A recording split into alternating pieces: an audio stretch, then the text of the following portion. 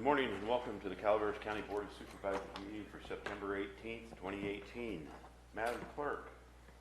Item 1 on the closed session agenda, conference with legal counsel, anticipated litigation, significant exposure to litigation, one case pursuant to Government Code Section 54956.9D2. Are there any public comments in this item? Seeing none, we will go to closed session.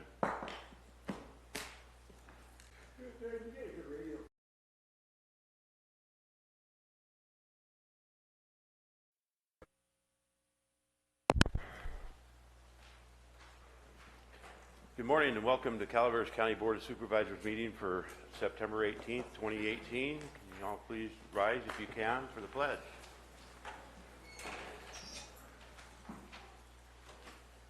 Supervisor Mills, can you please lead us? Pledge allegiance to the flag of the United States of America and to the republic for which it stands, one nation, under God, indivisible, with liberty and justice for all.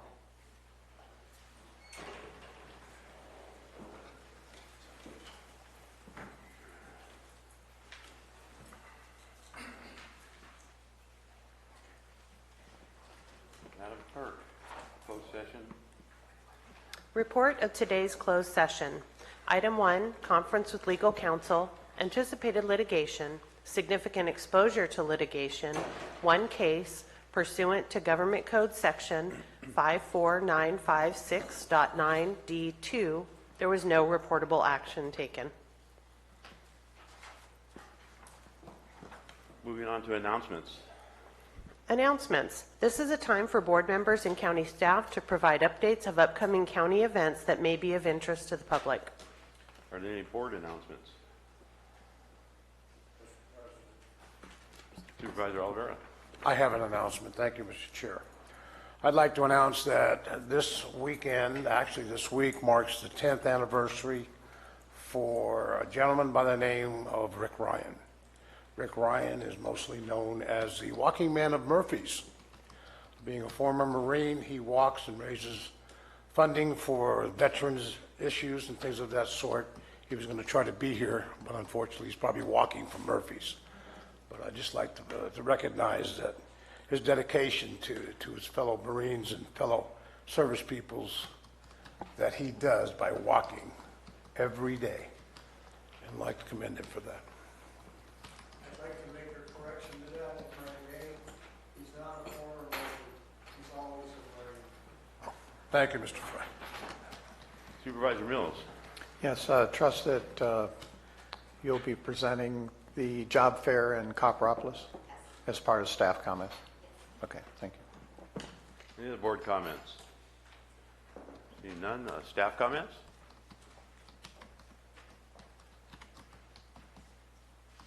Good morning, Chair, members of the board. Judy Hawkins, Human Resources and Risk Director. And I would like to announce that in Calaveras, tomorrow, Wednesday, from 10 to 2, there will be a resume review job fair at the Lake Tolic Bible Church. And the different companies that will be there, besides County of Calaveras, will be Caltrans, Saddle Creek Resort, Skyline Bear Valley, of course, Calaveras County Human Resources, and then Dignity Health Mark Twain Medical Center. And we want to make sure that everybody knows that this is occurring, and we welcome everybody to bring their resumes there.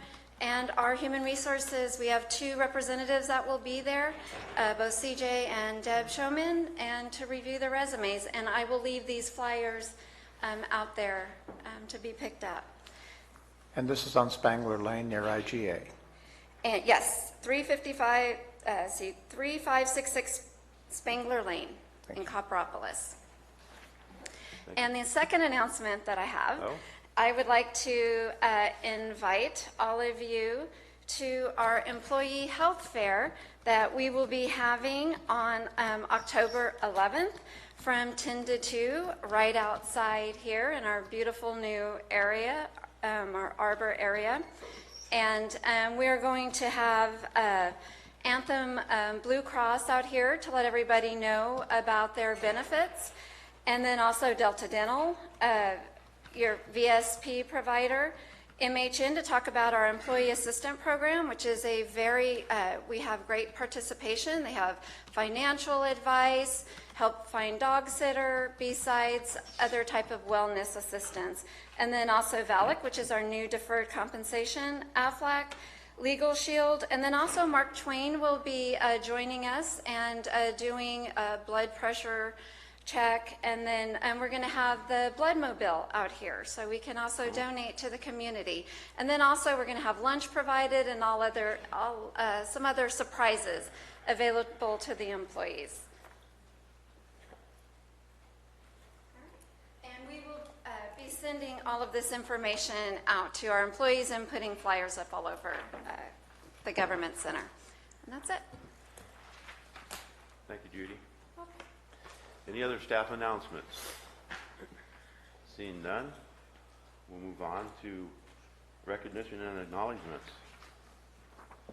Item 2 is from Health and Human Services to adopt a proclamation honoring Mark McCormick for 37 years of service to the residents of Calaveras County in the Health and Human Services Agency Behavioral Health Division and congratulating him on his retirement. Supervisor Mills. Yes, thank you. Good morning. This is a proclamation recognizing Mark McCormick's 37 years of service as a part of the Health and Human Services Agency Behavioral Health Division and congratulating him on his retirement. Whereas Mr. McCormick began his career at Health and Human Services Agency Behavioral Health Division on August 26, 1981. Wow. Whereas Mr. McCormick, supervising clinician of Children's System of Care after 37 years of outstanding and meritorious service to the residents and community of the County of Calaveras, will be officially retiring on October 12, 2018. And whereas Mr. McCormick has helped lead a culture change from an illness-focused approach to a mind health approach, positively affecting the delivery of mental health services in the county and treating patients as people.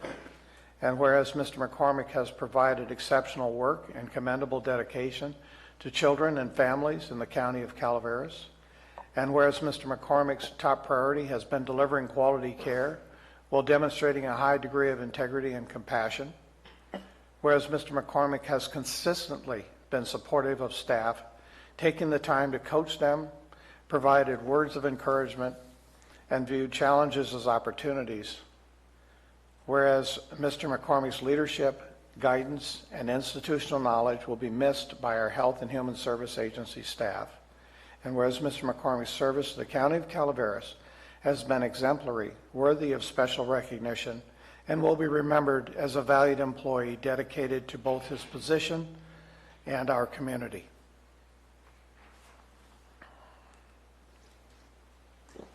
So, any other board comments? Supervisor Oliveira? No? No? Supervisor Garamendi? I just want to congratulate Mark on a really accomplishment, 37 years with an organization, supporting your community. It was really admirable, and thank you. And we look forward to you having more time available in Paloma. So congratulations, neighbor. Any public comments? Come on, some of the crews from HR has got to come up and say some words.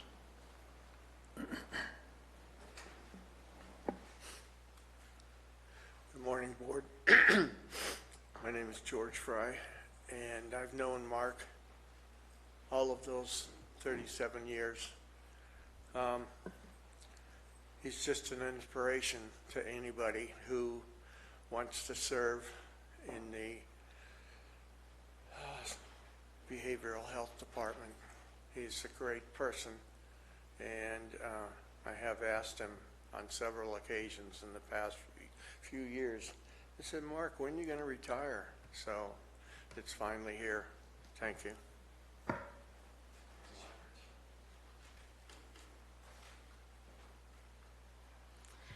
Good morning, Board. Bonnie Newman from Double Springs. I think I've known Mark since 1980. But so longer than that. And I'd just like to say I appreciate old timers hanging in there. Sometimes it's good to know when to bow out. And you're getting out alive, mister. Congratulations.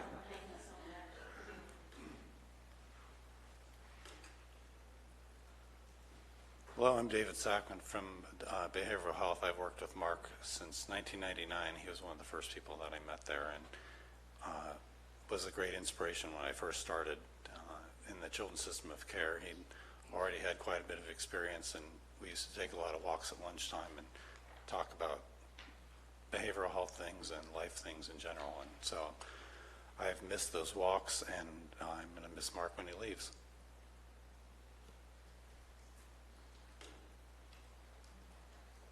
Good morning, Mr. Chair, members of the board. Kristen Brinks, Health and Human Services. I've had the pleasure of working side by side with Mark over the past almost 2 years.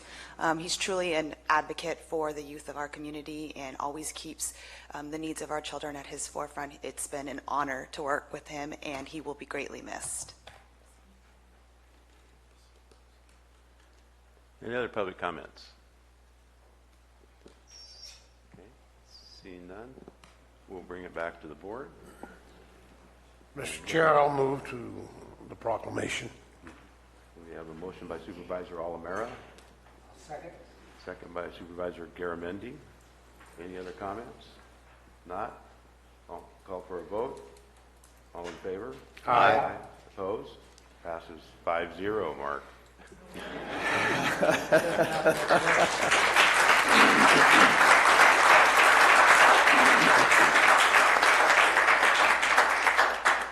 So now therefore be it proclaimed that the Board of Supervisors, County of Calaveras, this 18th of September of 2018, do hereby honor and recognize Mark McCormick for his many years of service and express their appreciation, I think our appreciation is more appropriate, to Mr. McCormick for his loyalty and leadership to the County of Calaveras, and wish him happiness, success, and good health as he begins a new chapter in his life. Passed and adopted by the Board of Supervisors, the County of Calaveras, State of California, this 18th day of September 2018. Would you like to come forward, sir? There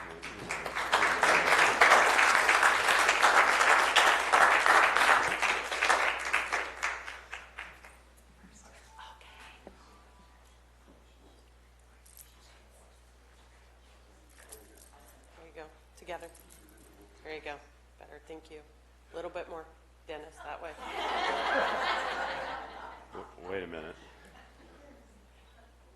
Thank you. Okay, one more. One more, Mark. Good.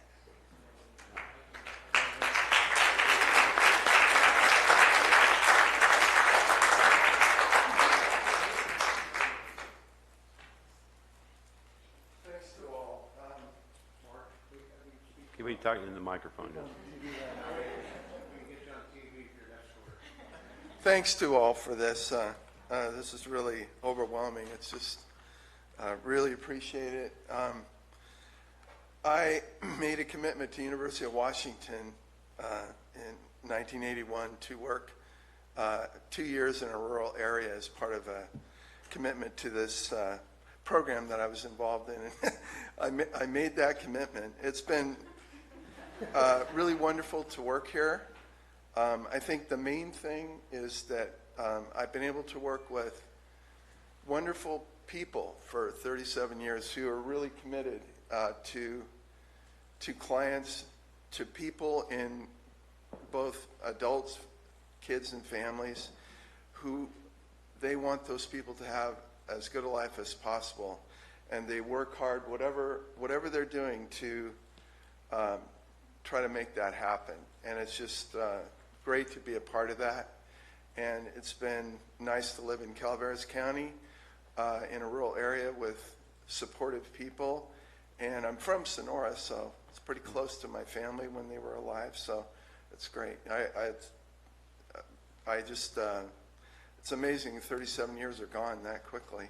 So thank you so much. Congratulations, Mark.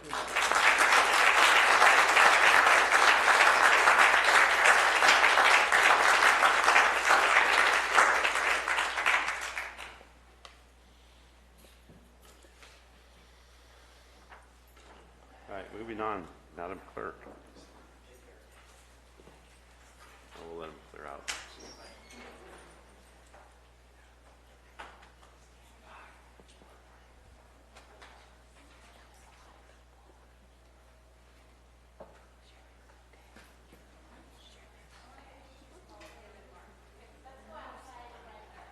What's the time?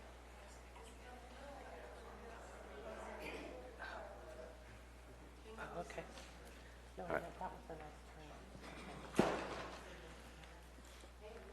Public comment.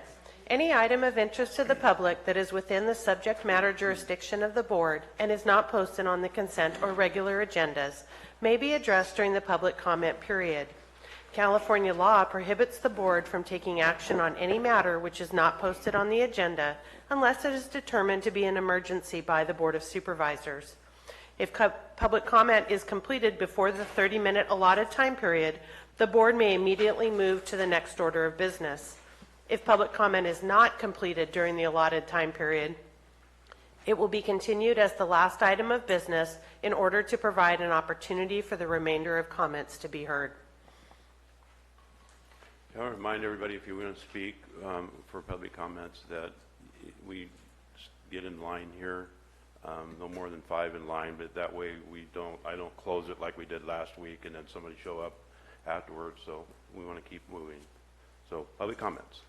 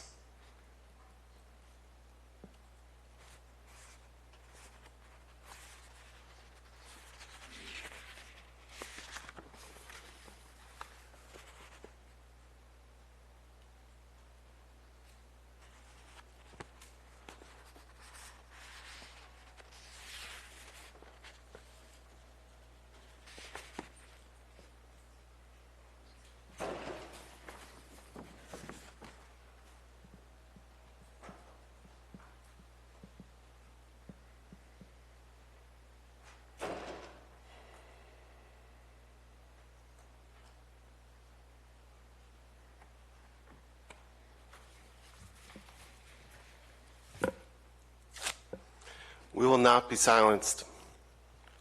It's been 830 days and still no nexus study.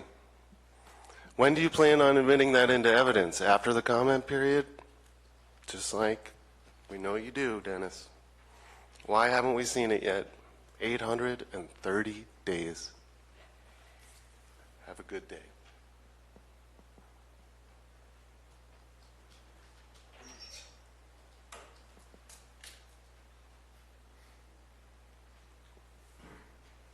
Good morning, Terry McBride from Mountain Ranch, District 2. Before I go into my comments, I want to make it. I noticed that Clyde Clapp didn't have the decency to so much as even read those man's papers. Dennis, we were quite busy looking down.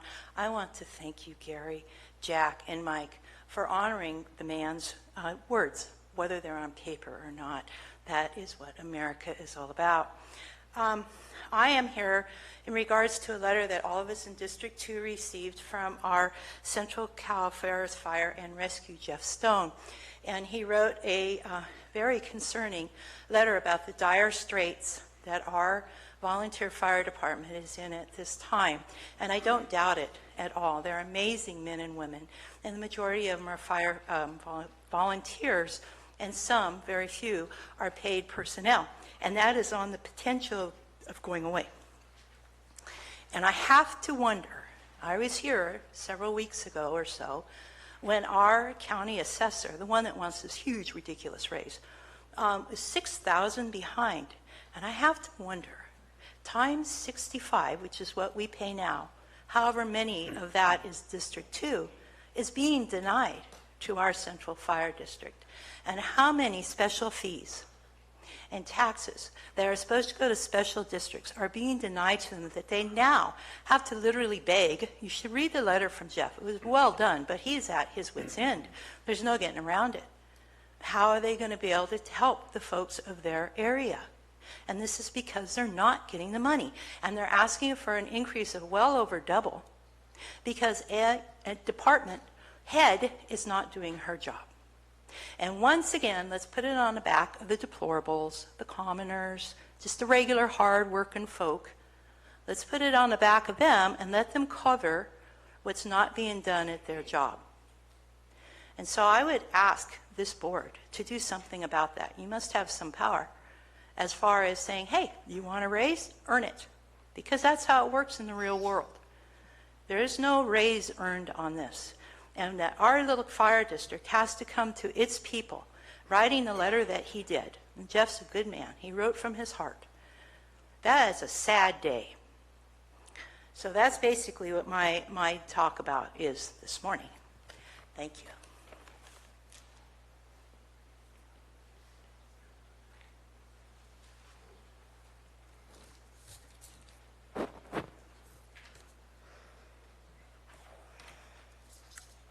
Good morning. My name is Cynthia Sanchez, D2 taxpayer. On August 21st, 2018, a special meeting of the Board of Supervisors was held in these chambers. There were two agenda items. One was the new rules and procedure for the public at board meetings. Let me paraphrase. Basically diminishing and eliminating our freedom of speech, our First Amendment right. Dennis Mills stated that these meetings are not for the public, they are for the board members. We, the people, elected the Board of Supervisors to represent our districts. The board represents the public and works for the people. I am standing here speaking during the public comments portion of the meeting. The other agenda item on August 21st was the assessor requesting money from the state. The assessor was asked by Michael Oliveira, how far behind are you in your department? The assessor answered, 6,000 transfers. 6,000 transfers behind. How many of those are on the secured roll or unsecured roll? And she wants a pay raise? That is a lot of revenue not being collected annually, which has a negative effect on the county. For example, in District 2, the voters received a letter from Central Calaveras Fire. They are putting a ballot measure to the voters, labeled Measure D, to increase the current parcel fire fee from $65 annually to $150 annually. That is over 130% increase. The people of D2 support the fire district, but cannot afford this astronomical increase. This all circles back to the assessor's department. The backlog of 6,000 transfers. How many of those transfers are in D2? Revenue not being collected year after year has a negative effect on entities that receive that revenue. For example, schools and fire departments. Ever since the fire, D2 has been hit with fees, taxes, and rules. Debris removal. Tree removal, more money out of our pocket. Number 3, county hired Tetra Tech to badger the property owners who had insurance to collect 100% of their debris removal proceeds from their insurance policies. Number 4, last December, D2 had substantial increases in their property taxes. Number 5, 8.06, taxing the people into oblivion. Number 6, shipping containers, the attempt to make them a structure. to tax us again. Number 7, Measure D, 130% increase. This is why people speak at these meetings, to get the truth out.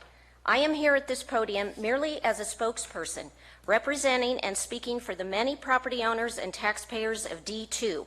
I am here stating the facts that certain departments are not doing their job. We hear it all the time. People are afraid to come to these meetings or speak out because they are afraid that the county will retaliate against them. Let it go on record that this county has a reputation of harassing people who come to this podium. We've already been singled out, harassed, and threatened. Thank you.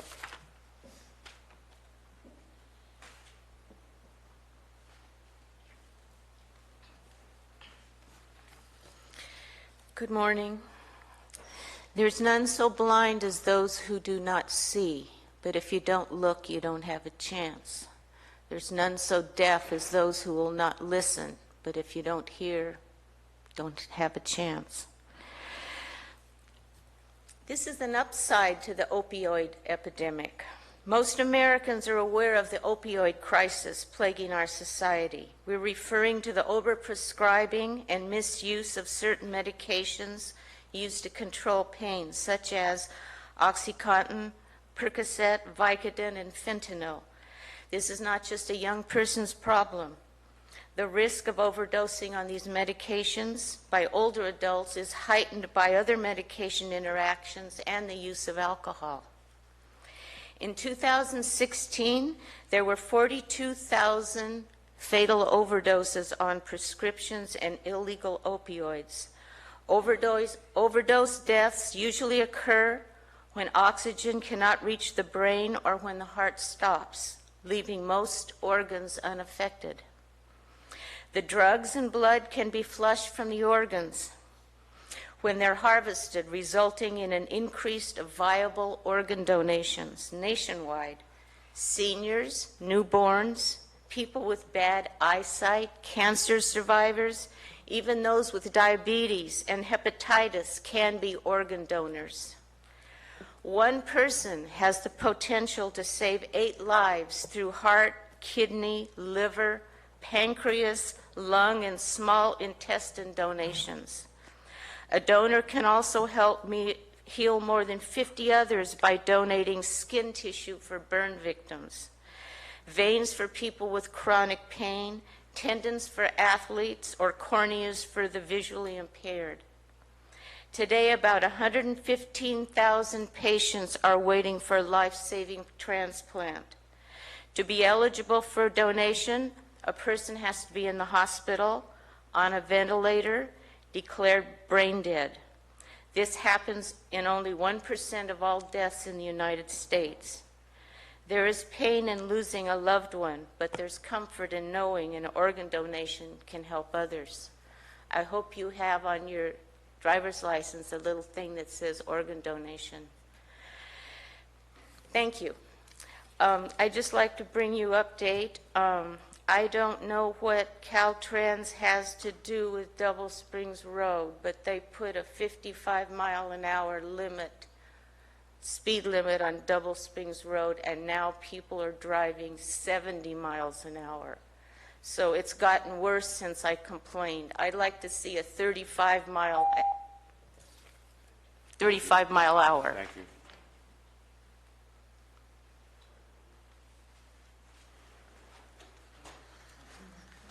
Hi, guys. I'm Mike Darby from Angels Camp. I believe it's District 4. I just had a question. I was sitting up in the front row when the guy came up with the tape on his mouth and the signs. I couldn't see the signs. I couldn't see what he's saying.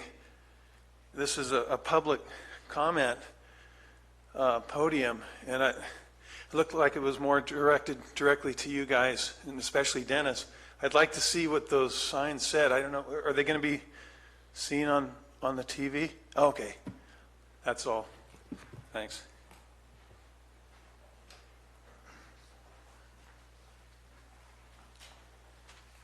Good morning, Beth Whitkey, District 5.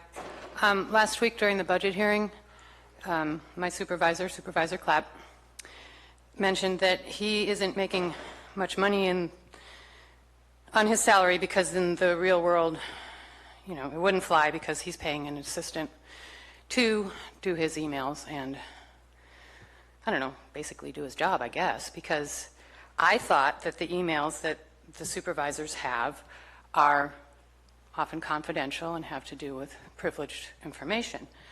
So I'm concerned about who's got access to supervisor emails. I've also been aware that Vicki Mills has gone around saying that she's Supervisor Mills' staff.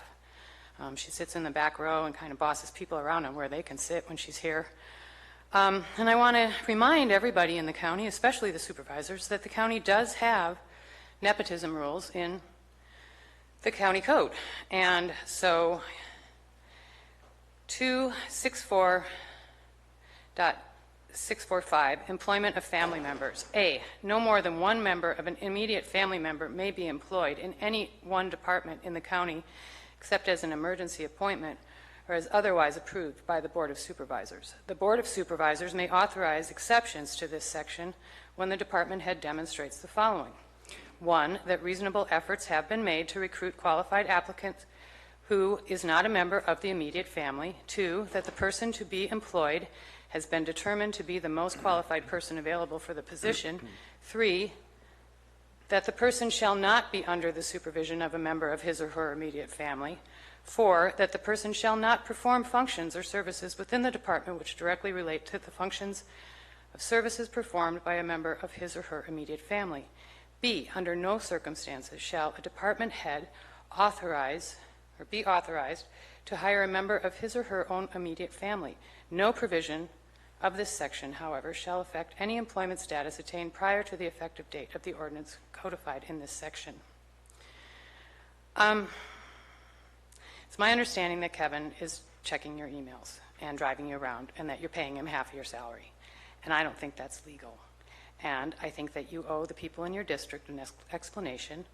I think that a couple of Board of Supervisors meetings a month and, in your case, 3 committees is not that much time spent for a $50,000 a year salary.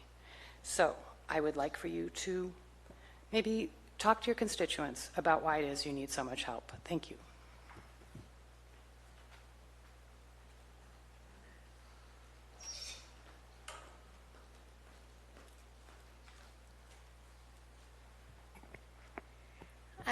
I would like to address in our county, in our state, and in the United States that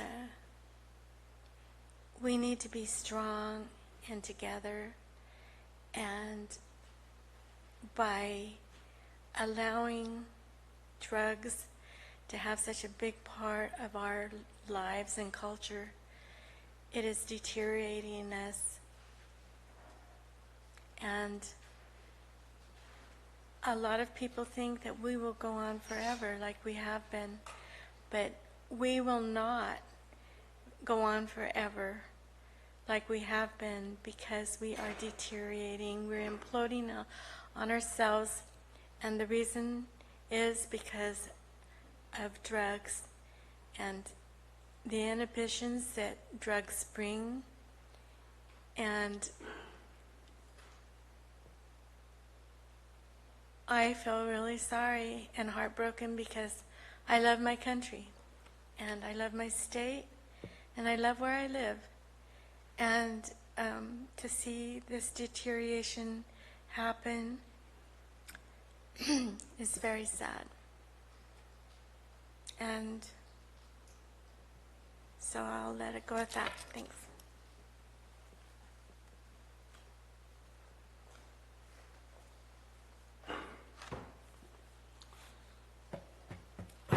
Good morning. So last Tuesday, on the anniversary of September 11th, the board proclaimed this to be Constitution Week. I found it somewhat entertaining that your proclamation asks the public to reaffirm the ideals of the framers of the Constitution and makes no mention of you doing the same. I'm a fan of a lot of things constitutional, and high on the list is the First Amendment protecting the right to unabridged freedom of speech. As things stand, The chair is afforded a wide latitude in discretion to further enable or limit public input during meetings.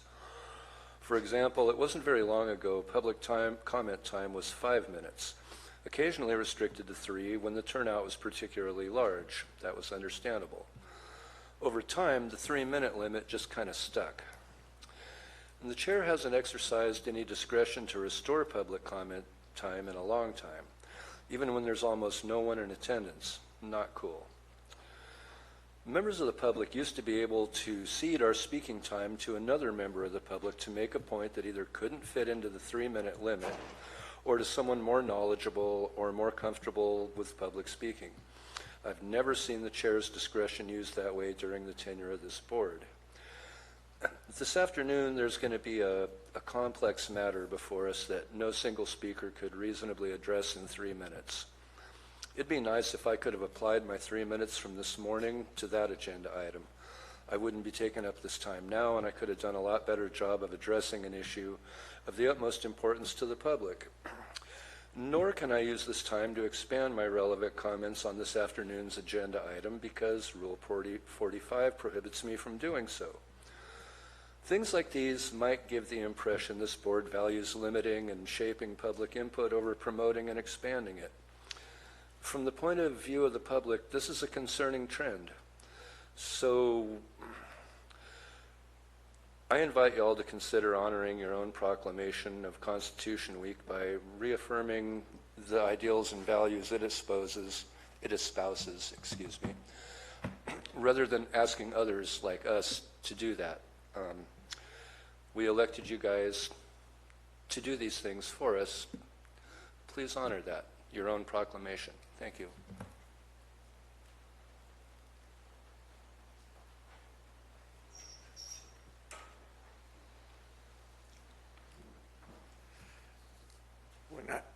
When I saw on Facebook Clyde Clapp and Tom McClintock in a picture, I contacted McClintock's office. McClintock's office said, no, we never supported the two of them in that picture. So obviously the picture was taken at another time. And I'm disappointed once again by Clyde Clapp's inappropriate behavior. That's just, it's despicable to me. I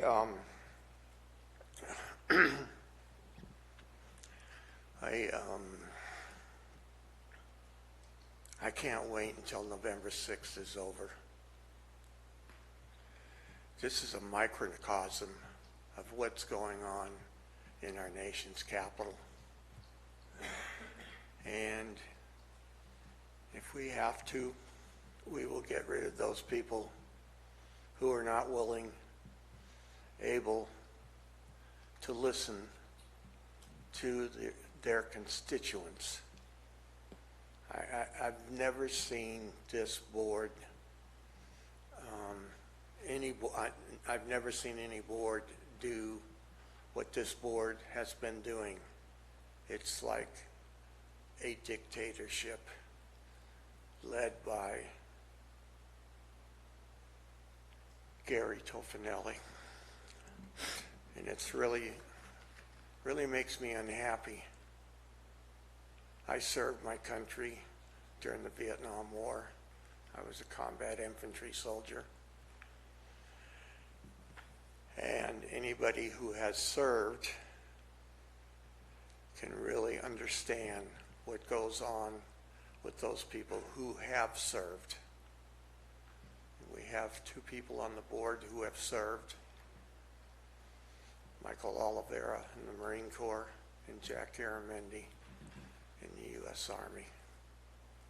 They understand what's going on, and they have understood from January 1 of this year until now what's going on. They're the only two that, get it. I usually wear, from time to time, a t-shirt that says, "Are you kidding me?" And I think it's very appropriate for certain members on this board. Are you kidding me? Other public comments?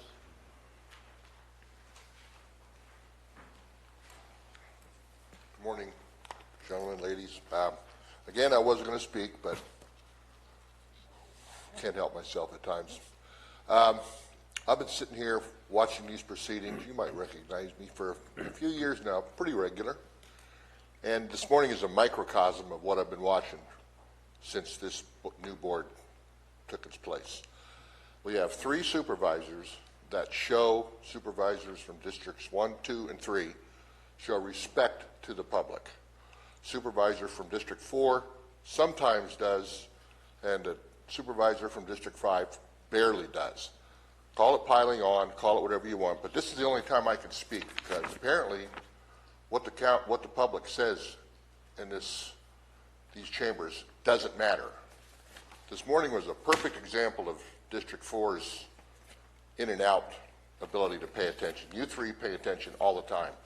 Mr. Mills, you espouse the wonders of fire protection, and you always manage to bring up and point out how you went on strike teams all over the state, and you're really in support of fire departments and how we have to have them. But yet a young lady spoke from Mountain Ranch about the problems with District 2, and you might have listened to her for a third of the time she was speaking. The rest of the time you were looking down.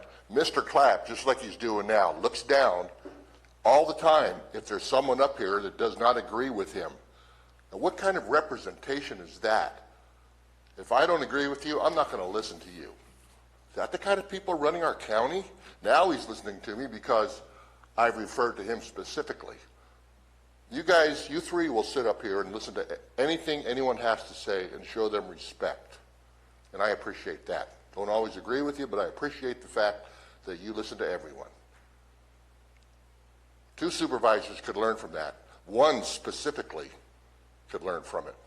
It's just called respecting the public, whether you agree with them or not. Why do you think we're piling on you?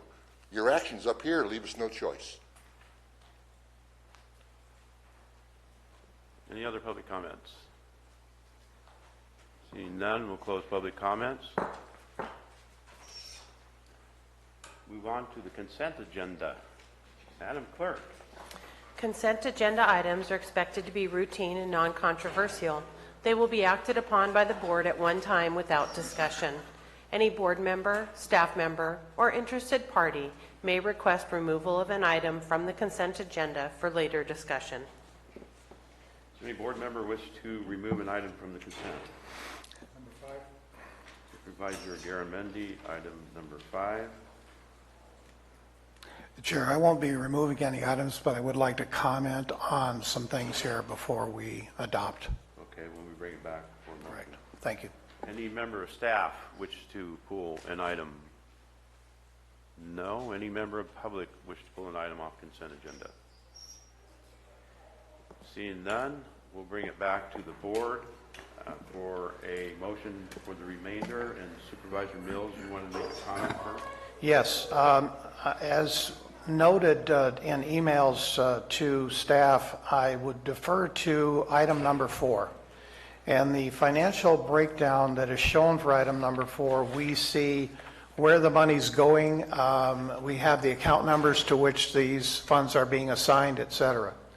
I think it's important for us as a board when we make these decisions that we know what funds are being obligated to what accounts and where are we paying the money from. So the account numbers are important because that's what we see when we look at our budget books. That's what we see when we look at where funds are being transferred from. So I would ask all departments that when they bring forward something, simply because it's not obligating the general fund by itself, doesn't mean that we don't need to know what fund is being obligated and to what extent. That is my only comment. Okay. Any other comments? If not, I'll entertain a motion. I'll move it. I have a motion by Supervisor Mills. Do we have a second? No.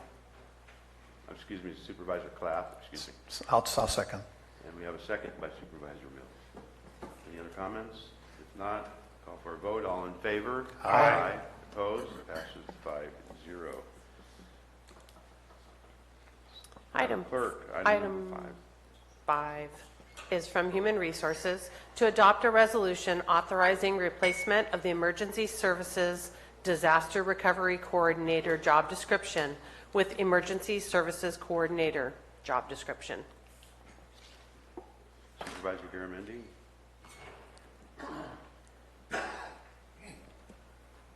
Thank you. Judy, you'll be taking this one on? Ms. Hawkins? I'm going to share it with Michelle. Oh, there. My concerns were primarily, and I apologize I didn't get in front of this, but we're changing the title, and we're obviously changing the direction that this position has taken. The past, as it's currently written, was really, we've got about $14, $15 million of disaster recovery money we're still trying to get. We've got Butte Fire cleanup still going on. We've got the disasters over on Highway 4. We got tree mortality. And this position was written to take on, really, in many ways, push the paper and make sure we get everything done correctly so we could recover and get those funds. The next one, the new job description, is all forward-looking and preparing for the next disaster, which we have to do as well. I'm worried that we're going to lose focus on finishing the disasters that are currently underway, and I want to know how we're going to maintain that I'm all for looking forward, but we got to take care of what's happened in the past. So I want to know how this is going to interact and how that's all going to work. All right, I'm going to let Michelle answer this. There you go. And I know if I can add to while Michelle makes her way up here, please keep going, that I know Supervisor Garamendi and I had a conversation on this last night as well. And, one of the challenges, and I'll just add before Michelle responds, add this piece is this was a consideration when these positions were developed. I think the challenge is with a lot of our departments where we are trying to work with the resources we have and trying to do a lot of things. Both sides of the house are needed, the accounting side and also the response and operations side. And where I think Ms. Hawkins would attest to and where some of the questions came up is being the original spec as created tried to do too much and tried to cram accounting functions with operations functions that made it really difficult to find any person to fill that role. And so part of our discussion and calculus has been how then do we move forward, which I think is very much relevant to your point. Is this the path that we want to move forward in? I don't think that any of us would argue that both sides are important. The question for this spec is we also need to update this to net a successful candidate, and right now as written we don't feel that that's likely. I know we discussed this last night, Tim, on the phone, but you've definitely got an accounting type person and you've got a planning type person, and maybe we can't find someone who can do all of that. You are definitely a great planning person and you understand this, so I'm thinking, my thought would be it's probably easier to find the accounting person and train them to become the disaster preparedness person rather than find a disaster preparedness person who wants to become an accountant and figuring out how to keep this paper moving. So I want to make sure we have complementary skills in your office. And as I've expressed, I have great fear that we're going to forget to clean up messes that happened in the past, which obviously you're not responsible for, but you've got the title, and so does Mr. Lutz, to figure out how we move forward. So I would like to have confidence that those things are going to happen and that this is in the right position, because it's pretty hard to train. Different skills are hard to acquire, so help me understand. So, Michelle Patterson, OES Director. I concur completely with what Mr. Lutz said regarding the recruitment for the original Disaster Recovery Coordinator position. If you'll recall, this position was vacant from the time it was created until April 30th of this year. And in speaking with my predecessor in the director role, the challenge is finding somebody who does have that accounting background and also an emergency services background. Those two don't typically go hand in hand. If you find somebody that's got both of those skill sets, that's pretty lucky. So where you said that, you know, it would be easier to find an accountant person to train them to be an emergency services coordinator, I respectfully disagree with that. Emergency management is a large task. It is a whole field in and of itself, as is accounting. And so if you were to ask me to be an accountant, that wouldn't be a good blend of my skill set at that point. I think with where we're at as far as disaster recovery is concerned, my office has really taken it to the point where now it needs to transition to those that are qualified to be managing roads projects. I'm not a construction person, I'm not an engineer, and so where that occurs is in public works. And so while OES is still part of the puzzle of the disaster recovery and still the liaison to the money and making sure that timelines are met, extension requests are granted, we need to move those projects back to where they belong, back to the folks that are qualified to be doing them. And looking forward, we still have a lot of preparedness that we need to do in this county. We have a lot in the realm of preparedness and response and mitigation projects. I was approached yesterday about participating in a mitigation grant project. You know, we've got a lot of work that we need to do on both sides of looking backwards and looking forward. And in order to set emergency management up in this county for its best success, we really need to start looking forward with this position. I understand what you're saying, and I understand that you may not want to be trained back to being an accountant, but I'm wondering, you know, because you do have this skill set, if we had someone who provided that as a complementary skill. And I really hate getting into personnel details on this because I don't think that's frankly our job, but I have grave concerns about shifting this out of your office, as you're well aware. We did have it in Public Works, and it didn't work, and we've been cleaning up, trying to get these things done, and I'm worried that we're going to lose our momentum, and this will be in the background and won't get done. So, yeah, I'm not comfortable with this shift. I want to make sure these things get done. We should be able to wrap this thing up someday. Tim? And I know you know we had a meeting on this very topic, and you know my stance and statement. Part of the restructure within Public Works with transit not being in Public Works, with IWM being in the administrative office, is about letting Public Works build up its core competency as a public works organization. And to Ms. Patterson's point, that's road projects within recovery. So let's just get this all on the record. So who is going to be responsible for getting these FEMA and highway monies in place and this work done? As the recovery and coordination organization, that is OES, which is also under the county administrative office. So by definition, then I am. Okay, so you're going to be accountable for delivering this? Yes. Okay. I'm still not comfortable. I think we're making a mistake here, but I will trust your judgment. Any public comments or any board comments before we move forward on this issue? Yes, Michelle, you didn't need to walk away from the podium. Come on. Yeah, Get your steps in for today.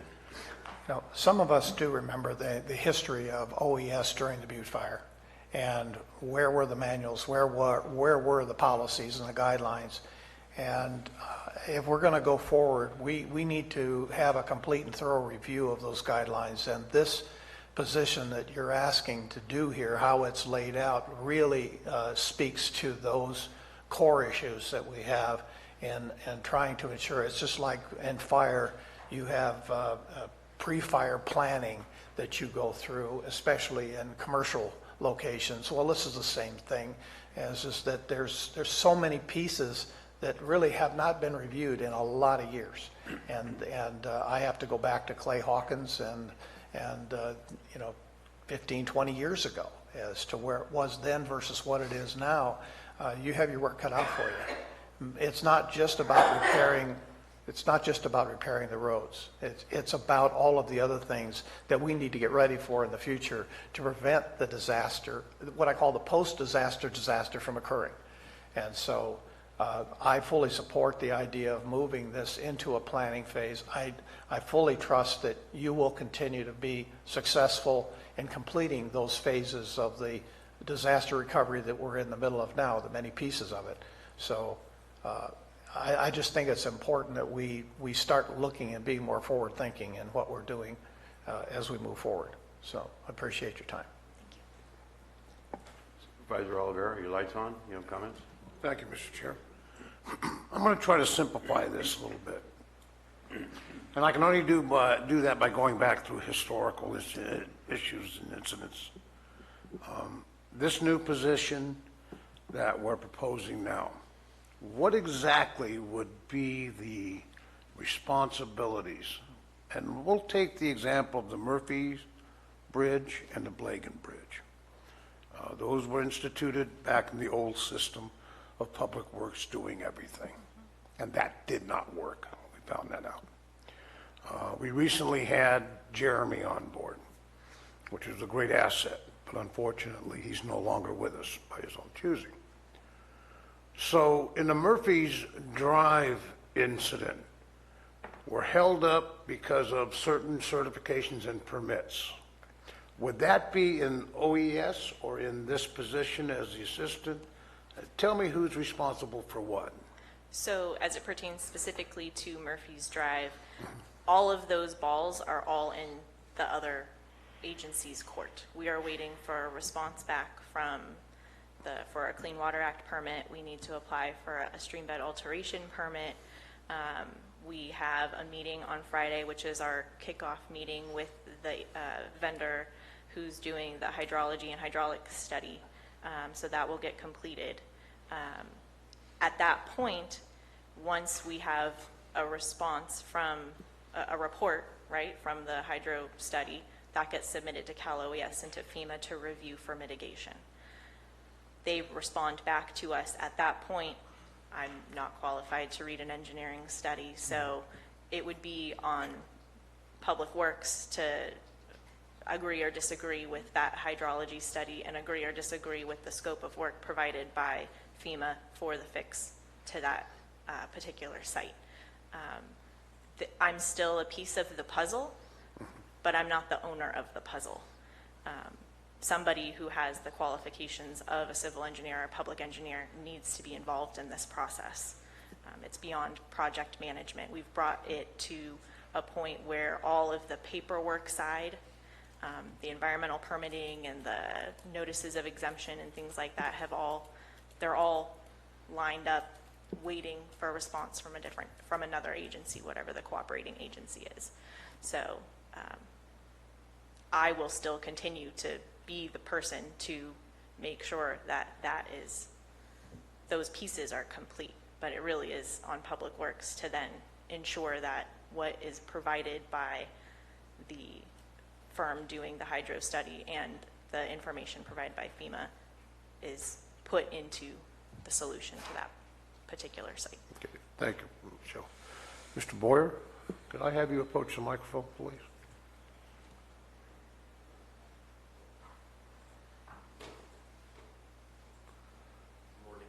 Morning, Mr. Boyer. Thank you for coming in. Who in your department is working in coordination with OES on the Murphy's Drive and the Blagan Road issues? So up until today, really nobody. Those projects, those FEMA-related projects, other than some informal consultation that I did with Jeremy, haven't been. Now, since then, we've sat down, Michelle and I, and talked about roles and responsibilities moving forward. Would this position be an instrumental part of that process? Well, I certainly think on the administrative compliance side of it, absolutely, because there are some unique aspects to the FEMA requirements that are not what public works departments normally deal with. The nuts and bolts of the projects should be right within our core competency. And I would say, whatever the board wants public works to do looking forward, we're happy to do that. And I would not necessarily take past practice as being indicative of future, because we've made some tremendous retooling and improvements over the last couple of months that I think our department is very proud of. Okay, I understand that. So, what has happened in the past did not work. Do we see this position as a cure for that, for future disasters? The position on your agenda today? Yes, well, the OES, you can both chime in on that one. Yeah, they're going to collect the paper. So I'm gonna steal this one from Matt. Is this the thing that's going to prevent us from being in this situation in the past? I would like to defer to what Dennis said, in that I have been here for 7 months and have continued to hear about the failures in response to the various disaster incidents over the past several years.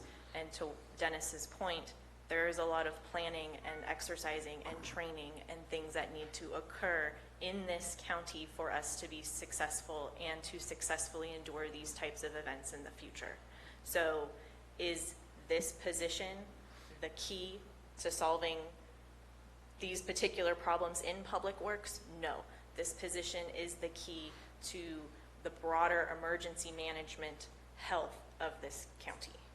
So this position can work on planning, can work with departments on training, can work with departments to understand their roles and responsibilities as far as recovery is concerned and response is concerned. Public Works is by far probably the most impacted department in major disasters, because you've got the infrastructure damage, the road damage, the washout, all of the things that are related physically is, I mean, aside from private homes and things like that, the public infrastructure is by far one of the greatest impacts. And so if we can have a person who is planning and training and working with departments to understand the roles and responsibilities, understand the nuances of, you know, CDAA funds or FEMA public assistance funds, then we will be in a better position to endure these types of events in the future.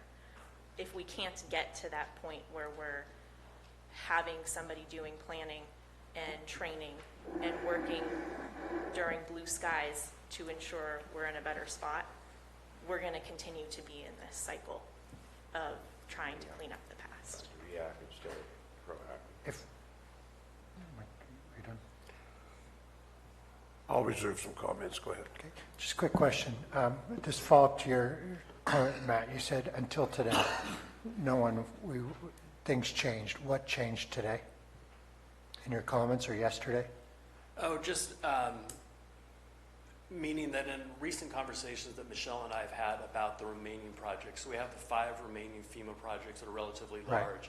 We have the 20 plus or minus federal highways projects looking forward. Frankly, regardless of which department they're assigned to as the lead, all of those projects are intensely public works engineering oriented projects. The 90 or plus or minus that OES was able to accomplish with public works crews doing the work were more like you and I doing stuff in our backyard and restoring what was there, and that's really within our maintenance crew's competency. Jeremy and Michelle were awesome getting through all of the paperwork and making sure we had the financial and administrative compliance associated with that. So maybe the piece that I would asterisk is I've assumed that regardless of sort of this position and what your board directs, that ultimately Public Works is going to have a major role in all those remaining projects just by the nature of what they are. I know my main concern is accountability, and I want to make sure that we're accountable to everybody. We're accountable to our citizens. You're accountable to our citizens and the board as well. Last month, we approved a position from Public Health to come over and work in OES, and memory serves, that was a very forward-looking position for planning as well. So now we'll have 3 forward-looking planners. Who's Since I've come on the board, the biggest problem I've seen after disaster response is disaster follow-up and the paperwork. So if everybody's looking forward, who's running the shop to keep the paperwork going? Because we'll put out a fire, but how we pay for it is a major concern for me personally. So how do these three positions, what is the overlap, and how does this fit in the overall strategy? So I just want to clarify that the Public Health Emergency Preparedness Manager existed previously. Right. That position is funded by the CDC through the California Department of Public Health and is a public health position. But works in your shop? Well, I'm providing day-to-day oversight of Right. their grant programs because there is a lot of overlap between what they do and what OES does. And in order to create efficiencies and make sure that we're not working in separate silos, like we need to support each other in that, and the best way to do that is for them to be co-located in OES so that we can work together to achieve common goals. But that position still belongs to public health. That position is still dedicated only to the public health emergency preparedness programs. So they are not my staff in particular. Okay, so they're not on paper your staff, Correct. but they are working in your shop under your direct supervision. Yes. They're your staff. So we don't have to do this right now, but I do have grave concerns about accountability. It sounds like we're punting the ball around here, and that causes me anxiety. The disasters that will be coming, we need to prepare for. But if there's any indication that we're forgetting about the disasters in the past, we'll continue to have this conversation because we have to wrap these things up. I think you would all agree. And when I see responsibility get passed like this, it makes me, somebody's got to be accountable. And I guess, Tim, you're ultimately accountable. Maybe, Mr. Chair, if I could make two comments on that. To the extent that you hear any hesitancy from me, it's because I know that as the interim director, I'm not the one that's ultimately going to be here, and likely in the next 6 weeks or so, you're going to have a new Public Works director. So I could stand here and make a lot of definitive promises, but I know that those are somewhat hollow because you won't have me to directly hold accountable.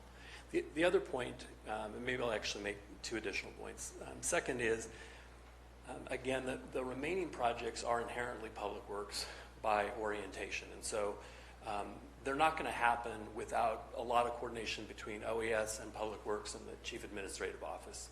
But the nuts and bolts of the work to be done will have to be done by the Public Works Department, regardless of who is at the top of the pyramid. Probably the third issue is we have done some really substantial retooling on our capital project side. We've got a couple of weeks more of additional work that we've got to do. As this board knows, we've got 40 or so active capital projects, not counting any of the emergency relief projects. We've got a backlog of SB1 projects. We haven't even begun starting getting those out on the road, but we're pretty close to a strategy on how to do that. Regardless, as I said earlier, regardless of who is at the top of the pyramid, Public Works is going to need to be significantly involved in the delivery of those projects. The way that I would plan on handling our part of that responsibility is to bring in separate resources from those that are working on our active projects, our SB1 projects, et cetera, so that we don't run into a circumstance where we have too few people doing too many jobs, and then what ends up happening in the real world is you do them all poorly. And if you want an example of what that looks like, you probably saw that a couple of years ago. So I think we're in a much better position to do it today. Public Works is going to have a substantial role. If I was here, I would be more definitive in terms of my confidence that would happen, but I'm fairly confident that new Public Works director would be just as competent in getting them done. Thank you. Supervisor Mills. Thank you, Michelle. You said some key words there, and that's roles and responsibilities.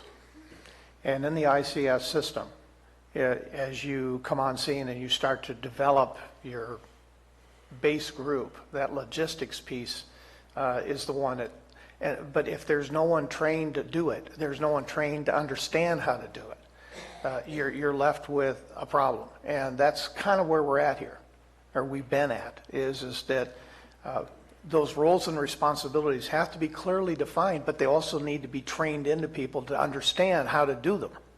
But with just putting it on paper doesn't get it done. You're going to be spending a lot of time doing training classes, doing certifications, and to ensure that the people that you're calling on already understand what it is they need to be doing, when they need to be doing it. And the worst thing in the world, as you know, is self-dispatching.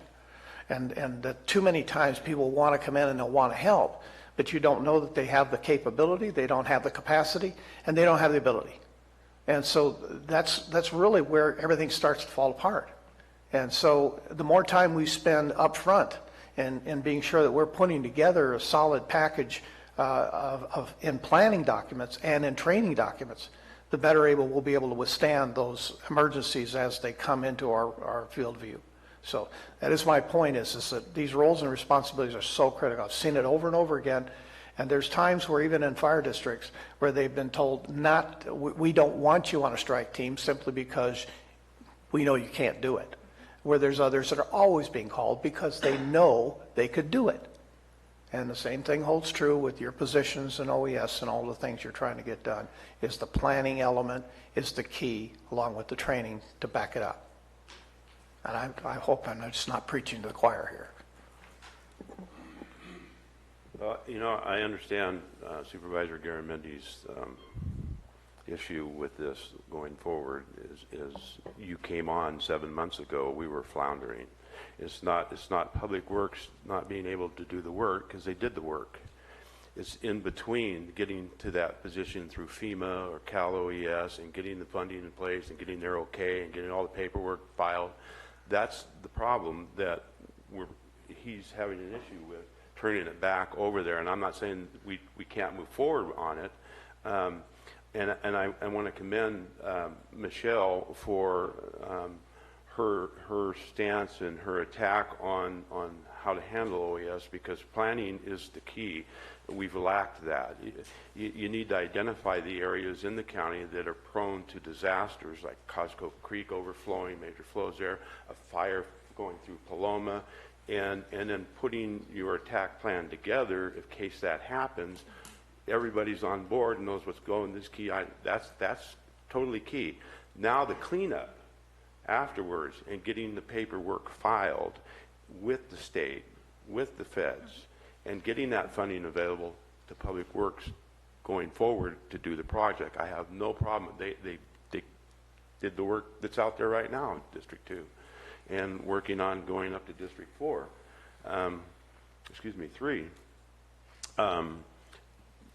That's the issue here in going forward. And Tim being on board and his crew being on board, I think we're a little bit further along in that area if he's going to take control of it and make sure that is getting done in hand with Public Works. That I'm willing to give it a try. We can always come back and say it's not working and we need a different plan. But I think the planning part of it is very much a key. And the other things, once the planning is there, I think it may be easier to move along, because you certainly have the experience in how to move these along. You came in 7 months and got the ball rolling and so forth, that we can always fall back on your help if it starts languishing to get that done. So I'm willing to give it a try. So, public comments on this issue.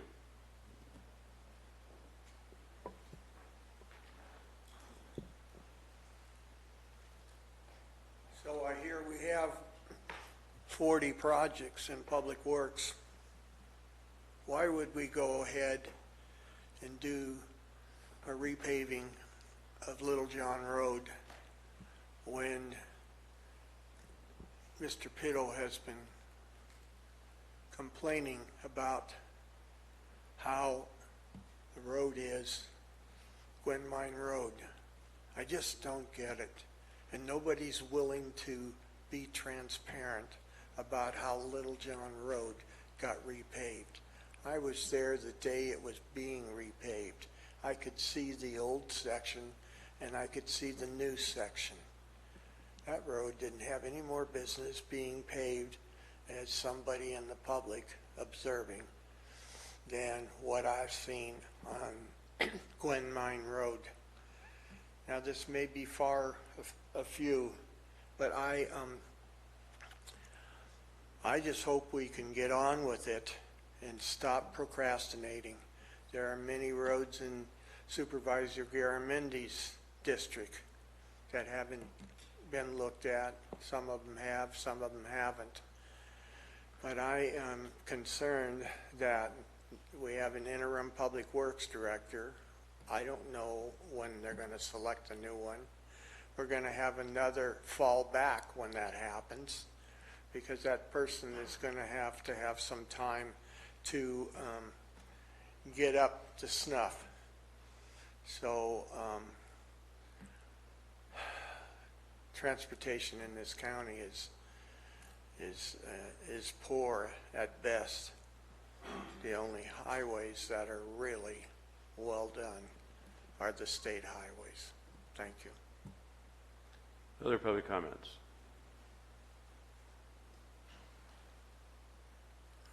Good morning, Al Sagala, Taxpayer Association.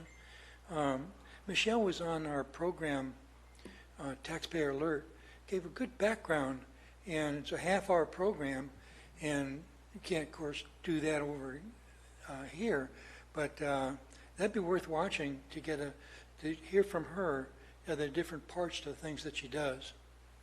Thank you. Other public comments? Seeing none, we'll close public comments. Come back to the board. Looking for a motion. I'll move the item. We have a motion by Supervisor Mills. We have a second. I'll second it. We have a second by Supervisor Clapp. Comment before the board, Mr. Yes, Chair. Supervisor Alder. I want to make sure that we're perfectly clear on this, not only the board, our departments, and our folks out there. I have two issues in my district that are going on 3 years old. I hope this is a Band-Aid to the complete recovery of those issues. I will support this position request, but I want to make sure it's done and doesn't fall through the cracks, or it doesn't get done because we lack resources. Ms. Patterson, you've done an outstanding job. I've worked closely with you. Mr. Boyer, I've worked closely with you on projects. My fear is we're going to get pushed back again. Don't let that happen. Thank you, Mr. Chair. Supervisor Garamendi. I'm just going to echo Mike's comments. You know, I have great confidence in you both. You've done nothing but show us that you can do things. I have grave reservations about this, and we're going to be watching it very closely. Thank you. So, call for a vote. All in favor? Aye. Opposed? Passes 5-0. We will take a 15-minute break.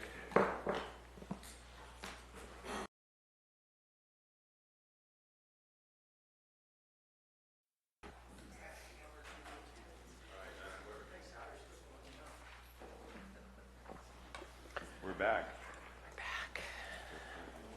Item 11 is from the Administrative Office to receive an update from the county's federal lobbyist and provide direction to the County Administrative Officer on the federal legislative priorities for the 2018-19 fiscal year.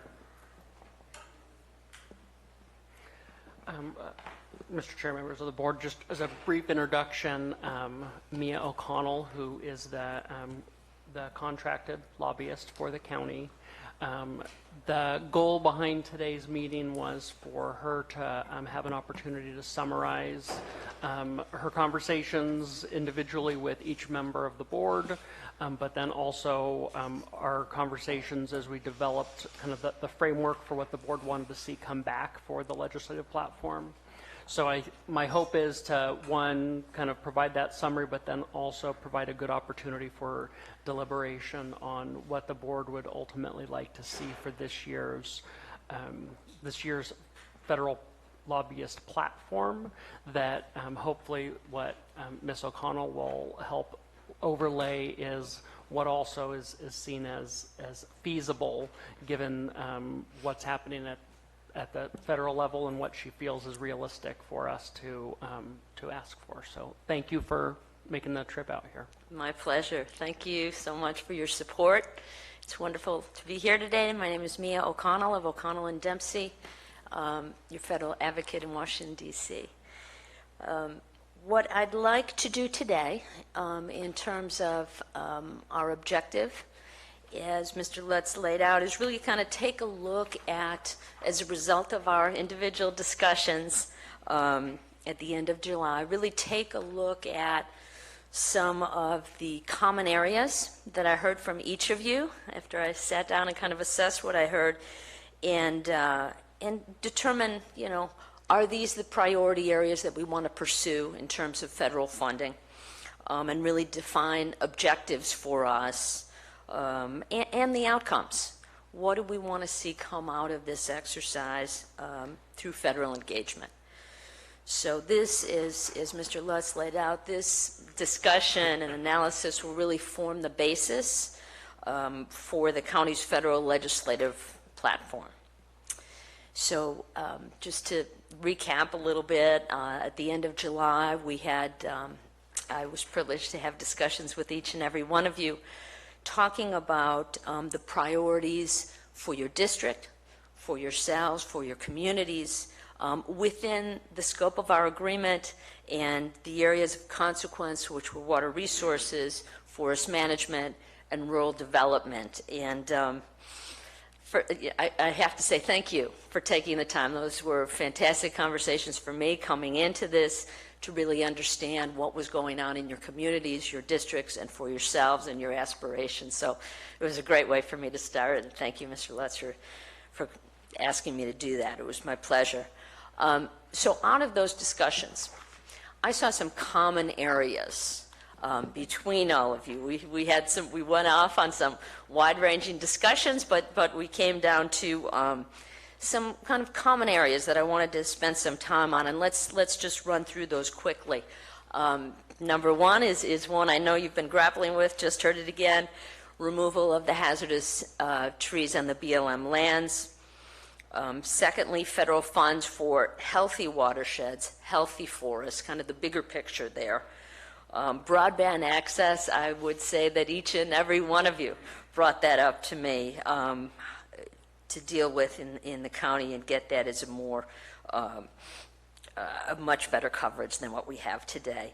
A need for a job training center. I heard from several of you on this, coming from different perspectives, so it was kind of interesting to hear discussions about training our young people and others in the community to do forest management, for example, or to provide training for some of the other growth industries, but medical and this sort of thing, to kind of create a hub so that we can provide some economic development, so that we can give some hope to young people and others in the community in terms of their careers and taking care of their families, and I think that's exactly where we should be going.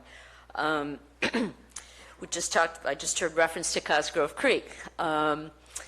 When a number of years ago, I was working with CCWD and Supervisor Taffanelli on getting the Corps to look at the reoccurrent flooding issues at Cosgrove Creek, and we took the time with the Corps to kind of work them over a little bit.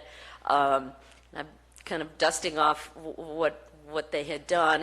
We really looked at, yes, flood protection is the main purpose, but then we went broader to make it more of a multi-purpose kind of effort, looking at some water supply issues, reusing some of those return flows, as well as creating some recreation opportunities for the community within the confines of the project. And we'll talk a little bit more about that.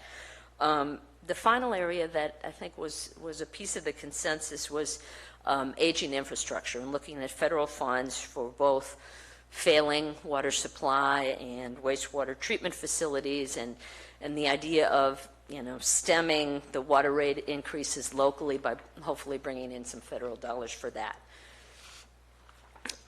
In terms of challenges, I heard a few this morning, and we'll continue down that road, but I would say that if the board agrees that these 6 areas that we identified as consensus areas, if you believe these are priorities for us to pursue for a legislative program, and I understand and I could hear it today that I think these areas are reflective of what the broader stakeholder need is and what you've been working with over the last couple of years, then let's go ahead and define objectives for those areas.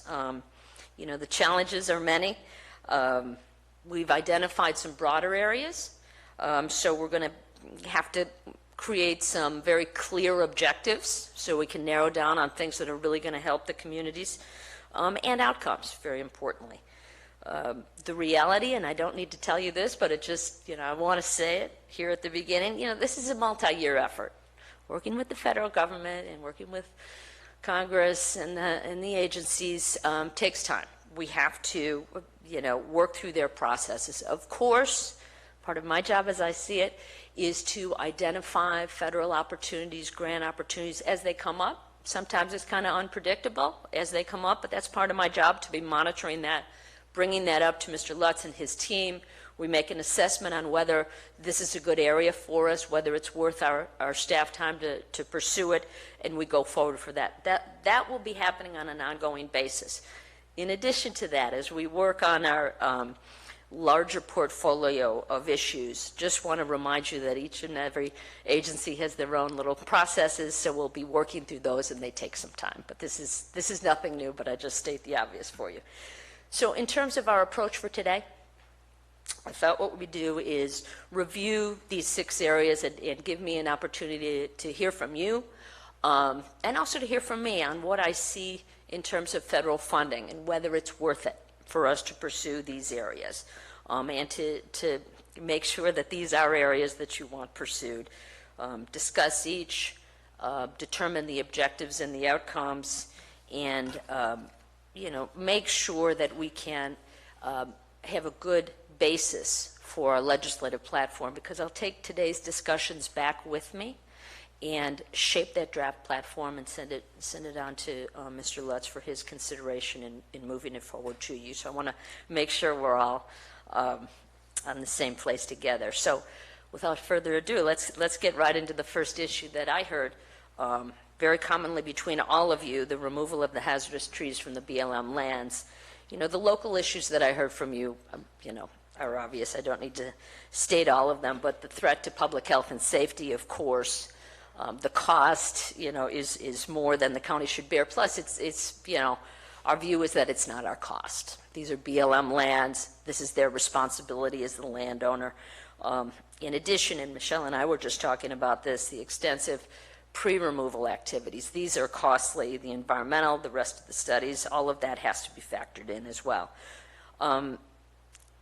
In terms of opportunities for federal funds,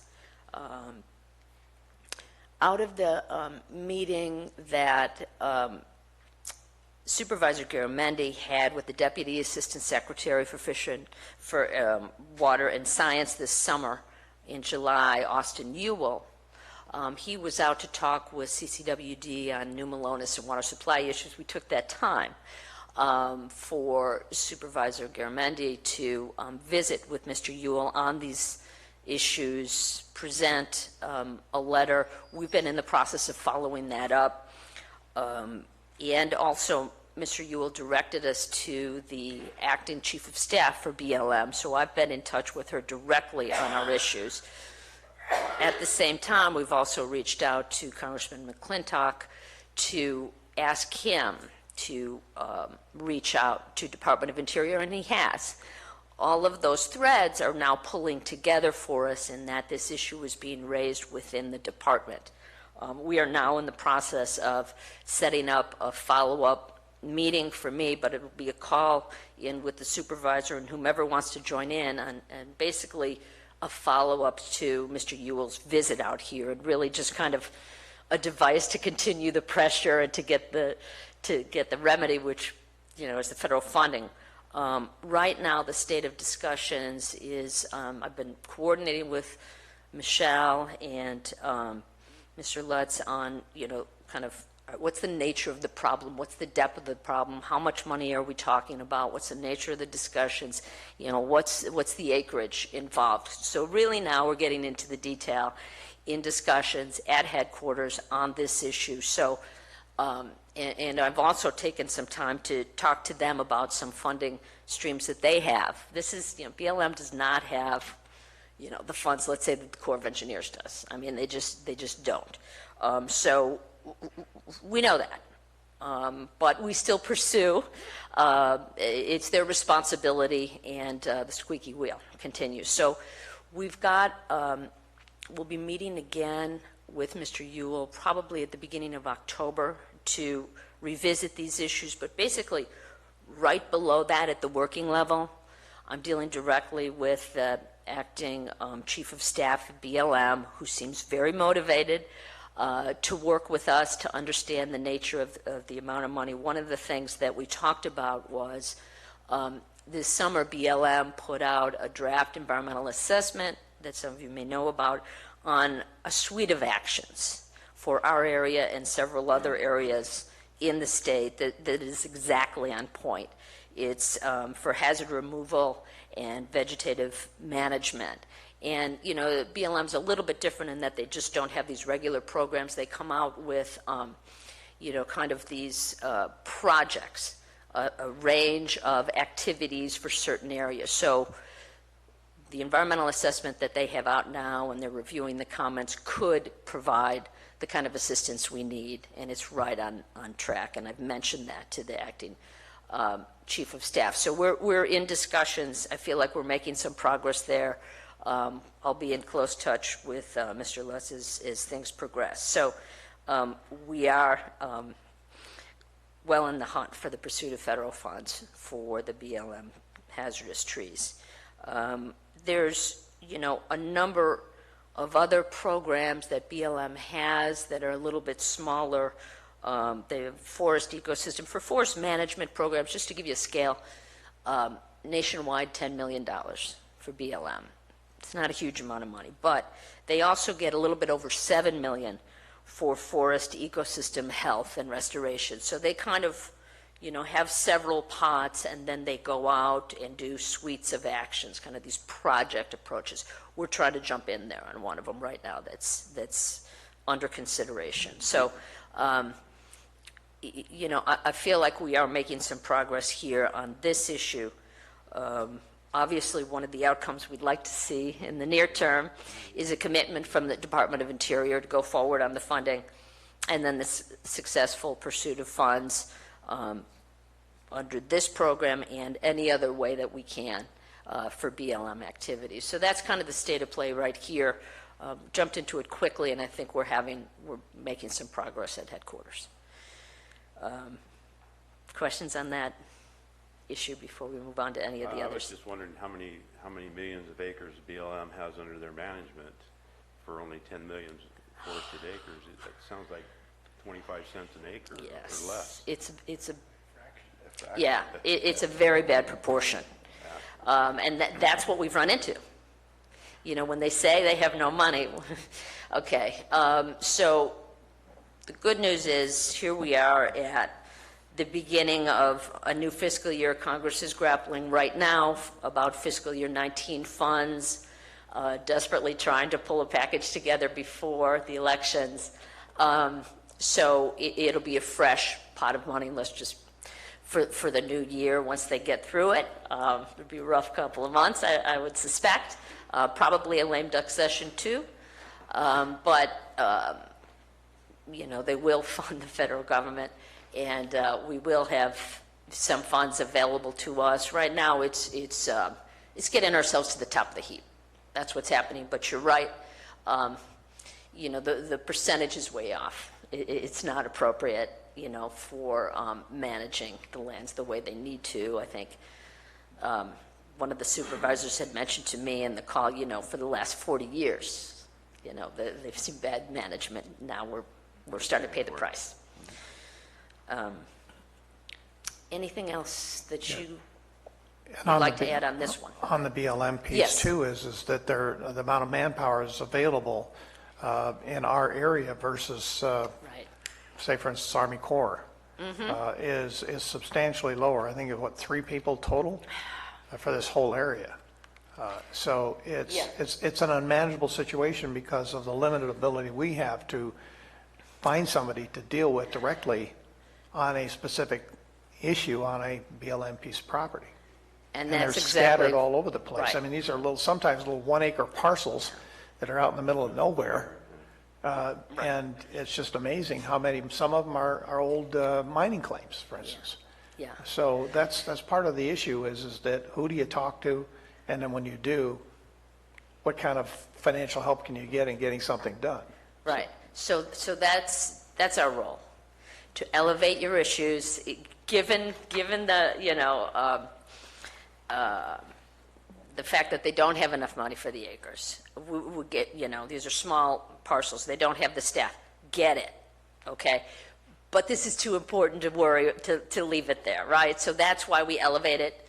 That's why we bring it up to the assistant secretary. That's why we have the congressman involved. That's why I'm on it persistently.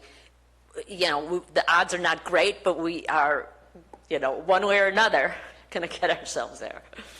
And another advantage too is Mr. Ewell actually did live in Copperopolis at one time, so he has a vested interest in Calaveras County, and he understands the county. right. He understands our issues very directly, which is immensely helpful when you're having those conversations back there. Exactly. And we kind of found our way to him last spring when CCWD was out, and it was, within minutes. I had heard that he had come from this area, but within minutes of our visit, it was clear he had a good and deep interest and a lot of care for what was going on here, and wanted, was familiar, but also wants a resolution. You don't find that often in life, somebody who's that dedicated to it. So that's why, we're happy to work with him, and he's anxious to see something happen here. So, yes. Yeah, thank you. I appreciate where we're moving on this in this discussion too. Pleasure. One of the issues that we run into is that we can't use federal dollar, speaking not about BLM broadly, but about Butte Fire. We can't use federal dollars on federal lands. We can't use FEMA to deal with BLM. BLM doesn't have any money. That seems pretty clear for the scale of their problem. Yeah. Is there any chance we get some sort of waiver that FEMA might be able to help us out? Because this could conceivably come under the hazard tree removal from the Butte Fire. Is that just ridiculously impossible? No, I think where we're at right now with basically the chief of staff for BLM asking us the nature of our problems and the details, I can certainly bring up something like that. Hey, we've run into this, House of Mirrors situation where, we can't use other federal, funds on, federal property. I'm sure you've run into this before. I'm sure you've fixed it before. Is there an avenue, if BLM doesn't have the funds, is there another avenue to put that aside for purposes of emergency relief? I mean, this is the nature of it. It's a life and safety issue. Yeah. Yeah. Thank you. Mm-hmm.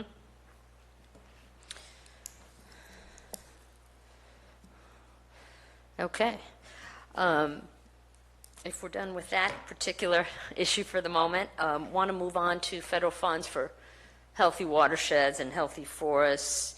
I think Supervisor Mills, it was in our discussion where you pointed out, the healthy watersheds.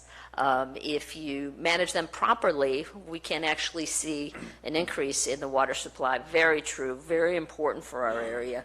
I think one of the other issues that we also heard, that I heard in the discussions, was kind of this important push for local management of some of these issues, or at least local involvement in a serious way in the management of our forests. We're here, you guys are the experts, we've got people who understand this stuff. So, I wanted to sort through that issue and see how we can help ourselves with that, and there's a couple of things I want to talk to you about on that. me move to kind of the federal opportunities, and then we can get into this idea of local management a little bit more. One of the areas that I think is probably going to be most productive is the Forest Service Collaborative Forest Landscape Restoration Program. Their big program. It's been $40 million a year. They handle it a little bit differently. This is where the Amador Calaveras Consensus Group got funded. There's a selection. You know, you put your grant application in, very detailed, and then there's a selection process, and you're not selected just for that year. You're selected for your whole program. So in the case of this last round, it was basically a 10-year program for each of those candidates that were selected. So you can really, change your conditions and have a full program. This is not a year-to-year. So this is, we'd love to get into that kind of a space. What we have right now is this program is running out of authorization. In the Farm Bill that's in conference right now between the House and the Senate, there is a provision to reauthorize this program, but at a much higher level, $80 million. So doubling the authorization to recognize there's a big need across the country for something like this. So we have to have a couple of things happen here. We have to have a successful conference on the Farm Bill and get that provision out, get the president to sign that into law, all a few matters there. But it's on a good course, and it is in the final stages in conference. Both the House and Senate have the same provision. So it would be a very good opportunity for us, assuming it is enacted into law, and then Congress has been funding it at the top level up to the $40 million each year. So this authorization would be a steep jump up to 80. But if the House and Senate agrees to the authorization, looking at the last 10 years of history, one could say that they're also going to fund it at those kinds of levels. So all of this is to say that we have an opportunity coming up. It's not going to happen today. It's not going to happen tomorrow, but we need time to prepare for it. This is probably one of the best opportunities we have for kind of a larger landscape look at what we can do in terms of a management plan for ourselves on our Forest Service land. So that is in process. I'll be briefing Mr. Lutz on the development, and hopefully we'll see final agreement on this and Farm Bill signed into law. Another opportunity is the National Fish and Wildlife Foundation, who works, and many of you may know about them. They work hand in hand. They're a private foundation, but they work with Fish and Wildlife Service and some other of the bureaus within Department of Interior as kind of their project manager.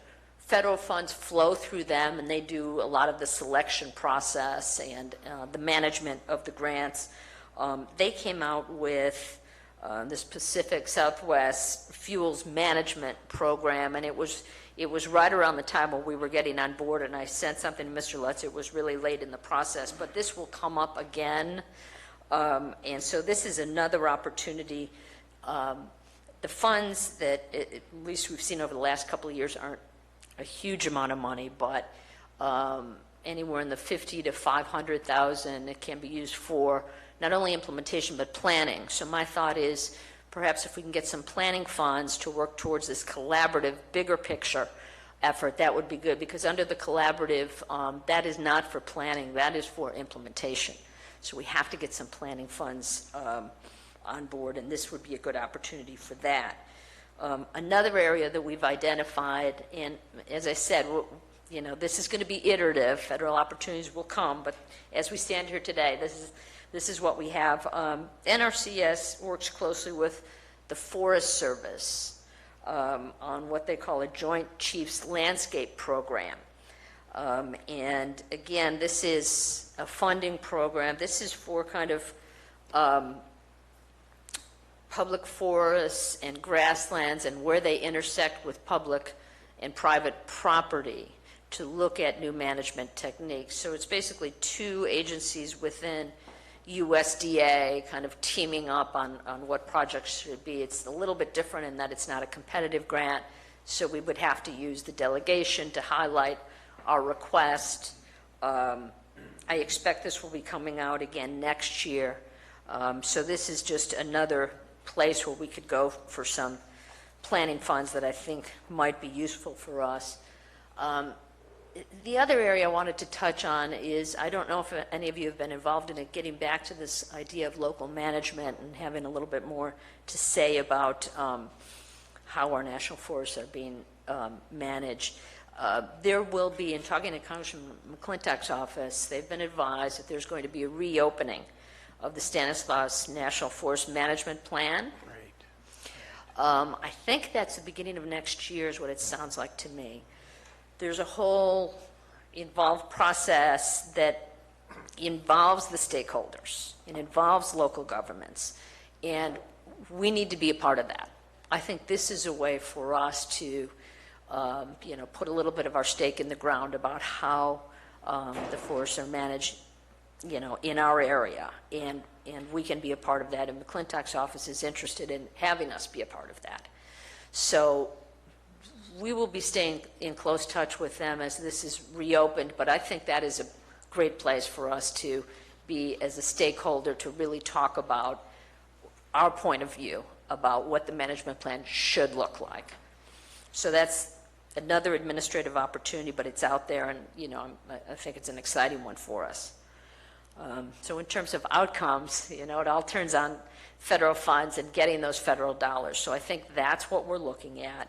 If we could get ourselves, assuming passage of the Farm Bill, to, kind of a developed, partnered application where we could submit it and that would be funded, obviously that would be a tremendous outcome for us under this larger collaborative landscape project. Or, there'll be other programs too, but I think the idea of being able to pull ourselves together locally with other partners and start some planning on what we want to see in terms of projects that can be funded by the federal government. Of course, each of them are going to be a little bit different, but if we can lay a little bit of groundwork so that when the opportunities do come up, we can say, okay, here's what we have to do. We have something in place. We have partners in place. Here's how we're going to pursue it. You've done some of that. I think maybe we want to bring it up to a little bit higher level so we are positioned and can take advantage of the opportunities when they come forward. I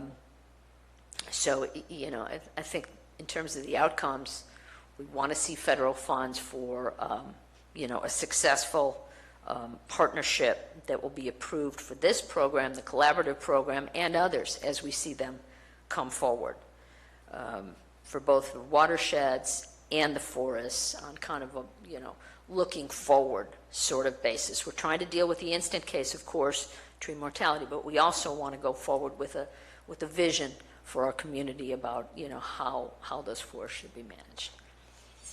So that's kind of an outcome I'm thinking about. Yes. So any of those funding sources that you show there, will those funds be able to be used on BLM forests for restoration or clearing?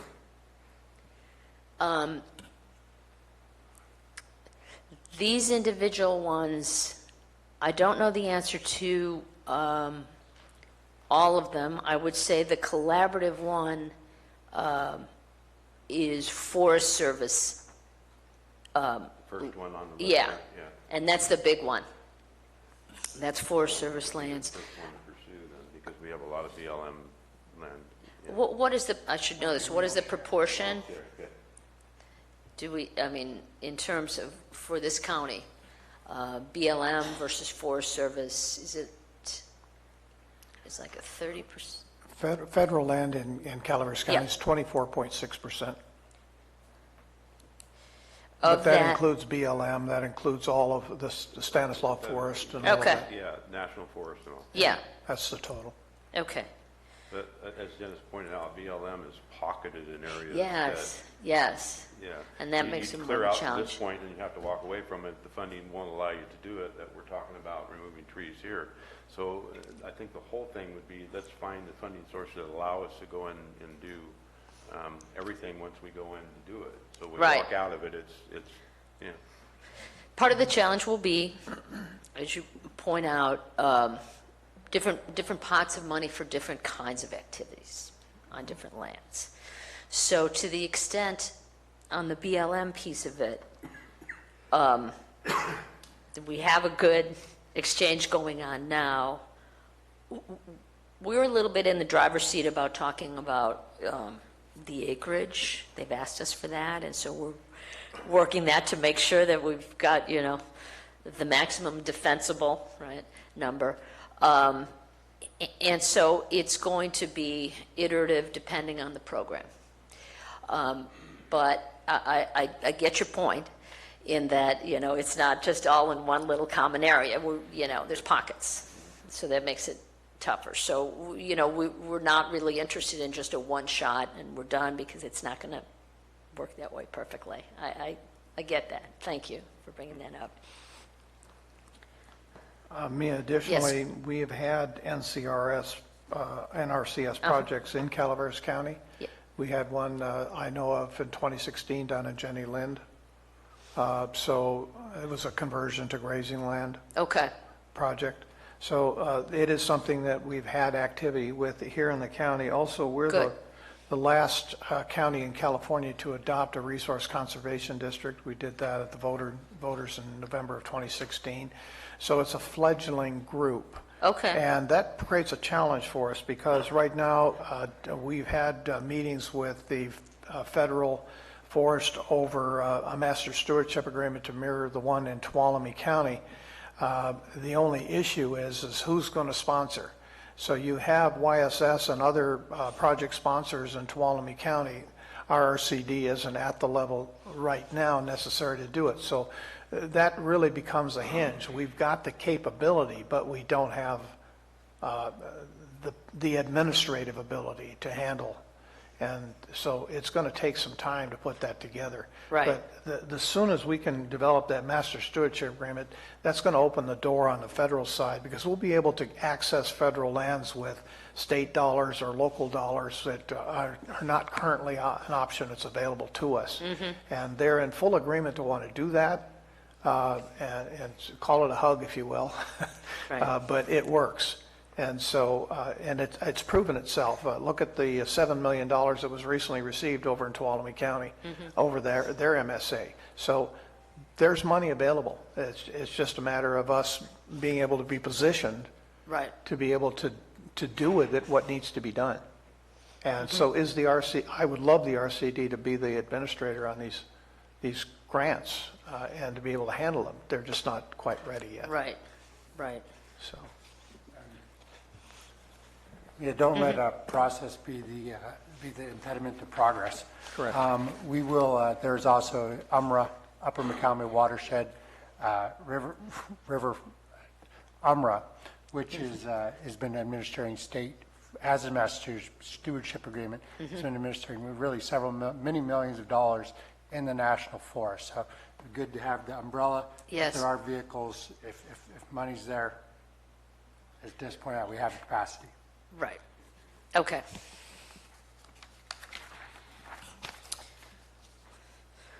Okay. If we're done with that part of the discussion, let us move on to broadband. Again, another issue, and it struck me as I talked to each of you, each and every one of you brought this up.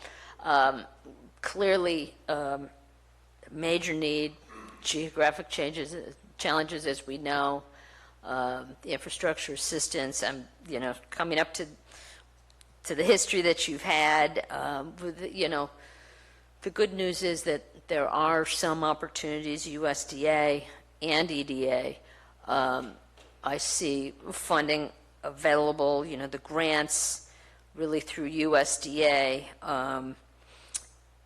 I think the Community Connect program will probably reopen again in March. Get ourselves positioned for that. The average grant that I've been seeing is about $100,000 to about $3 million. We're going to have to look, we always will, but look very carefully at the regulations in terms of eligibility and this sort of thing, because I know that we have some pockets of broadband, and each of these programs have different definitions of what's eligible, so we'll be working through that. But, this is to say that, there is a grant program under USDA that will be opening up again in March, so we'll be wanting to do some homework to prepare ourselves for an application there.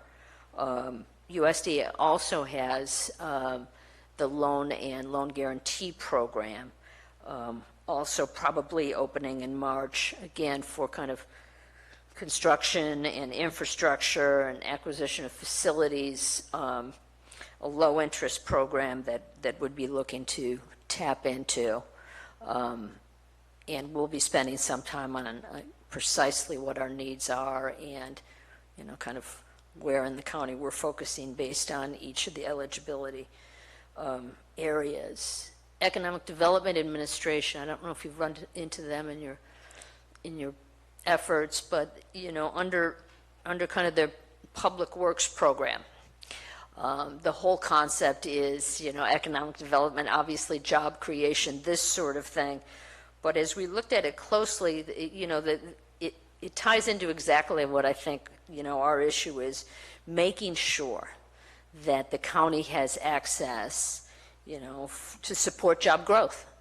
Yes, we want it for every other reason too, but under that program, that's what they're looking for. And I think we can probably make a good case for that. In this case, the average grants that we've seen are about $1.5 million, not as large as what some of the other pieces, but they do have a range. It could be up to several $1 million. Kind of the average is that $1.5 million, but depending on precisely, how we want to pursue it. And by the way, when we do have some of you folks come out in, I think we're talking February range, maybe with in connection with CCWD, we'll be visiting EDA and USDA and NRCS and the Corps to talk about these opportunities, to talk about our needs, to make sure that we're on their program and taking advantage of,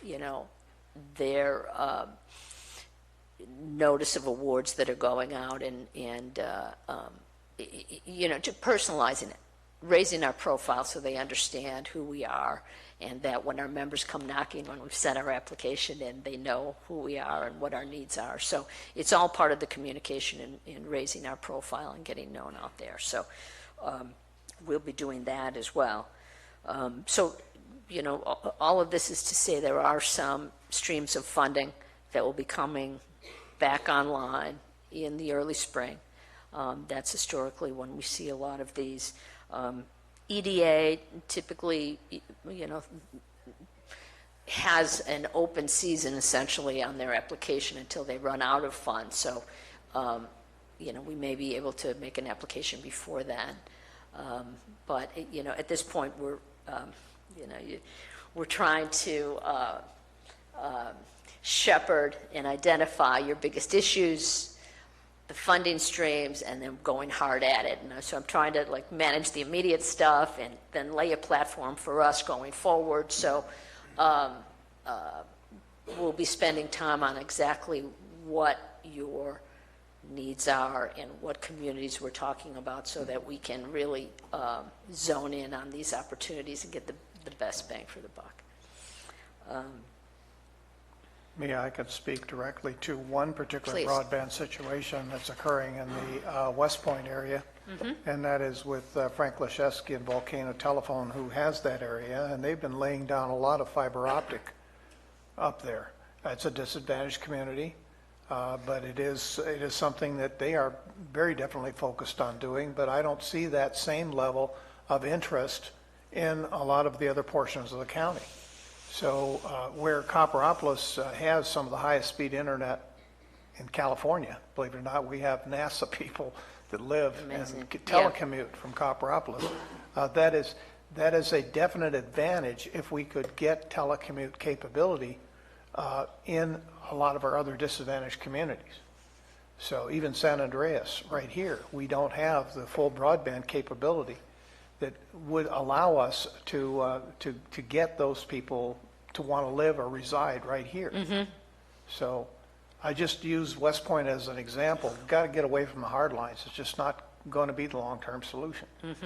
So Okay. I think Frank is a good contact when it comes to understanding the challenges of laying the fiber optics and getting that infrastructure put together. Thank you.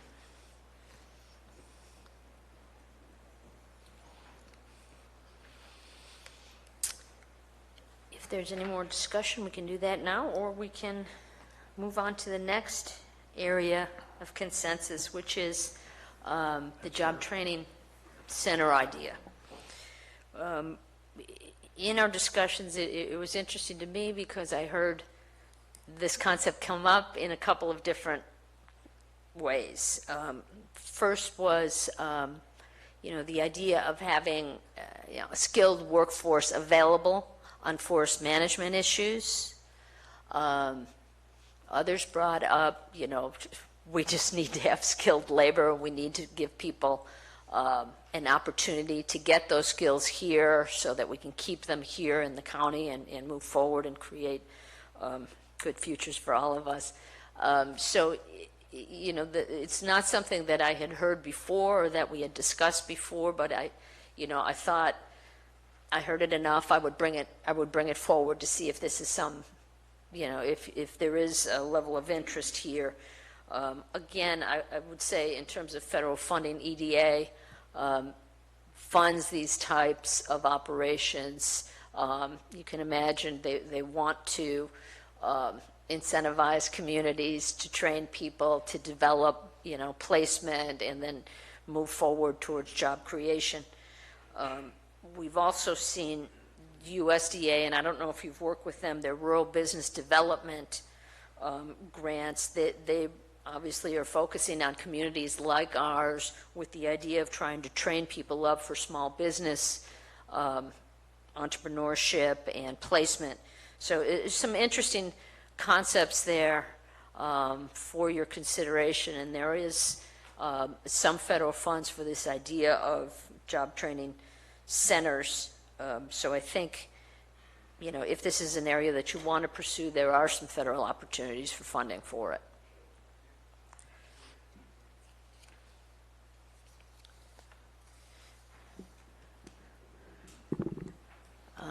Before we move from this slide, Yep. I think I was one of the originators of this program as far as our conversations. We do have some local programs in the very, very forming stages, if you will, working with the EDA funding with both school districts here. That's probably going to, that's a 2 to 5 year project. And I'm happy to say we're progressing pretty well on it. Is that... We're looking for other federal funding sources other than EDA funds. And those are kind of hard to actually obtain. What is the nature of the project? These are the job training centers. Okay. Skill developments for technical education, if you will. And that includes not only the forest management skills and medical machinists. We actually interface with our trade unions for that type of thing. Our goal is to get a training center up here. Yeah. And getting private industry involved and using that as a farm for their employees. Correct. Putting the manufacturing, satellite manufacturing up in Calaveras County. So I recommend we pursue this, and we'll be looking for other federal funding other than EDA. Yes. Because there are just X amount of EDA funds out there. And we're familiar, and that's what we're exercising. Okay. Using those. Good. But if we have something else, that would really help us. Okay, very good. Yeah, I'm going to be spending some time looking at Department of Labor as well. And I think they do have some training funds. I need to isolate that a little bit more, but I'd like to find out more about the program that you have so that, we're in sync. Well, why don't we get together here at a break and we'll exchange contact information with our principals on that. We're actually working with the principals of both school districts. Fantastic. Superintendents, I'm sorry. Okay, great. Thank you. Mia, you remember that our conversation was rather lengthy regarding Sierra Pacific Industries and their difficulty in retaining staff. That also holds true for the healthcare industry in this county. And as we age, our people age, so to speak, the medical needs are continuing to grow without having a sufficient support staff. So we're importing doctors, we're importing ER nurses. Literally, our ambulance providers can't find ER nurses to transport, for instance. So this creates a problem in that we have to use helicopters to get people out of here because we don't have the proper training. So this all kind of works together in looking at what kind of a technical college or technical career path place could be put into Calaveras. And this is not where we want to send somebody to college. This is not the goal. Right. But we have a successful fire science program here in ROP. So if we could build on that along with the water wastewater training that's been done here with a guarantee for a job. In other words, if you just get through the course, we'll guarantee you a job. Right. Is a tremendous incentive. This is something that even the sheriff's department has done. Is that go through the academy. We'll pay to send you through the academy, and we'll guarantee you a job. Just get through the academy. Right. So it could come in many different phases. Yes. But we want to know where the federal government can assist us as low-income communities, disadvantaged communities, and to try to lift us up a little bit. Thank you.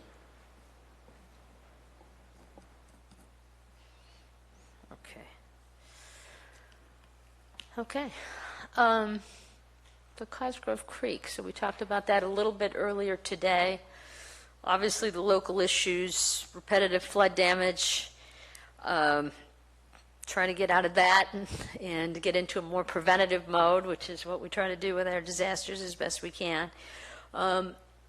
As we shaped that feasibility study, and it was interesting, it was an outgrowth of Supervisor Mills, you'll remember it, really kind of the county as well as CCWD looking at, okay, if we're going to make this kind of investment, let's look to create multiple benefits. Let's take flood control at its heart and then see what else we can build onto it, which is I deal with the Corps of Engineers across the country, and this concept of multiple purpose project, that's what communities want. If you can, provide additional benefits, whether they be water supply, recreation, ecosystem restoration, that's the kind of asset that a community really needs. So we thought about that when we had the Corps putting together a feasibility study, and yes, it is flood protection for Cosgrove, but then the idea is, well, can't we reuse those flood flows? Can we, create a weir across it and then move those flood flows and create, kind of seasonal lakes or, retain that to help with the flows. And so, those kinds of concepts were incorporated in the work that we've done to date, as well as some ecosystem restoration, as well as recreation for the communities. The idea is if you've got a retention basin, it's not going to be full all year. Couldn't that also serve as, local ball fields for the community? Couldn't we use those maintenance roads as trails for hiking and biking? Let's get creative. If we're going to start making something, let's think about what the community wants and needs. So that was the thinking behind this. The Corps, we came to a point where, cost sharing was required, and I think it was, as a result of a couple of things, bad economy at the time, county not having the funds to do this, CCWD not having the flood control mission, kind of a number of things. But I think it might be well worth our while to relook at it, to look at the range of benefits, to see how they fit with today's needs and the needs of the community, maybe reshape some of it, depending on what we want. But, there has been some good work put in on this, and the good news about how we pursued this one is that it's under the Section 205 program for the Corps, so that's small flood control. It can go up to $10 million on the federal side. You don't have to get it separately authorized by Congress, so it's more of a streamlined can't use that word streamlined with the Corps, it just kind of blows my mind, but more streamlined than other approaches because you don't have to go to Congress to get it separately authorized. The Corps has pots of funding for what they refer to as continuing authorities. So funds, programs like this, projects like this that aren't, $300 million, that are $10 million on the federal side or less, we can tap into that and just move through the agency and, administratively rather than going to Congress on that. So that's also very helpful on this. So the thought would be to go back, if there was a level of interest, to go back to the Corps to relook at that study under today's lens of our community needs and see if we need to tweak it. But, the Corps, as opposed to BLM, it's a $7 billion program. They've got the money. So that's not an issue. We need to work through the Corps' work plan process, which is how you allocate the funds, but they get to earmark rather than Congress these days, and we've had pretty good luck with that. So I just think we've got an asset already. We've spent some time and energy on. It might be worth it to relook at that in today's world for today's needs. I might add to that Yep. this particular area does fall within the Eastern San Joaquin Groundwater Basin Authority, and the state would be looking at this as a headwaters location for some of the solutions to the groundwater or the subsidence of wells within the valley. And this area also is identified as an ancient well area. Mm-hmm. So any pumping from that zone around Valley Springs, it creates a problem all unto itself. So surface water in that zone helps to alleviate or help us to resolve the issues that the state is asking us to have in place by 2020. Right. So how we can leverage the federal piece to helping to get that resolution done. I wish Brian Moss was sitting here listening to this, but I think it would be a tremendous advantage to everyone involved. You talked about the groundwater retention basins. I fully agree with that.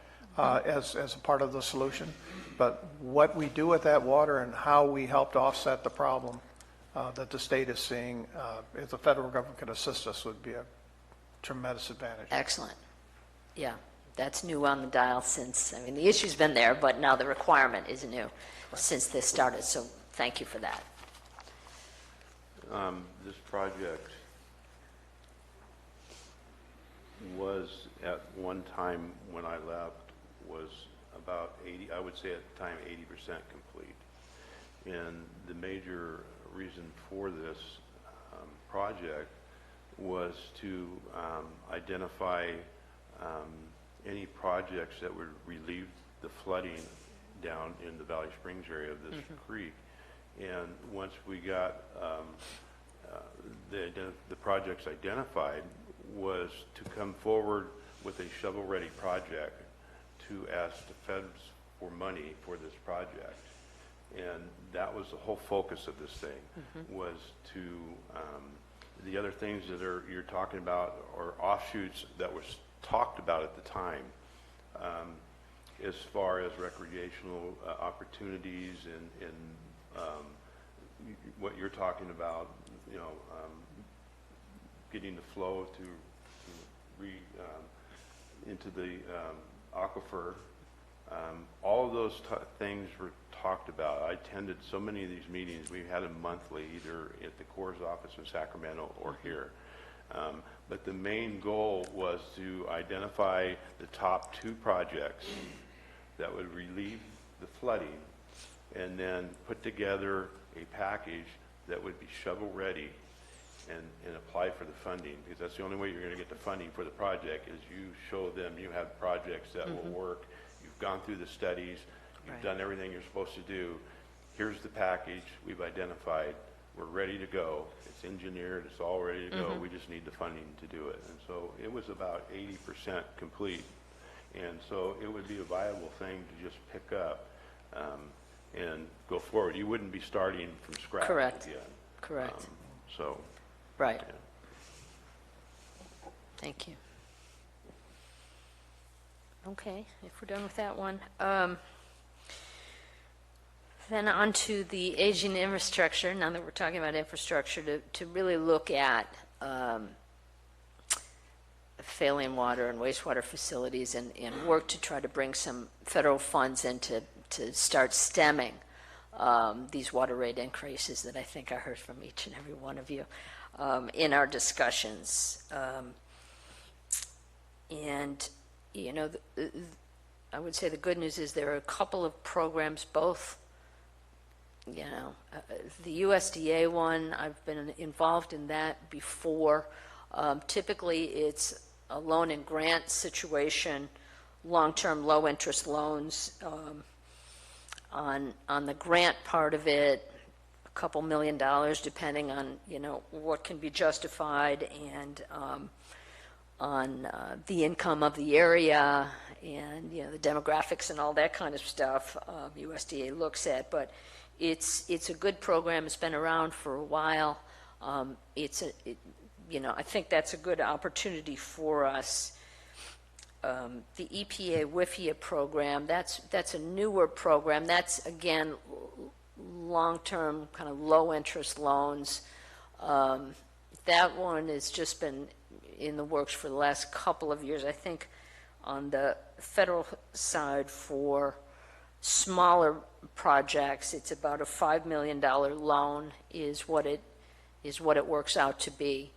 And I don't, you know, we'd have to look to see if that fits, but in my experience, at least some of the states that I've been working on, we could get, you know, a lower interest rate out of USDA than we could under the WIFIA program. So it's going to turn on each state and that kind of thing. But it's, you know, there are some opportunities there. Another one is the Corps Section 219 environmental infrastructure. You know, typically the Corps doesn't do single-purpose wastewater treatment, water supply kind of things, but Congress said, I think you should get into that, you know. So there is a program, Section 219, pretty well established. In this case, unlike the Section 205, we would have to get it separately authorized by Congress, but you can get a whole bunch higher level of funding than $10 million on the federal side, as we see under 205. I mean, you know, 20 million, there's other things, but that we would have to get authorized through Congress. They just passed a Water Resources Development Act, so it would be in the next year or two before they would probably move on to the next set of authorizations for a program like this. But in this case, you know, the Corps does have the funds for these kinds of things. So you have to compete, of course, like we do, but it's not a BLM situation where they just don't have the funds. There's plenty of funds. Yeah, I've been engaged in very successful 219s across the country, so you just have to have a little bit of patience for the process, having Congress authorize it, and then working through the Corps program, but they do have the funds that are there. We just have to compete for them. So that is another source of funding for us if we wanted to look at it that way. We'll have to spend some time on identifying, okay, what projects are we talking about? You know, what part of the county, where's the highest need in terms of, you know, taking on a project like this? But I wanted to take today to show you that there are some opportunities there for federal funding. Mia, on all these USDA grant programs that you showed as possible funding, the match for those is 25%? It varies. Under USDA? The water and wastewater disposal program. I can explain that. I think that one is 75-25. That was CCWD had the Reach 3A Yeah. project. It was USDA. That was roughly a 1-to-1. In other words, we'll give you $1 million as a grant that's provided you take a loan for $1 million in exchange. It was $1.3 million, but generally that's how those grant loans work. About 50-50. About 50-50. Yeah. The core program is 65-35, 65 federal government. So that's, you know, depending on how you want to do this, there's, you know, a larger federal cost share under that program. So those are kind of the tranches of funding that I see. What I was hoping to accomplish today, and thank you for all of your patience and your input, has been tremendous, is to, see if these 6 consensus areas that I identified through my discussions with you all are ones that you're interested in having us pursue federal funds for. I think we've pretty well identified the outcomes. All of them have to do with federal funds. Not a big surprise there. But if you agree with those areas, then what I'd like to do is to take this discussion and the notes that I have in the background from our discussions and go ahead and shape a draft federal legislative platform for the county for your consideration, to review, to basically give me the marching orders in a formal way for the areas that you believe are high priority in their consensus across the county. So that's what I'm hoping we can go forward with today and give me my direction to proceed in that way. I do have one more. Yes, please. And it has to do with Highway 4 realignment called the Wagon Trail Project.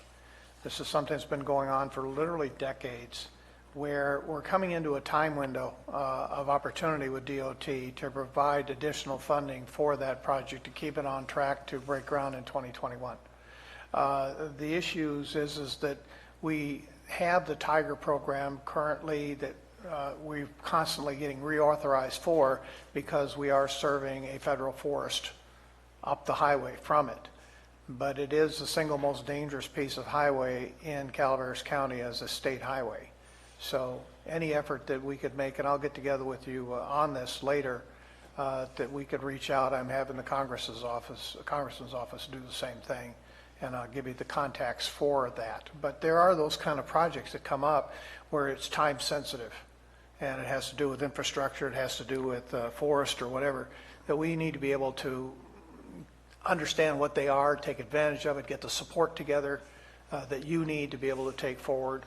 So those are the kind of things. So this is just one of those that's a very time sensitive project for us. Mm-hmm. It's shovel ready basically. So. Mia. Yes. Item number 1. Mm-hmm. Removal of hazardous trees on BLM.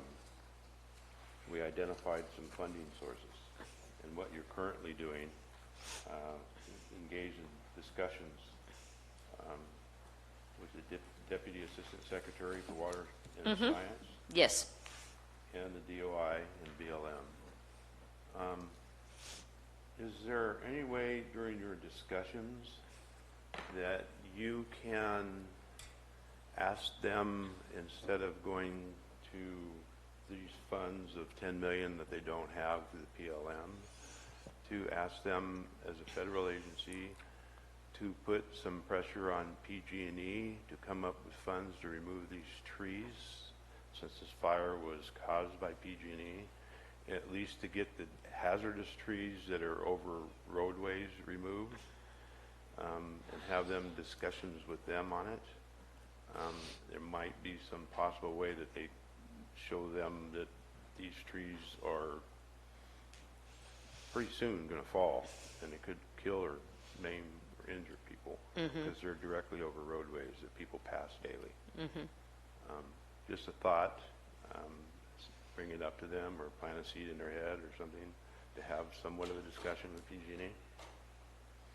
I know lawsuits and so forth or whatever. Mm-hmm. But, it's just a possible thought to come up with some funds to at least get the dangerous trees out of there, off their lands. Yeah. Have there been any discussions with PG&E and local BLM folks at all? Do you know? I have no idea, Jack, or Council, are we approaching that gray area?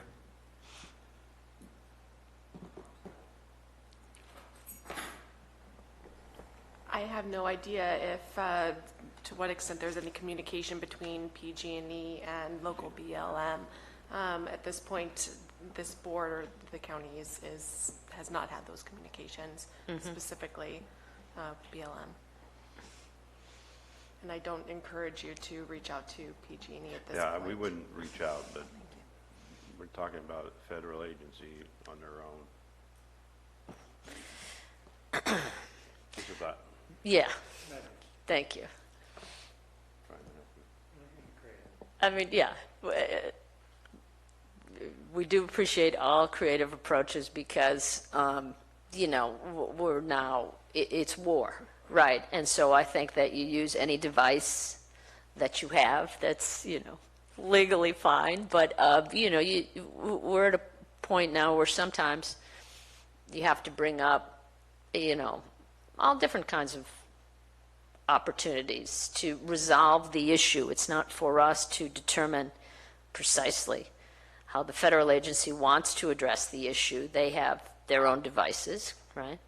So we're at a point now where, you know, we're in discussions about how to fix the problem. So that can be raised in discussions. Yeah, I don't have to tell you anything that you don't already know, and you and I have discussed this several times. These trees are going to come down this winter, and they're going to injure or kill possibly some of our citizens. We don't want to be arrested for protecting our people through a trespass, and they're putting us in a heck of a bind. Right. We don't know what to do. We have to have a solution, and none of us want to go away in handcuffs by doing the right thing. Understood. We'll use every device I know, we have. That's all I can. You're doing a great job at it. I appreciate all. I mean, it's. You're doing it. We're asking. Thank you. Yeah, it's a lot of urgency. I understand it. There's a lot at stake. Yeah. This is unacceptable to me to leave this situation as is. They're the landowner. It's their job. You know, look at it's 8 seconds into overtime. This is not okay. Yeah. So if they just walked away and said, deal with it, we could probably drop those and at least take care of the initial public threat. But I don't see a federal agency ever doing that. Right. So. Right. All right, well, why don't we open it up to public comment at this time? Hear what the public has to say.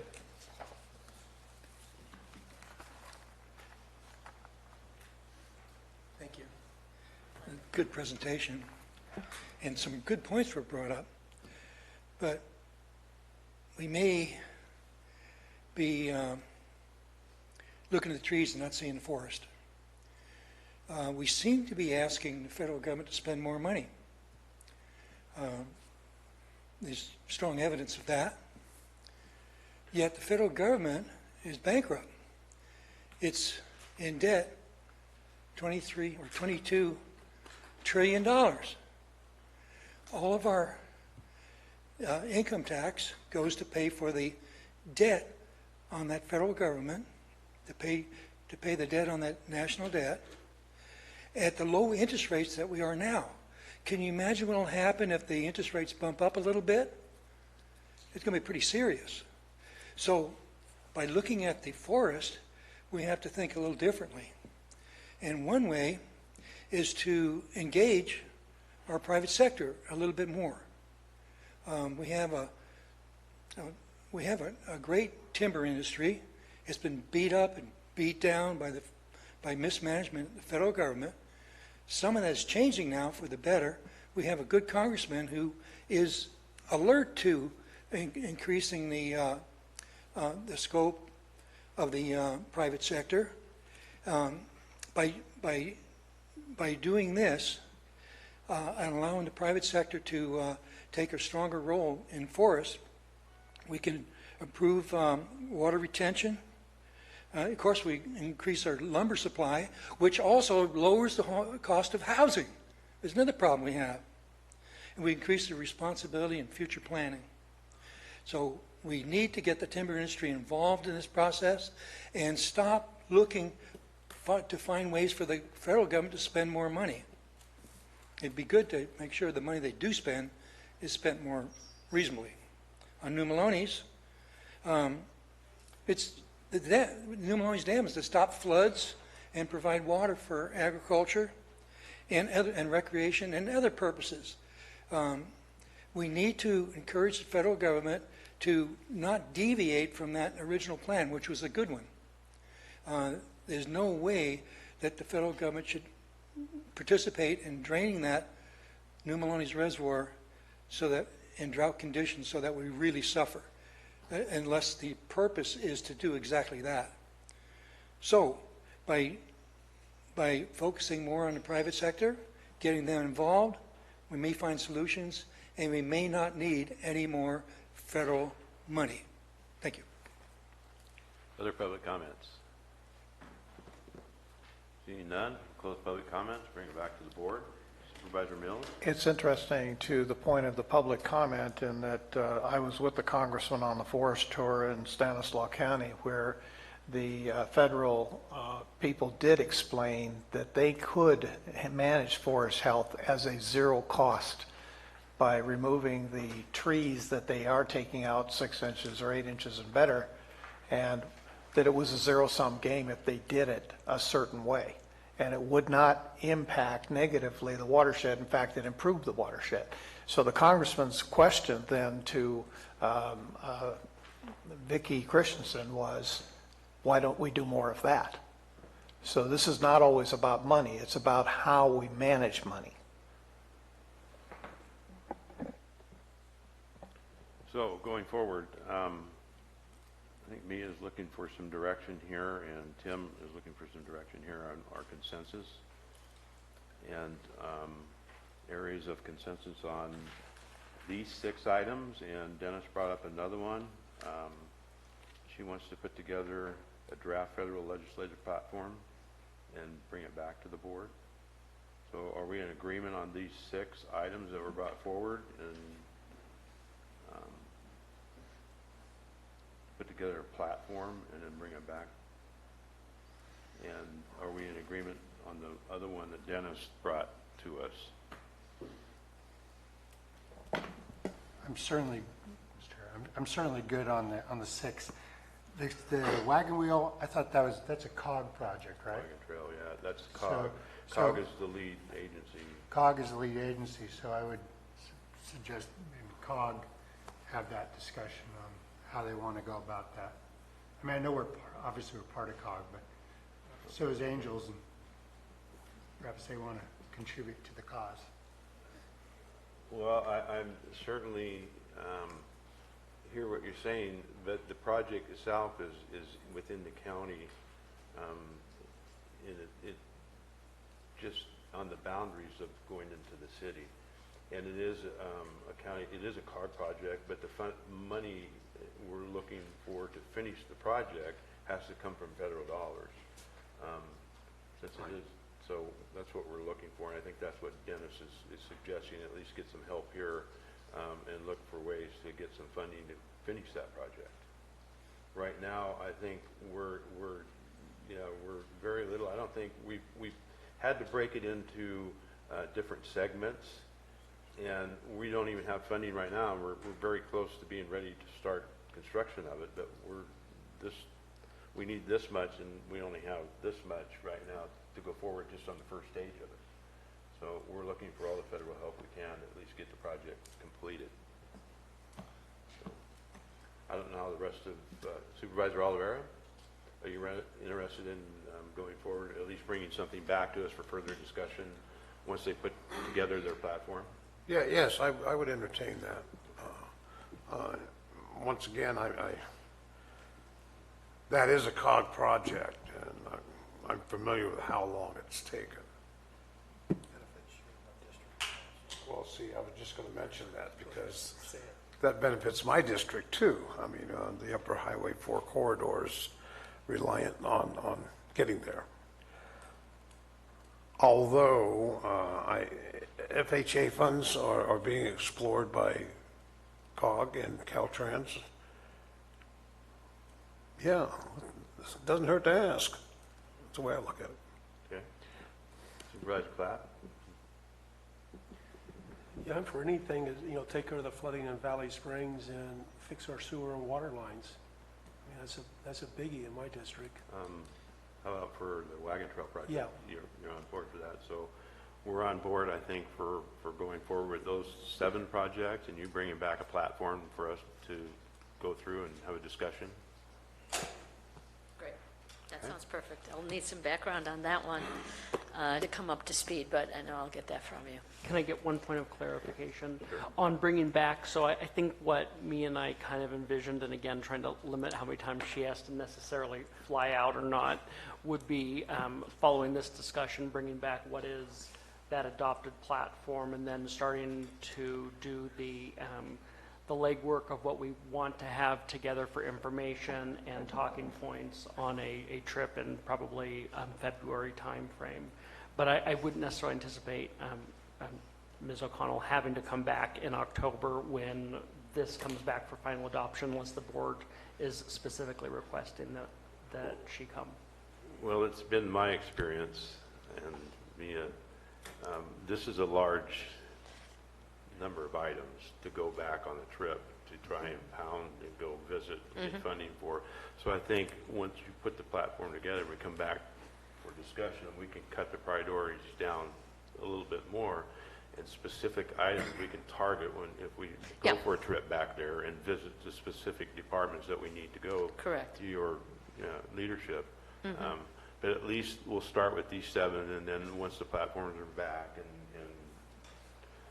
how We we're can going to engage prioritize for in the time, visits. because I think March is coming up. We're going to have to go Correct. sometime in February in order to hear our voices heard for the funding to become available during that time. So Right. yeah, so. Right. So Mia, has it been helpful for CCWD to go back to Washington to lobby in their own behalf? Yes, yes, it has. Especially because they're smaller, and you need to spend the time with the agencies, with the Hill, to tell your story so that you're distinctive from others. And then once you leave, then I'm there to stay on top of that and to do the talking points and the letters and the legwork that has to be done to make our requests real. So I would say yes, it has been successful and very worthwhile. And if you need us to come back, we were thinking if that's the consensus of the group, to have maybe joint visits between CCWD and the county, on a range of things, trying to support the program, the overall program, joint program for the county. That's what we did on a couple items before, and then we split up, and CCWD went on their own way, and I Right. and Russ Thomas went on our way to certain areas that were planned out for us to go. Correct. And make our spiel. So, but and there's a couple items on here if we go forward that, CCWD and us would be right there, especially the watershed areas that we're talking about. So, Right. yeah. Yeah. All right. Good. Thank you so much. thank you for coming My to pleasure. California. Thank you for your support. I look forward to it.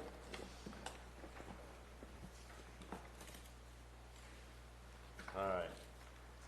We are at about 5 minutes to 12. And we have OES, which we have 30 minutes estimate time on. Consensus of the board, do you want to go to lunch to 1:30 and then Let's come cut back? it to 1:30. Everybody in favor of that? Yes. All right. We will go to lunch. We'll be in consent. So, Mr. Chair, just to remind everyone that we have a 1:30 timed item, so if we can't hear that item any sooner than 1:30, but we can hear it after, just as a note. So if we still have items 12, 13, and 14, that those would be heard most likely prior to the time certain item. We'll just move the 1:30 out. Okay, thank you.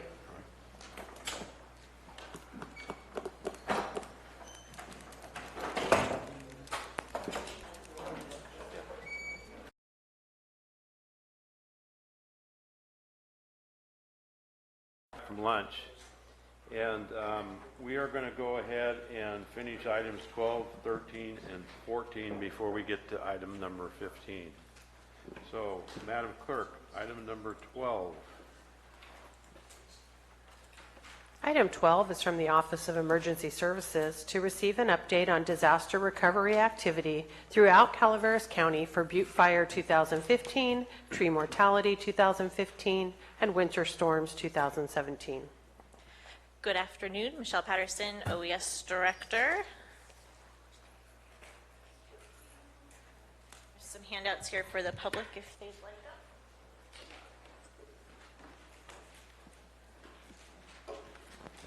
Okay, I think today's presentation will go rather quickly. I know you've got some other items to go ahead and do. So again, disaster recovery update for Butte Fire, winter storms, and tree mortality. So as it pertains to PW 78, which is the removal of the remainder of the trees, I had the red lights on.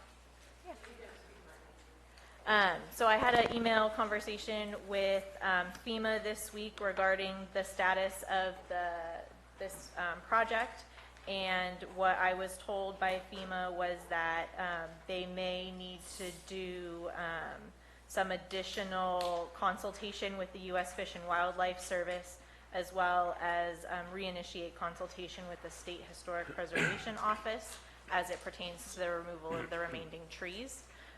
So they're hoping to get a more solid timeline to me by the end of next week as far as PW 78 is concerned. PW 99, we're still getting some checks trickling in for insurance recovery, and with FHWA roads, these are the federal highway roads. We have received from Caltrans and FHWA the E76 PE for all of the roads. What that means is that we can go ahead and do the preliminary engineering work on those projects. 16 out of 18 of them have been cleared for archaeological and biological concerns, and 2 of the 18, the remaining 2, require clearance from archaeological and cultural perspective. So Public Works is going to be working on getting that cleared. We are still waiting for an official response from the Federal Highway Administration for the extension to the FHWA roads. At best, I believe the end of next month is when we will hear a response back from them. All of our extension requests went in with everyone else's extension requests, and they review them all at the same time. So end of next month. On to the winter storms. There's been no updates in the past month since we met last regarding Blagan Bridge. Similarly with Gwen Mine Road, the engineering study RFP, I believe, is in the queue to be posted today. So interested engineering firms can go to publicpurchase.com to get that RFP and respond to it. Once we get that RFP, we can then, or the responses, we'll do the engineering studies, and we'll send those to Cal OES and to FEMA to review. Mr. Chair? Yes. Question for Ms. Patterson. Sure. We are doing everything possible within our power to expedite this project. Is that correct? Yes. Is there any way we can assist with obtaining the clearances and certifications? For which project specifically? Blagan Road and/or Murphy's Drive. Blagan Road and Murphy's, so they both are pending review from the Corps for Clean Waters Act, and they will both need a stream bed alteration permit. And so those are all, and we can't do the construction or any of those, can't put the invitation out to bid, we can't do any of those things until we have all of the hydro studies done and all of the rest of those things. Where it gets a little interesting is that when we applied for the permit, the Clean Waters Act permits for Blagan and Murphy specifically, we had to do that with the scope of work that was provided at the time. Depending on the outcome of the hydrology studies, that scope of work may have to change, and so we would have to amend our application for the permit of the Clean Waters Act. So we're doing the best we can to get all of everything through. We're in a better position and that the balls are all in somebody else's court for some of these things. And I've been following up with all of the cooperating agencies to make sure that we didn't fall off their radar. And I understand you're doing an excellent job keeping the public informed. I appreciate that. No problem. Okay, so speaking of Murphy's Drive Culvert Crossing, here's where we are. This is I've just added all the bullet points for all the next steps here. We have a meeting, Public Works, myself, and the vendor have a meeting on Friday to discuss the beginning of the hydro study initiative for Murphy's and for Blagan. So that will have a solid schedule as to when those studies are going to be completed and what the turnaround is for the report from them to us, hopefully by Friday. Once we have that in our hands, we have to give it to Cal OES and to FEMA. At this time, I don't know the duration that it will take for them to review and respond to that. Unfortunately, we've had another catastrophic fire season in the state, so I'm not sure how long it takes for them to review these studies, but I will, of course, stay on top of them with this.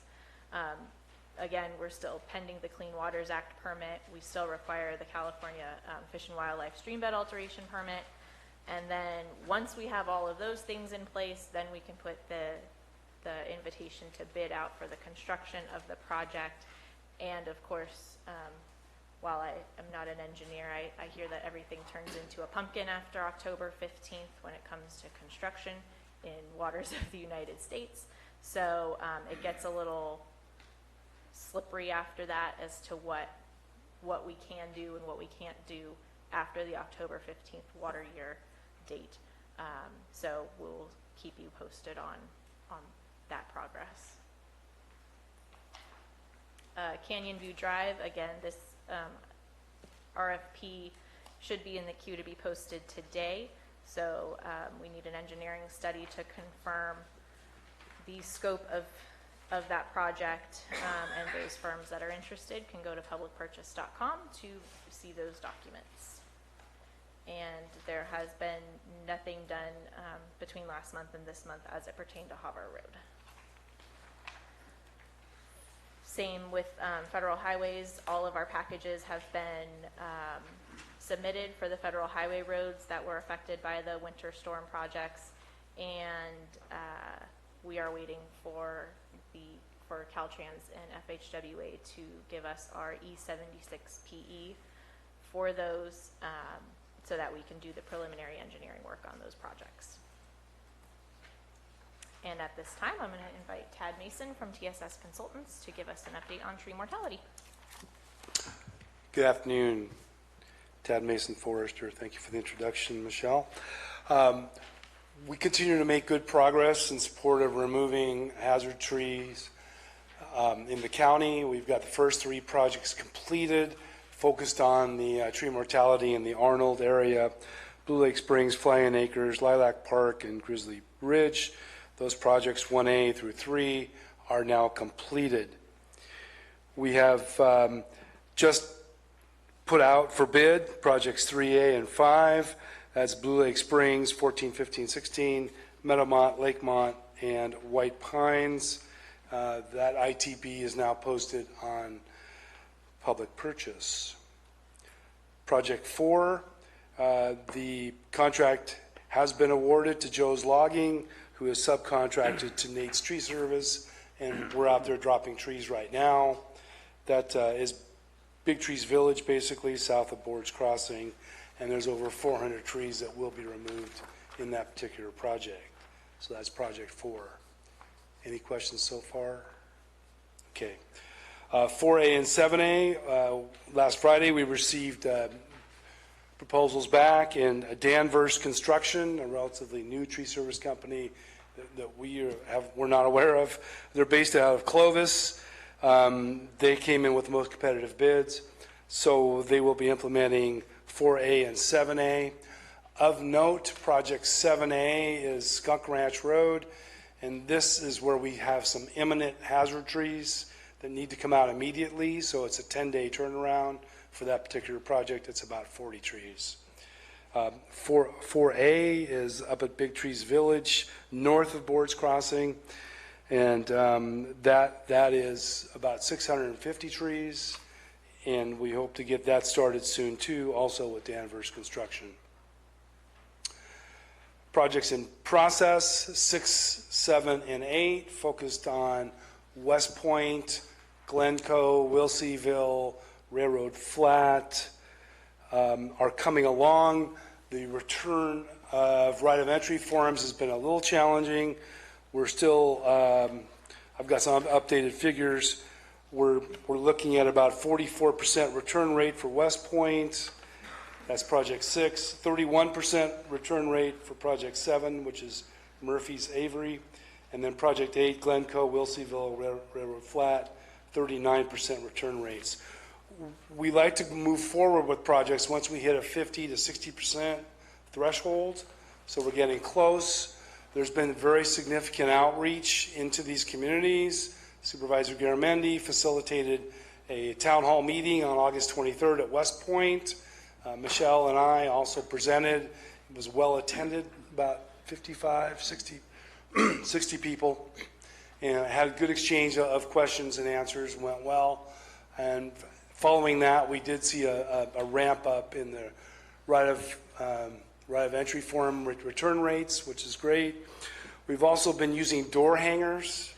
We learned this from Caltrans and PG&E. They actually have these door hangers that we can hang on mailboxes or front doors in the West Point, Wilseyville area, and that's been working pretty well. We've gotten some nice phone calls back on that, and other outreach. Supervisor Garamendi has been working the social media side, and specifically, I guess, Facebook and a blog. Is that the only one you okay? So anyway, we're getting some phone calls back on that, so that's ramped up the right of entry. And then lastly, we have yard signs. We've been putting yard signs out on lots that are targeted for tree removal, and that's been going pretty well. Then tomorrow or Thursday, KCRA is coming up from Stockton with a camera and a reporter, and they'll be interviewing our field forester, John Romina, real time up at Arnold, to hopefully have some live at 5 coverage of trees being removed up in Big Trees Village. At that point, John is well informed about key messages, and one of the key messages is we need right of entry forms back. So John will hammer that home real time with KCRA's help, with any luck. On to other projects. Projects 10 through 15 are Forest Service, working with the Stanislaus National Forest. We are targeting well over 1,000 trees along county roads. The good news is we now have a draft tree settlement agreement series of documents that has been submitted to us, the county basically, for review. Michelle will shepherd that through county council so that hopefully we can have those agreements in place and start projects on Forest Service very soon. Project 9 is BLM managed lands in the West Point area. This is outside the Butte Fire, of course. There are some immediate hazard trees on these parcels that BLM is managing, and we're currently conducting inventories to mark those trees and create a tree list that we can send to BLM and get on with that process. Projects 16, 17, 18, 19, and 20 are the balance of the county, basically. Much of it is west of Highway 49. We've saved those roads for last because the imminent hazard situation is not quite at the level that we're seeing in West Point, Arnold, Murphy's. So we see those as winter projects going forward. As far as other slides here, this is an example of Project 4 up at Big Trees. Next slide. This is a quick before and after of tree mortality that's been removed. Next slide. This is the door hanger that we're using, modeled after some experience in other counties, and we're starting to get pretty good response to this. And I think that's it. Yes, it is. Any questions of me relative to tree mortality? Mr. Chair, question, Todd. Yes. Tad, I'm sorry. We can work until when, do you think? Pardon me? Weather? Well, weather-wise? Right. You know, West Point, Wilsonville, I think we can work through the winter. As we get, you know, the Sky Ranch and above Arnold, of course, snow conditions are such that worker safety becomes an issue. I understand. Absolutely. So we want to keep dropping trees all the way through the winter. We're very concerned about winter storms and the impact of this deteriorating tree mortality that we're seeing out there now. So we plan to continue on. Are we running into any snags as far as tree removal after they're down? Just with secluded parcels or trying to get the logs out, right? That kind of thing. Only a couple have really been issues for us, but for the most part, all the logs are coming out, yes. I've been informed that the down logs was going to present some real problems for snowplow operations. So we want to be aware of that. We usually don't find that out until it snows. And all of a sudden we have plows hitting into buried logs. Okay. So can we check on that and let me know what's going on? I will. Thank you. Okay. Thank you. Other questions in general? Michelle, do we want to discuss the email regarding local tree mortality meeting, or do you want to save that? I think that's an offline conversation. I'm sorry, what's that? I think that's just Okay. that's a process conversation we can have. All right, we'll open it for public comments. Public comments, questions on this item? Any of the information? Seeing none, bring it back. Any other board questions? Thank you, Michelle. Thank you.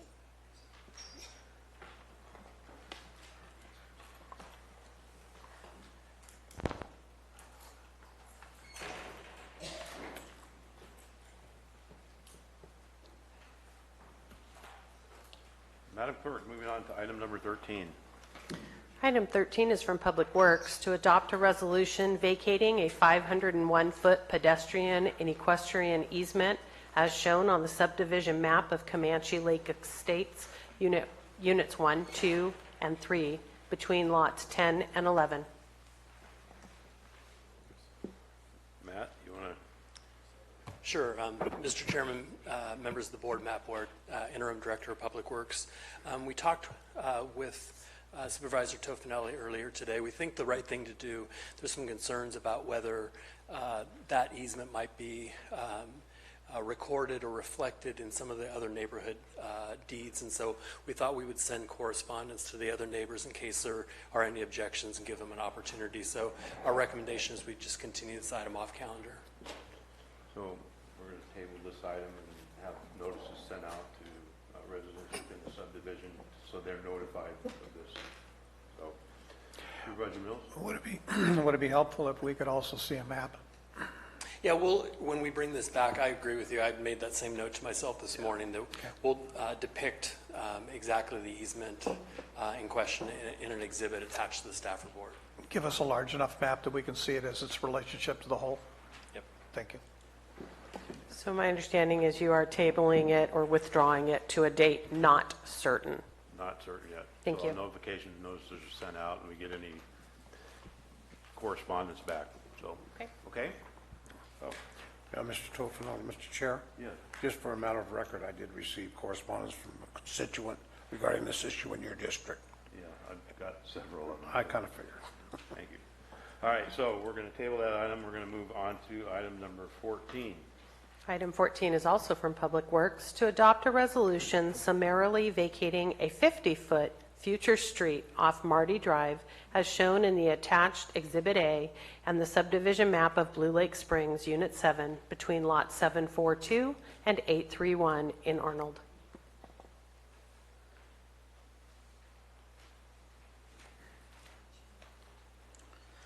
Good afternoon, Robert Packinger, Public Works. The applicant submitted the request to have this little future street vacated. The applicant owns the properties on both sides of the road. The future street connects to a parcel. It's a parcel from a parcel map that was developed in 2000. According to conditions of approval for that development, the parcels have access from other surrounding streets. So this wasn't the only access to that parcel then? That is correct. I'm not seeing an Exhibit A. It shows here, it says discussion summary is shown in Exhibit A, and yet in the board packet, there's no Exhibit A. Is it attached to the resolution? Attached in the recommendation is not preferred language because it's very misleading. It's not there. It's in, Where do you see it? the website, not on the IQM2. So you find it in the website, but not IQM2? I think so. If this is it. That's the one. It's on the website, but not. Okay. Not It attached. just has a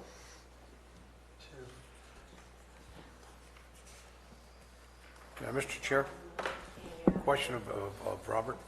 Robert, have we had any correspondence, contact from anybody in opposition to this? None, sir. Okay, thank you. Robert, we Yes. let everybody around it know? The property owners on both sides of that easement are the ones that applied. And the one who has it, that the road was going to plug into, that was never developed, that person's aware of this as well? No, we didn't communicate with that person, but when that map was developed, they were required to provide access for their lots via other roads.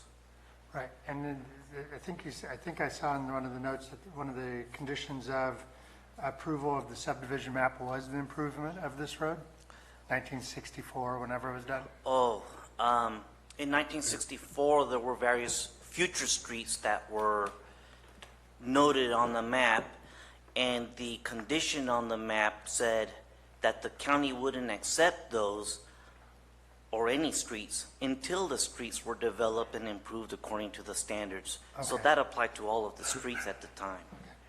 I guess my only concern is that the person whose property this ties into, is it a deeded easement to that person that we'd be vacating, or?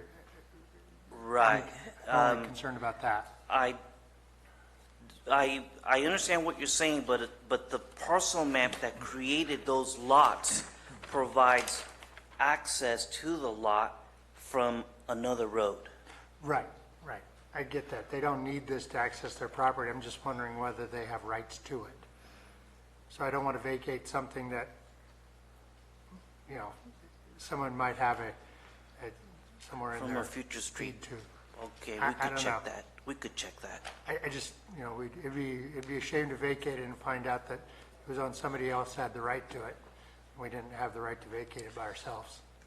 Yes, the only way that that person could obtain an easement right is if the original subdividers of Blue Lake Springs provided an easement going to that property. That public And when road wouldn't be considered that? This 50-foot section wouldn't be considered that? No. Okay. Well, you're the expert. Mike, you're the expert. Until it's improved. And there was never any improvement of that future street. Thank you.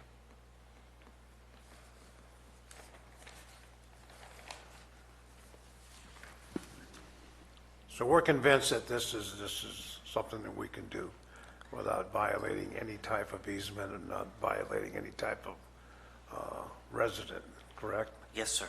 And do we need to confirm any information before we even consider a vote?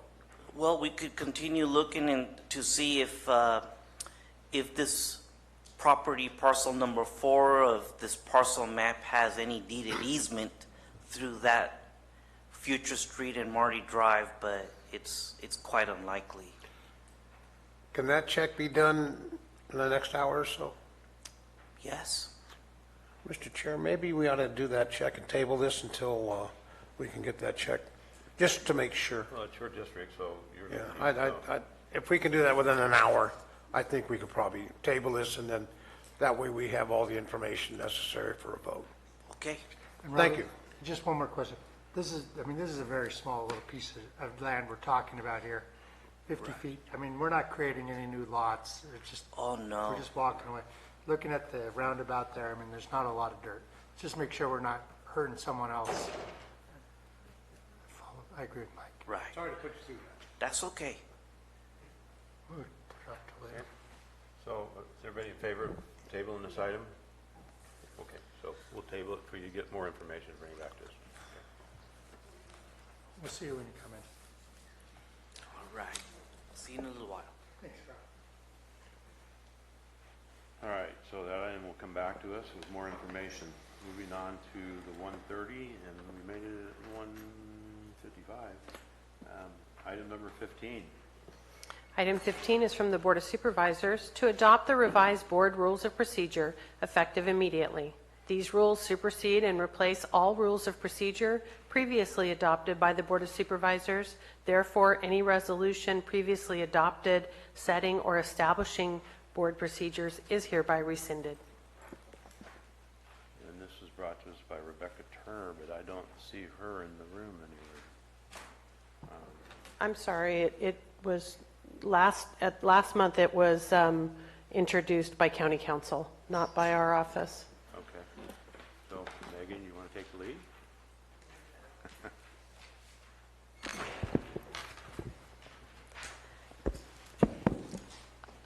I was not intending to make any presentation on this. This was tabled for further discussion to allow the board to have further discussions with their constituents.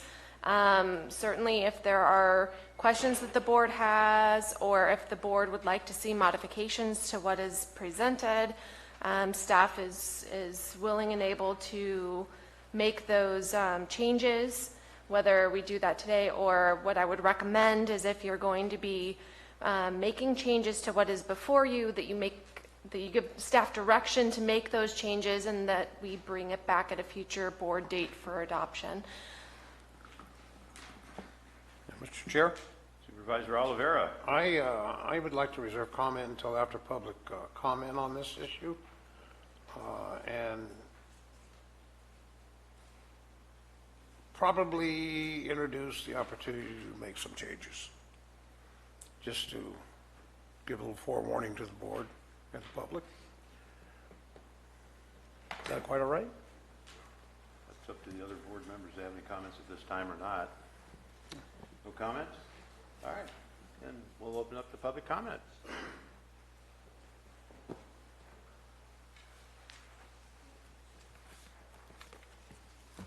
Good afternoon, board members. I'm Claire Kuykendall. I'm a teacher at Mountain Oaks, and I also teach the Constitution to our 8th graders. And I would like to thank the supervisors at this point in time for recognizing that this is the week of the signing of our Constitution. But I see these procedures as being contrary to our Constitution. So from here, I'm going to read the rest of my notes.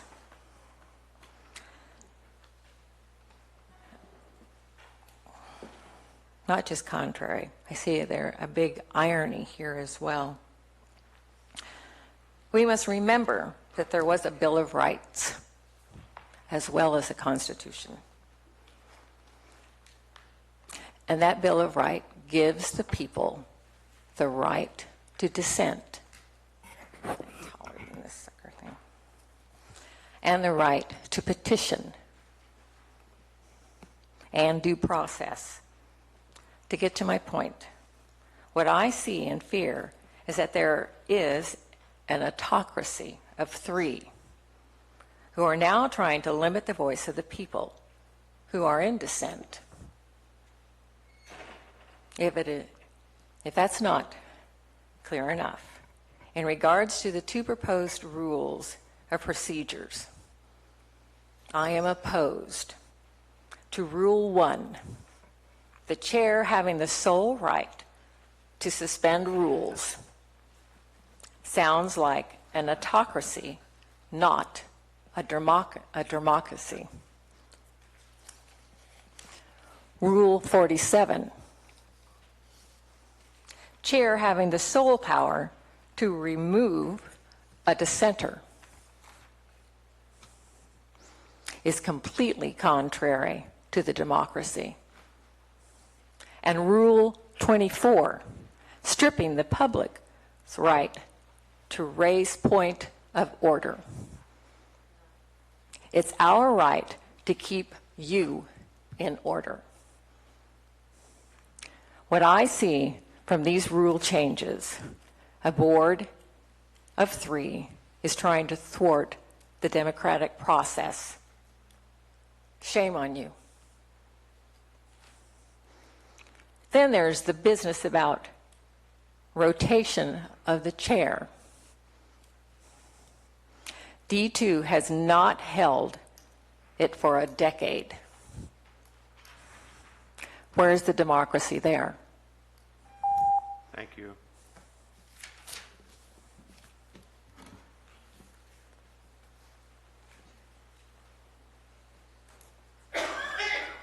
Neil McEwen, Calaveras resident. These rule changes are an attempt to suppress public participation, limit our right to maintain checks and balances on the board, and consolidate power for the chair over the rest of the board. Officially eliminating all evening meetings and reducing public comments to only 3 minutes accomplishes nothing more than stifling public access and input. But that is the goal, isn't it? Dennis, you're good at doing your homework. You don't need any more public participation than there already is, right or wrong. Doing away with the public's ability to call points of order sure will make submitting post-comment period propaganda into the record as fact a lot easier, won't it? That's right, Dennis. It's what you do. It's known. Not having to pay environmental consultants thousands of extra dollars every time you introduce myopic political disinformation sure will save some money. That wasn't part of your priority budgeting, was it, though? Had it not been for Marty Crane as a member of the public calling point of order, you would have gotten away with it. The thirst for power is so strong with certain members of this untrusted board that it can only be quenched by further limiting public participation. This is not your meeting, Dennis, or your county, Clyde. It is all of ours.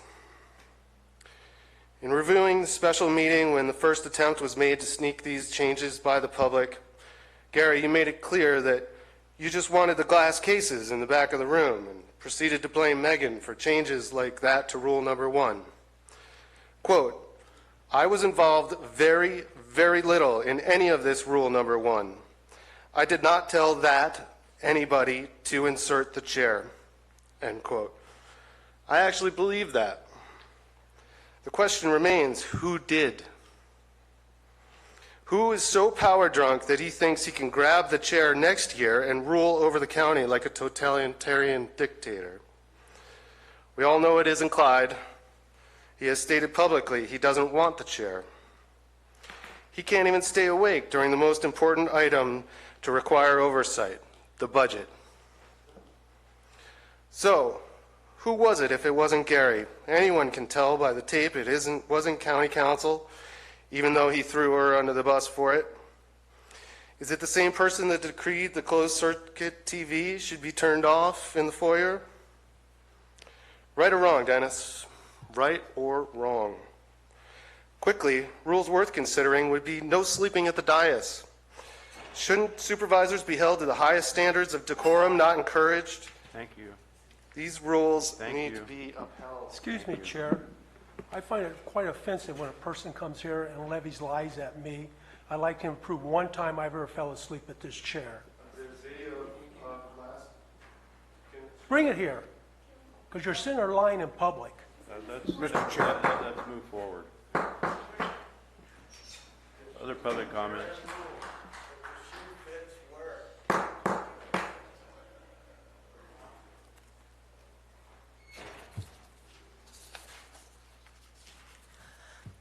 Good afternoon, Board of Supervisors.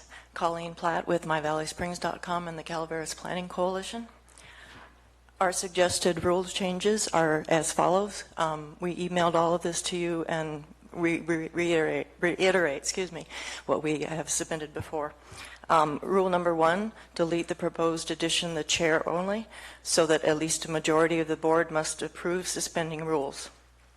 A better option might be to reinstate the May 2013 Board Procedures Waiver Rule, which limits suspension of rules to a specific hearing or agenda item. Quote, waiver, upon a motion and a second and affirmative vote of a majority of the board, these procedures may be waived for the hearing or agenda item being heard.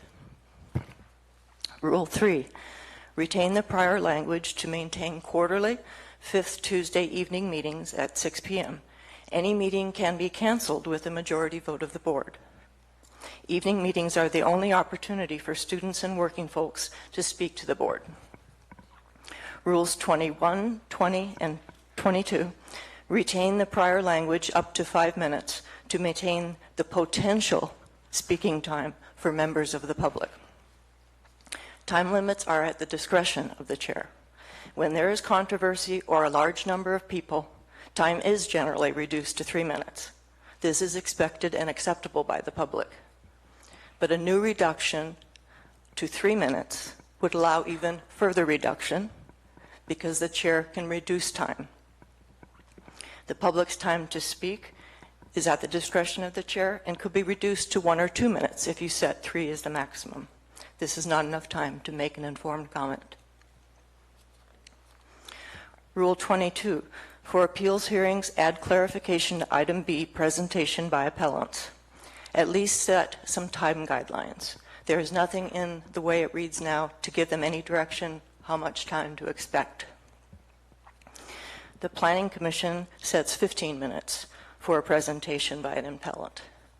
And we suggest adding some sort of language to set a time limit.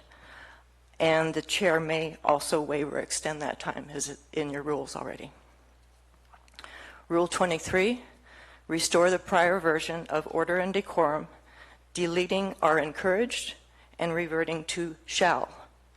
This is refraining from certain forms of bad behavior.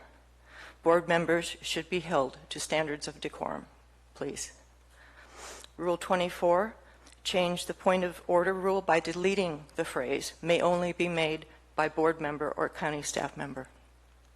The public's right to raise a valid point of order should not be restricted.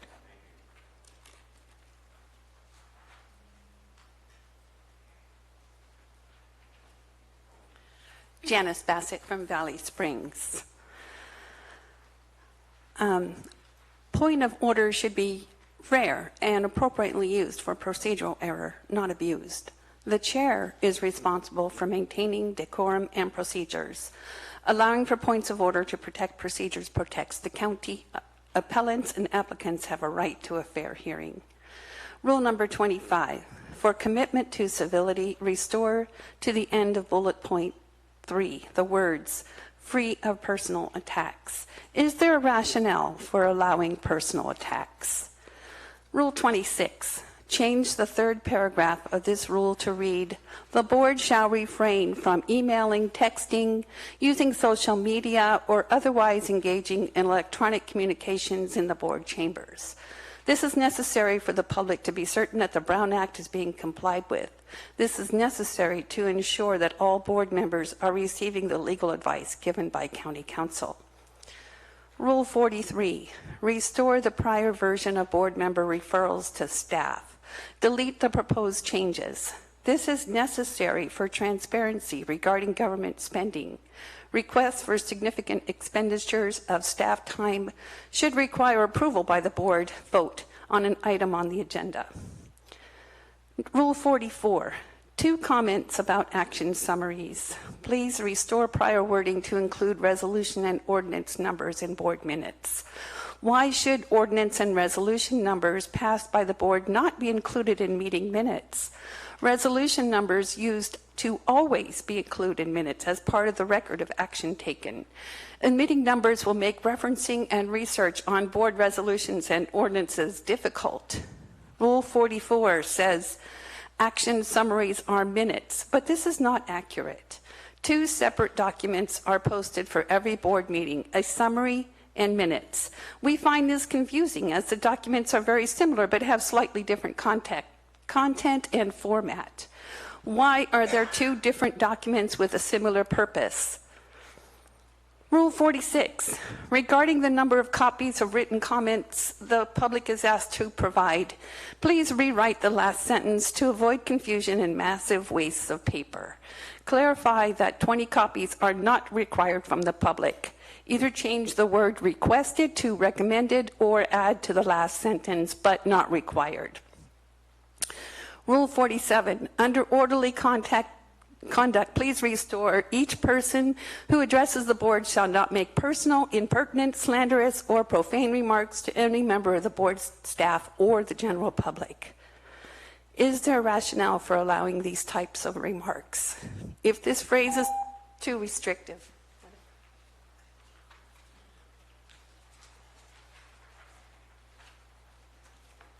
Good afternoon, Board of Supervisors.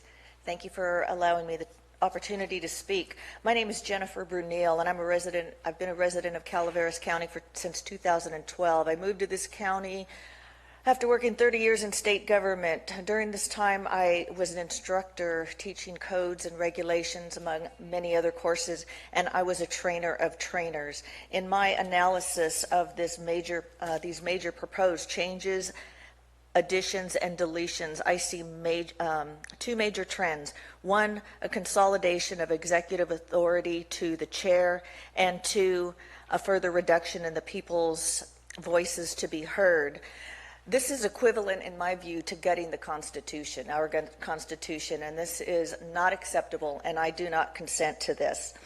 I printed out the government code here, which this board is governed by. This is Title V, Local Agencies, Division 2, Part 1, Power and Duties. Opening lines 54950, the legislature finds and declares that the Public Commission boards and councils and the other public agencies in the state exist to aid in the conduct of the people's business. It is the intent of the law that their actions be taken openly and that their deliberations be conducted openly. The people of this state do not yield their sovereignty to the agencies which serve them. The people, in delegating authority, do not give their public servants the right to decide what is good for the people to know and what is not good for the people to know. The people insist on remaining informed so that they may retain control over the instruments they have created. This has been in law for over 6 decades, 65 years. I recommend that this proposed changing of this document be tabled and amended. People have already mentioned 44. But 24, there are some good ones in there, like 44 is a good one on the recording of the meetings. The old audio or listening be changed to video and viewing. That's reasonable. I think that would be okay. A quick story. Because of the manuals that I used to review, I had the opportunity to review a PG&E manual, the inspector's manual, prior to a training class for somebody who was attending. And when I looked at it, it had similar things where the document was being gutted and redlined, and all these checks and balances that were put in place for inspectors to check for in rural areas being deleted out, redlined out. Then a couple years later, I went through the Butte Fire, living in Mountain Ranch on Whiskey Slide Road. 95% of my community was destroyed. So I think the checks and balances that we have in place are important. I ask you not to change the intent of the law. Thank you for your consideration.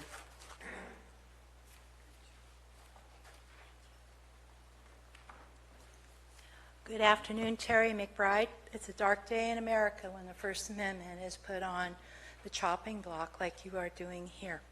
Some years ago, a few years ago, my daughter and I went to Malaysia. It's a wonderful country, and we went to this lovely little shop. It was a little dress shop, and I get to talking to everybody. I think you pretty well figured that out. And I was talking to the shopkeeper and some of the staff, and they were having some grave concerns with what's going on in their country. And I said, well, why don't you speak up? We can't do that. Do you know what would happen? Oh, you mean you moved to Calaveras County? I guess that's what happened. I want to express to you what the First Amendment means to me on a personal level. Everybody else is hitting you on the rules and the laws, but I'm going to tell you on a personal level. My father was Sheldon Bissell. Many of you will know him, that he created the Doer program because my brother was killed, he and two dear friends, by a drunk driver that was falling down drunk, fed some more beer, and put in his truck. Now, had my father been limited by the First Amendment, there would not have been a Doer program, and all that he would have been able to do was grieve as the rest of us did. But because of the First Amendment that allowed him to speak in front of his government, not just call one of the supervisors on the phone and speak to them, but actually speak to all of them, we got the Doer program, and if nothing else, we got people educated that if they see a drunk driver, pick up the cell phone and call it in. 1986, I was pregnant, and I was Mark Twain Hospital over Christmas, and it turned out I had an appendicitis. I had a really awful doctor, unfortunately, didn't do a damn thing about it. Half hour before my son was delivered, they pretty well figured he died when he should not have. When I found out that that was completely preventable, instead of just going into grief, I went into a little bit, let's get this taken care of. And I took on the California Medical Board. And I got his license removed, and I went up to Sacramento, and I got a bill, helped write a bill that provided more protection for consumers from medical. Not all doctors are bad, but there's some that shouldn't be out there, sort of like supervisors. Anyway, the thing is if you do try to shut us down, because what I did is I went on national television, I went on national newspapers, the Wall Street Journal was one of them, and I went to one of the medical journals. So I hit a lot of them. And then I hit all the radio stations, and I hit the television and news stations. I'll do it again. And we'll let everybody know how in Calaveras County we are limiting people's rights to come up and speak when it is so very important. And I guarantee that if you ever wanted the right to speak, you would fight for it. I would hope. Because that is one of the greatest things of our nation is the First Amendment. And when you go to other countries and you talk to other people, that's what they say, that they can speak here in this country.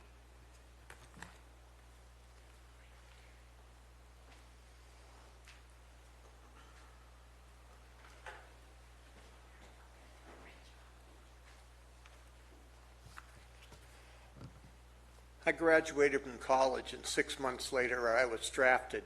I volunteered for the draft to be guaranteed to go to officer candidate school in Fort Belvoir, Virginia, home of the engineers. Before that, I had received training to be a combat infantry person. All of this is just a smack in the face. You people who have never served, for whatever reason, you don't get it. I was out there protecting, not alone, several 100,000 soldiers. We were protecting the rights under the First Amendment, and I can't believe what's going on here.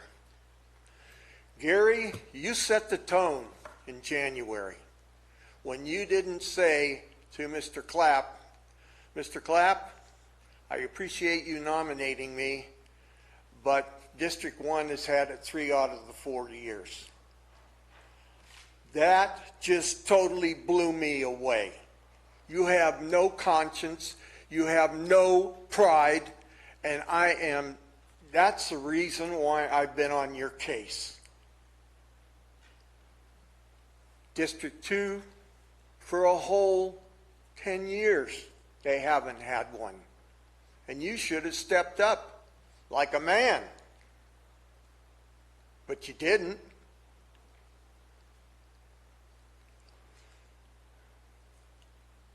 You know, this board reminds me that if you're not part of the solution, then you're definitely part of being the problem. I don't speak to let myself speak. I take things very seriously, and I'm very passionate about our Constitution. I didn't ask to join the Army. My draft board took care of that, but I willingly joined.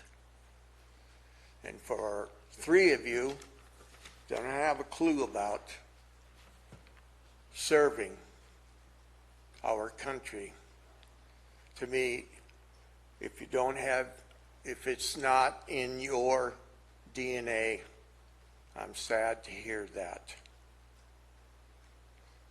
This is the most chaotic board I have seen in years, minus the 2 gentlemen who served in the military.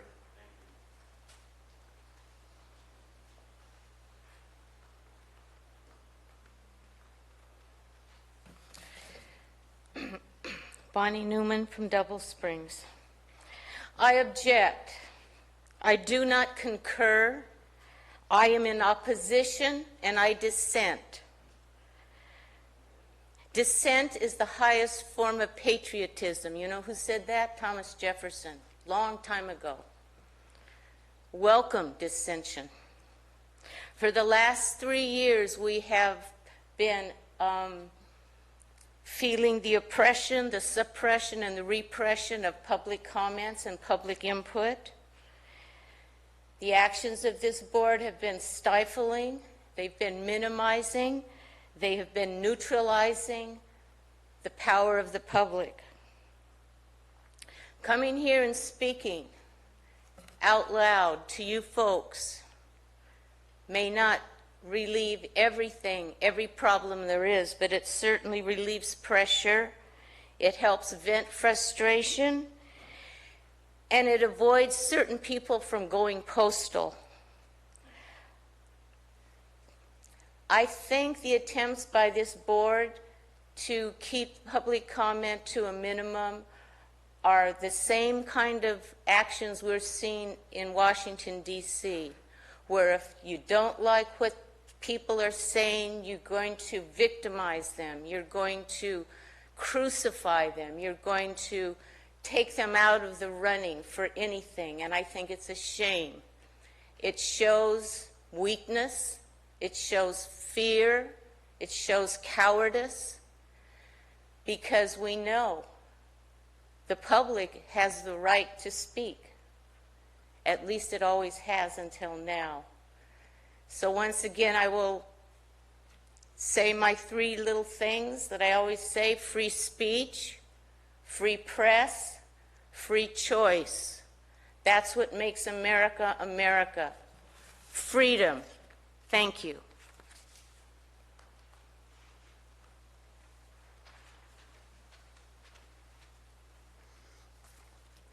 Getting back to Rule 47, under orderly conduct, please restore: each person who addresses the board shall not make personal, impertinent, slanderous, or profane remarks to any member of the board's staff or the general public.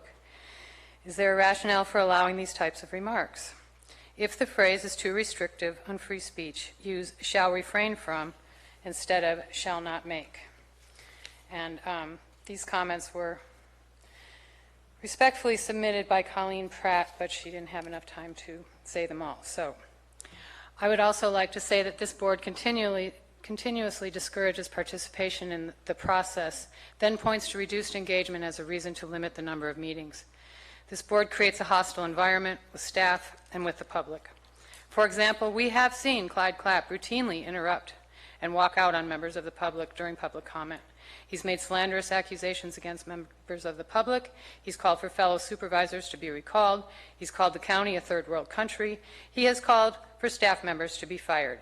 He's yelled at the public, saying he doesn't want those people in the county. He's even yelled obscenities at the board chair and refused to apologize to the chair or to the public. And he's not alone. Dennis Mills responded to a citizen-driven recall effort, quote, "You don't scare me. I'm from the south side of Chicago." And Gary Tofanelli has similarly mentioned that he's an iron worker and that he won't be threatened. People making public comments and coming to the board meetings did not come here to be threatened or intimidated by their elected representatives, and we should not be met with this kind of behavior from our elected officials. If anything, it's you 5 who need tighter restrictions on your behavior, not the public. I would also like to add that when I'm hearing Supervisor Mills talk about how his constituency are intimidated by people sitting in the foyer. This is the only place we have to charge our electronics. Some of us have kids or grandkids. We need to be in touch. We have to have our cell phones on. And I just don't buy it that people are intimidated by a 55-year-old grandmother who has taken a pledge of nonviolent engagement through the activism work I do, who has renounced any interest in firearms. I think it's absurd to suggest that family members in this community are intimidating. I reach out to people across the aisle.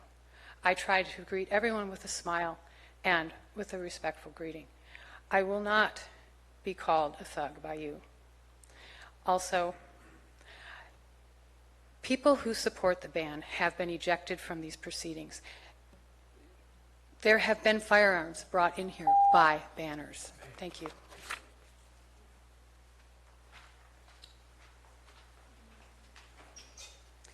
Good afternoon, Vicki Reinke, Angels Camp, Calaveras County. I too wanted just to make some comments about the rules and regulations, which are your rules and regulations for you to have meetings that are civil, and we know that they're necessary. Otherwise, chaos happens. So I just kind of wanted to reiterate what these the purpose of the rules of procedures is to foster understanding and respect for the democratic process, facilitate compliance with applicable laws, encourage public participation, provide guidance on decorum, and enhance effective and efficient management of board meetings. And I think effective and efficient management of board meetings is really important, because guess what? The public doesn't want to come here and hear people degrading each other. And that's just what I heard several times at this microphone, and that is not what we should be here about. We should be about issues. So I also say that the board rules is the guidelines for running a public meeting so that business of the people can be completed in an orderly and civil manner. And I believe that's what you all try to do. I really do. I've not come into this room and ever been told I couldn't say something, and I've never heard anybody be told that they couldn't come to this microphone. Yes, 3 minutes, but you know, we don't want to be here all day either. So I understand the 3 minutes. It forces us as participants to be more precise and clear in what we're saying. And you know, I don't see a problem with that. So the other thing that I wanted, and I agree with some of the comments, that we need to change Rule 25 back to foster meaningful dialogue, free of personal attacks. I think the idea of personal attacks is huge. That shouldn't be part of this chamber. We should be talking issues, policies, you know, the needs of the community, and that's what this should be about. That's what people should get to this microphone. And then, of course, hear from all of you, your opinions. And I think sometimes we get confused between speaking out what we believe and having you hear it and do it, okay? I mean, there's many times I've gotten to this microphone and made comments and find out, well, I guess that didn't matter, or not matter, but it didn't happen the way I wanted it to. But that's okay. I mean, that's your job, is to represent the people in your districts, and sometimes maybe one person's opinion isn't the majority. So anyway, thank you.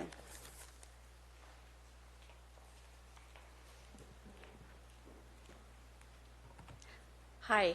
First of all, I want to thank you for reviewing and considering updating the board procedures. It was said earlier that the purpose of these rules is to foster understanding and respect for the democratic process, etc., and encourage public participation. Okay? And there's a mention of civility is encouraged, but it's not mandatory. Like a few people ahead of me, I feel that Rule 47 should include the original paragraphs that were in it, which affords some ground rules that may prevent the public in general from feeling threatened, and oftentimes have nothing to do with the issues within the subject matter of the jurisdiction of the board. So I'm asking you to please put back those 2 original paragraphs that were in Rule 47. Thank you.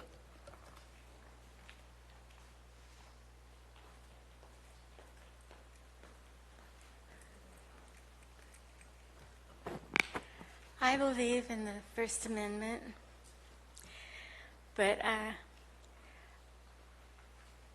I do not believe that freedom gives us license to do anything we want. And you guys are going to have to figure out how to write up a document that covers that. And I appreciate your efforts, and I hope that it reflects our Constitution and the Bill of Rights. And I am not extremely knowledgeable about the very strong details of this, but if people think that freedom is license, then we will lose our freedom.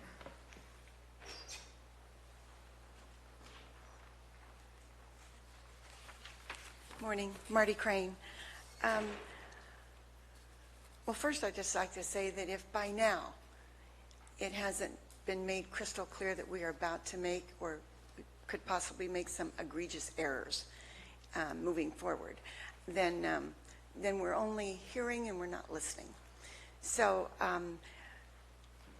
I also noticed that just like when we suddenly, the prior board wasn't listening to the people, they came back with a knee-jerk policy change that raised the appeal process from $100 to $600 because suddenly they had all these appeals because they weren't listening.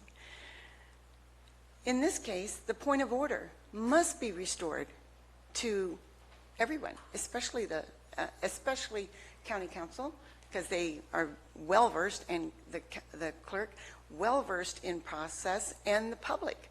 This is our business. You are our employees. It's our business. We set the rules, and we should be fully engaged. So when I raised the point of order about the document that the Supervisor Mills was trying to present, I think that was pretty big, but it wasn't supported until the rest of the community kept saying, but hey, wait, because we were going to go on, and he kept talking, and then finally it was addressed, and but after that it seemed like certain members of the audience thought, hey, I can raise a point of order, I don't like what they're saying, and then it kind of got out of hand. So now it feels like we have another knee-jerk policy. I know I've been thinking about this for a good while, but when it comes to the point of order, please restore that. I had a few other notes that, for instance, on Rule 14, why can't the public ask for a copy before, like a day or two before, the meeting instead of at the meeting? That hampers the public from being well informed. Also, please leave the speaking time to 5 minutes. You can always reduce it. That's the way it's always been for years and years and years, and it's worked well. Then on rule number 21, that begins with should the board and ends with new testimony and evidence received only. Isn't this the section that Dennis Mills violated with the silent poison document? What are the consequences of a supervisor violating the rules? If I hadn't Thank you, Marty. I'll give you the rest. Thank you. Any other public comments? Good afternoon. So this agenda item really highlights the inadequacy of public comment and input opportunity the chair's discretion already affords the public. In aggregate, these rules are a complex set of issues that no one could possibly adequately address in 3 minutes. So in short, in my opinion, most of the changes to rules 1, 8, 20, 21, 23, 24, and 47 are the most egregious and unbearable and need to be dropped like hot potatoes. Some of the others have some merit, and though even some of them merit further discussion and refinement. You could ram it through as is, or you could unpack it and go through line by line and suggest edits to staff and bring it back. I would prefer the latter. And to that end, I have a couple amendments to put forth for your consideration. One, that any or all discretionary actions or rulings by the chair may be overruled by a majority poll of the board. A poll on such actions or rulings may be called by any member of the board at any time during open session. Second proposal, the positions of board chair and vice chair shall be rotated through the districts in numerical sequence annually, commencing the first meeting of each January, and any exception to this order of succession should require a minimum of 4 votes in concurrence. And find my place on the page. There was mention of some changes because some constituents expressed fears. Some actual public safety concerns are the purview of the board, but people's fears aren't. For example, if I'm agoraphobic, are you going to make rules against people gathering because crowds make me uneasy? To some small extent, you can regulate actual public safety threats, but fears or personal issues better left to professional therapists. The proposed rules reflect the visions and the values of the people who proposed them. A citizen requested counsel inform the public who proposed these rules and was told that was privileged information and wouldn't be disclosed. To me, it's patently clear whose fingerprints are all over most of the proposed changes that I most vehemently oppose. How about instead of leaving us to speculate, the proponents of individual changes own them? It'd be really disappointing if the board went ahead and adopted changes without even knowing who proposed them and why they believe they're important. And lastly, the more you try to limit our input and guidance, the more you clearly need it. And I hope that that also means the more of it you'll get. Thank you. Other public comments? And go ahead. If there's other people that wish to speak, we need to get them in the room now if they're outside or in a line in the back so we know you need to speak.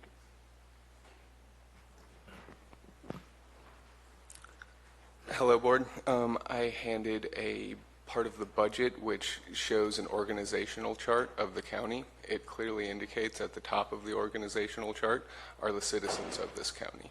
Just a good reminder, and I appreciate that you included that in the budget, CAO Lutz. So, since 1849, the preamble of the California Constitution has read, "We, the people of California, grateful to Almighty God for our freedom, in order to secure its blessings, do establish this Constitution."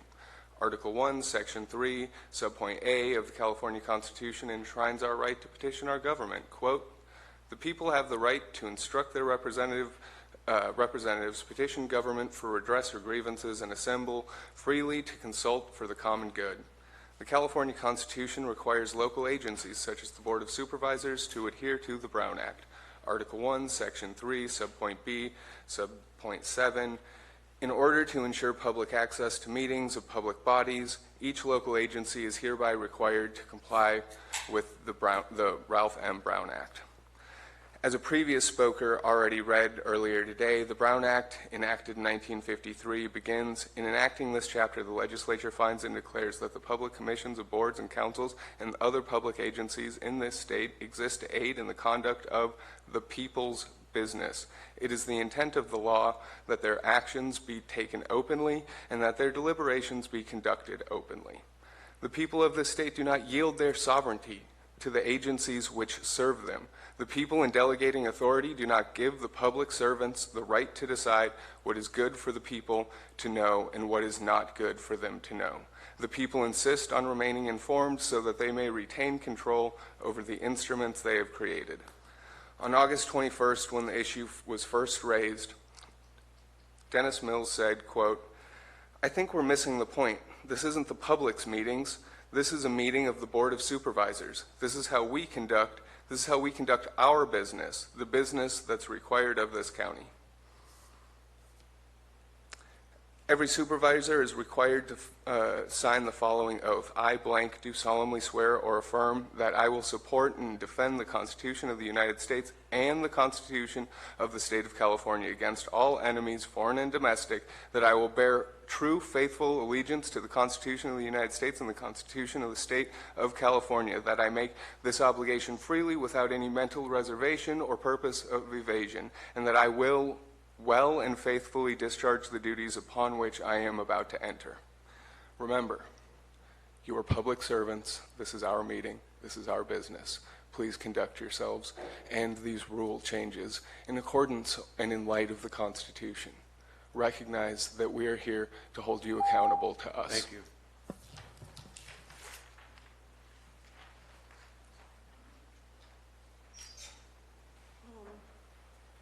Sue Holper, District 2, which has been underrepresented for 10 years. What I've been hearing today is people of this county speaking up in a beautiful way, which is about what people all over the world have been inspired by. And the rules that are being proposed, the rule changes, are diminishing the openings for that. And I would like for you to look at every change in the light of what will make it possible for you to hear from us what we need, because you are our servants. And it's not servants in the sense of we tell you what to do and you do it. It's servants in the sense of service, that you are supporting our well-being. And if you don't hear from us, it's not enough for us just to speak. It's important for us also to be heard, so that when we are here, you are actually listening to what it is we're longing for and trying to make the rules that and make decisions and ordinances that will support our well-being. We do depend on you for that. And it's important for us to be able to speak here to all of you, not just to the representative of our own districts, because too often what happens seems to be, rather than a collaboration among you to find out what would be best for everybody in this county, it seems to be a vying for this or that interest. It's not about that. It's for you to find out what would serve everybody as best we can with the resources we have, and keep welcoming more input and welcoming more resources, and so that there is a thriving in this community rather than a contention. So I'm asking you to listen to us, to make rules that make it maximize the possibility of your hearing from us. And what would be ideal, and I don't know exactly how to organize it, is if we could actually have more dialogue. Because as it is now, I come up here to speak and I don't know what you're thinking. So I don't know where to best place my attention on the 3 minutes I have. Thank you.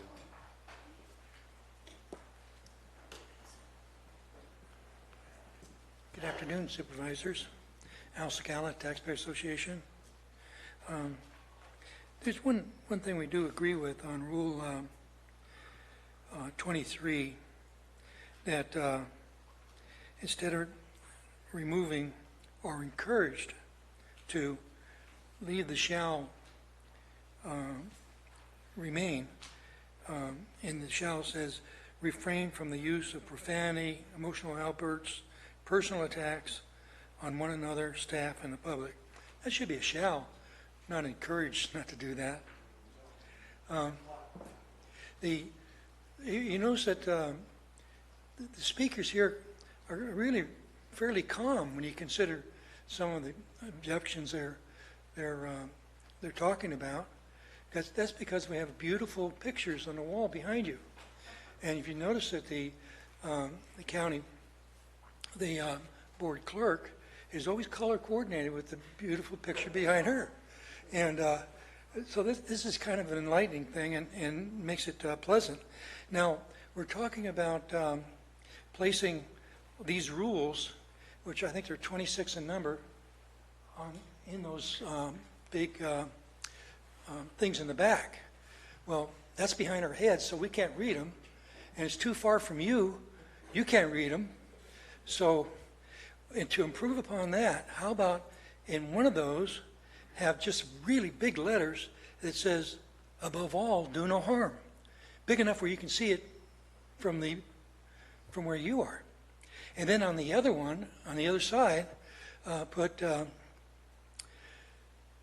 respect the rights for others and honor your agreements. So if you follow those two things, you won't have any more lawsuits, and people here will be, when they do come and speak, they'll just be delighted that you're there. So it's just a suggestion. Thank you. All right, any other public comments? Seeing none, we'll bring it back to the board.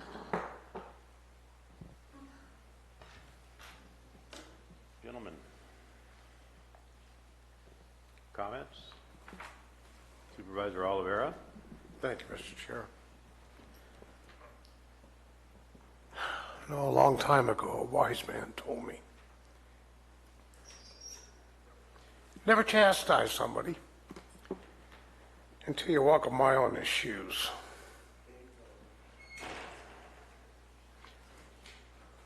Fortunately, I have walked that mile as a chair of this board. With the existing rules that have been there a long, long time, I would like to think I did a good job.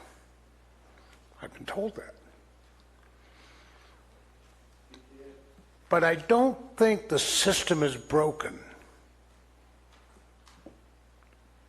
I think the people that are running the system needs a little work.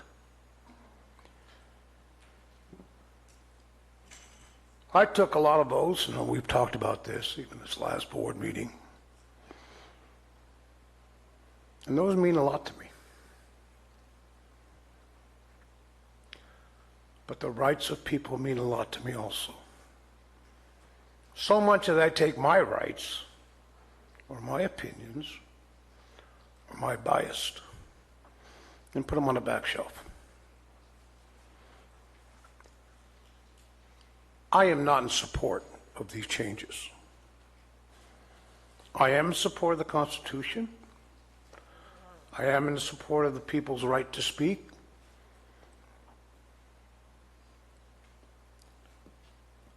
But I'm not in support of a bad law. And we have those. Fortunately, we try to find those bad laws and fix them. This is not the case. This is a good law. This law works. We just have to work at it to make sure it stays a good law. I won't support these changes. Not one. Not one change. We can make this law work. We just need to do a better job. Thank you.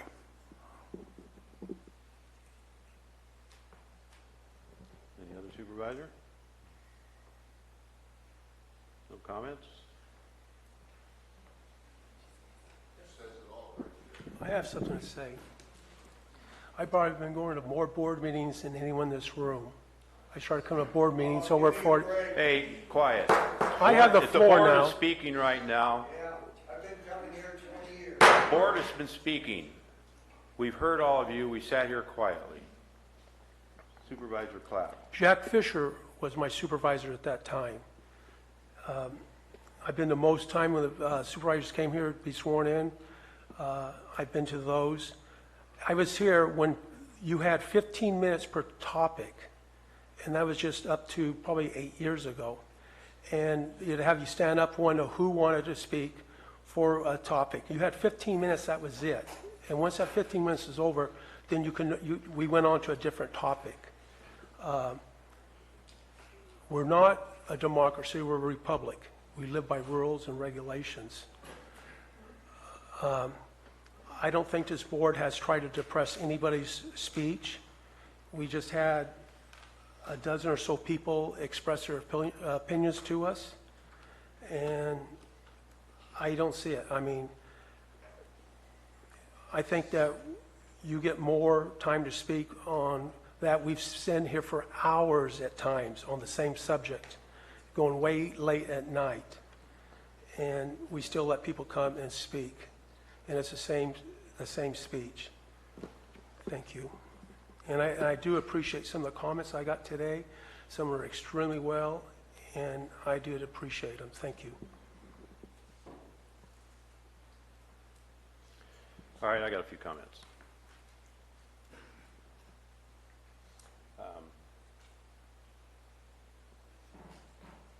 First off, I had conversation during the time this was tabled, brought back with County Council. And County Council, Megan, are any of these changes or proposed changes, in your opinion, unconstitutional? Do they fringe upon any realm of the Constitution at all? The proposed changes, it is my office's opinion, in my opinion, that it is not unconstitutional what is being proposed. Some of the changes, and I'm happy to go through these a little more specifically I'm going to get if to you that would point. like. I'm going to get to the point and start going through them. That's Okay. my intention. So, but my question was, in your opinion, and we had this conversation, are they unconstitutional? No. Okay. The big one that's been brought up many times here and seems to be a big issue, and it was very disruptive over the course of last year and this year, was the point of order rule that's been inserted here as to who has the right to call a point of order. And we had some conversations on this, and I believe you did some research as far as other counties in California, the numbers of them, how many allow public to stand up and yell point of order, and as to whether, and one comment was made today about eliminating you from calling a point of order, and that's not what the rule says. The rule says staff or board members shall call a point of order.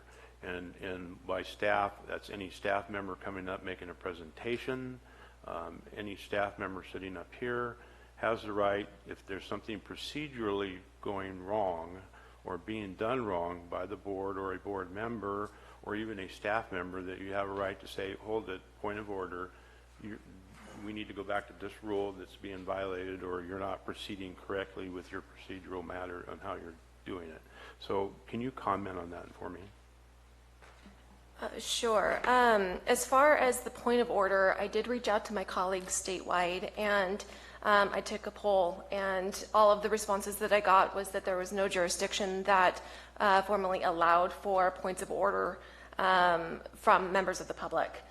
There was one jurisdiction that said that it happens from time to time where members of the public will say point of order, but generally the chair, because there is not something that allows for that, just continues on and essentially overrules the point of order without hearing it if the chair deems that there was no procedural error.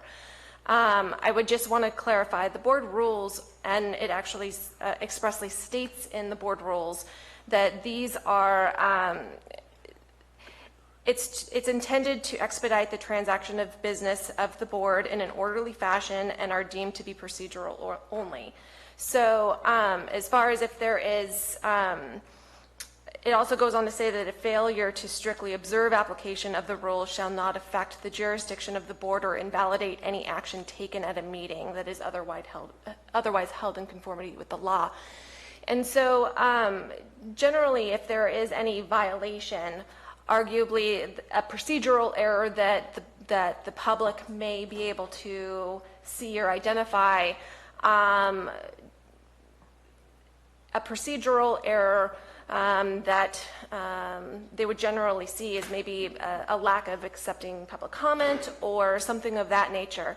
If the board takes action without properly hearing from the public or properly allowing for public comment, there are other remedies for the public, such as a Brown Act violation, asking for a demand to cure and correct. At that point, the board would look at the procedural error or whatever the error was, and then determine whether you need to re-agendize something or you need to do something to correct it. If it was purely a procedural error that didn't otherwise invalidate or call into question the board's actions, then that would be up to the board to determine, or the board chair generally, to determine if it's a procedural error that you would want to consider at a different date. I did want to clarify, just because this has been widely brought up, as far as consolidating powers of the chair, and there was comments about that, and there were comments about Rule 1 as it relates to suspending rules. And there was also a comment that it's the chair's responsibility for maintaining decorum and the procedures. And I just wanted to make sure that the board knew and the public knew that that as it relates to Rule 1, I myself added that because of clarification of the role of the chair. The way, obviously, the emotional response that it has received was not the intention. The intention, whether it be that one or throughout the document, was to clarify that these rules and these procedures are for conducting the board meetings. The board meetings are certainly public meetings. The public is here, participates. But board meetings are ran by the chair. It's the chair's responsibility to oversee the conduct of the meetings and generally rules on any issues of procedure. And so over the last 4 years, it has been an issue that has come up where people have asked me, well, you know, as counsel, can't you do something about this or that? And if it's not a legal issue and it's just about how something is being conducted or a procedural issue, it's really in the board chair's discretion.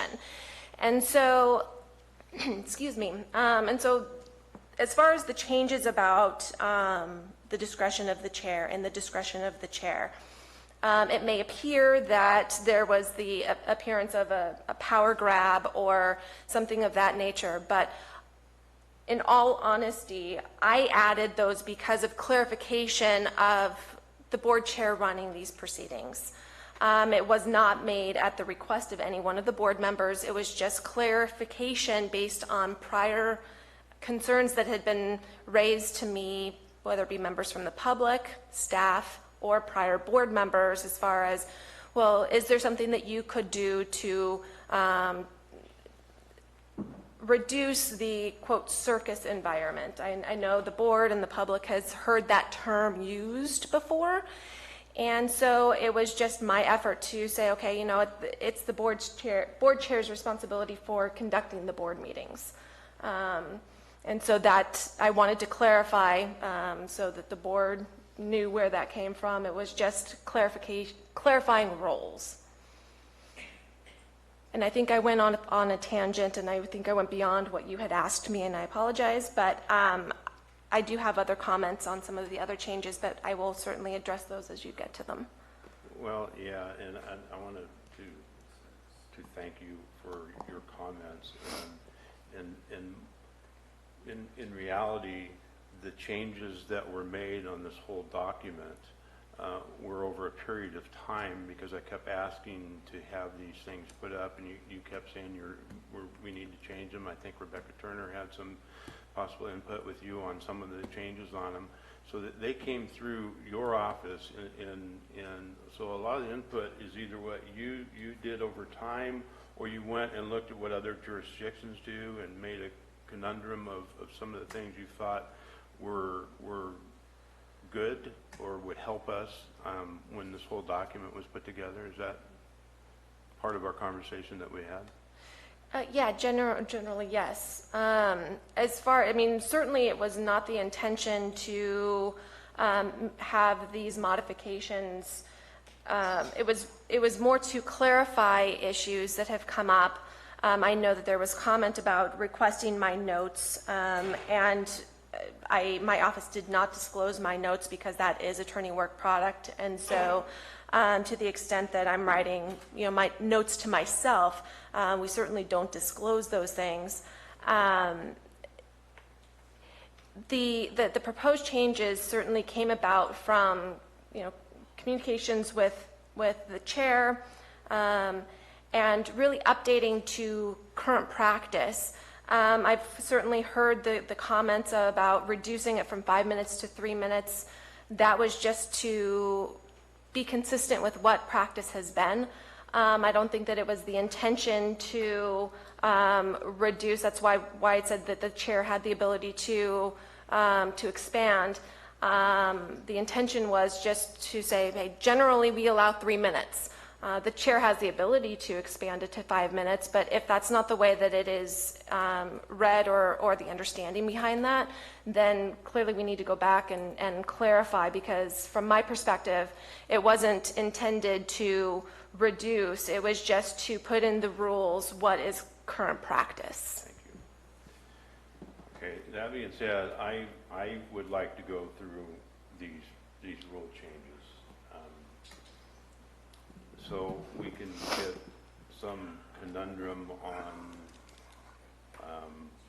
whether we're interested in what's here or not interested in what's here as we go forward. Mr. Chair? Yes. Can we request a break for our staff? It's 3 o'clock. And maybe we can come back to this in about 5-10 minutes. Would that work? A suggestion only. Okay, that's fine. 10-minute break? Yeah.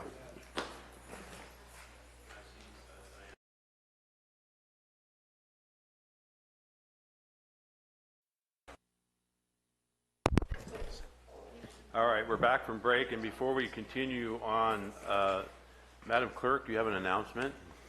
I do, thank you.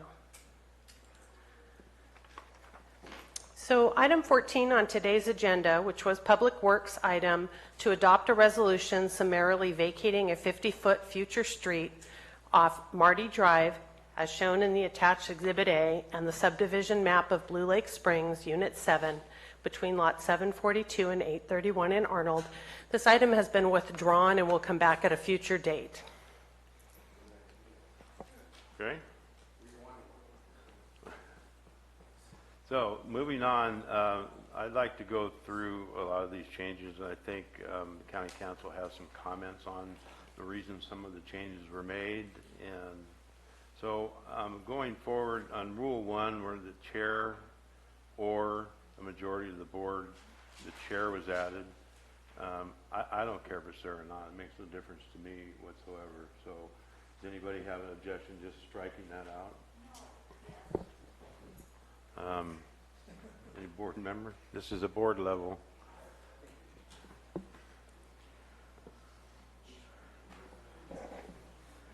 I would oppose the insert of the chair or leave it as the suspended by a majority of the board. Supervisor Mills?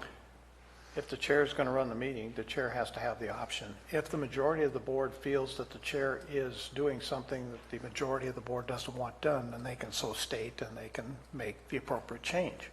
But this keeps the chair in charge or running the meeting. I think that, Council, I think that was your purpose or intent here, was it not? That was the intent. Let me start, first of all. Have you and I ever talked about this? No. Okay, just want to be sure. But yes, that was the intention, and my assumption would be that if the chair did anything in conducting these meetings, that it would be the body that would appeal or overrule a decision.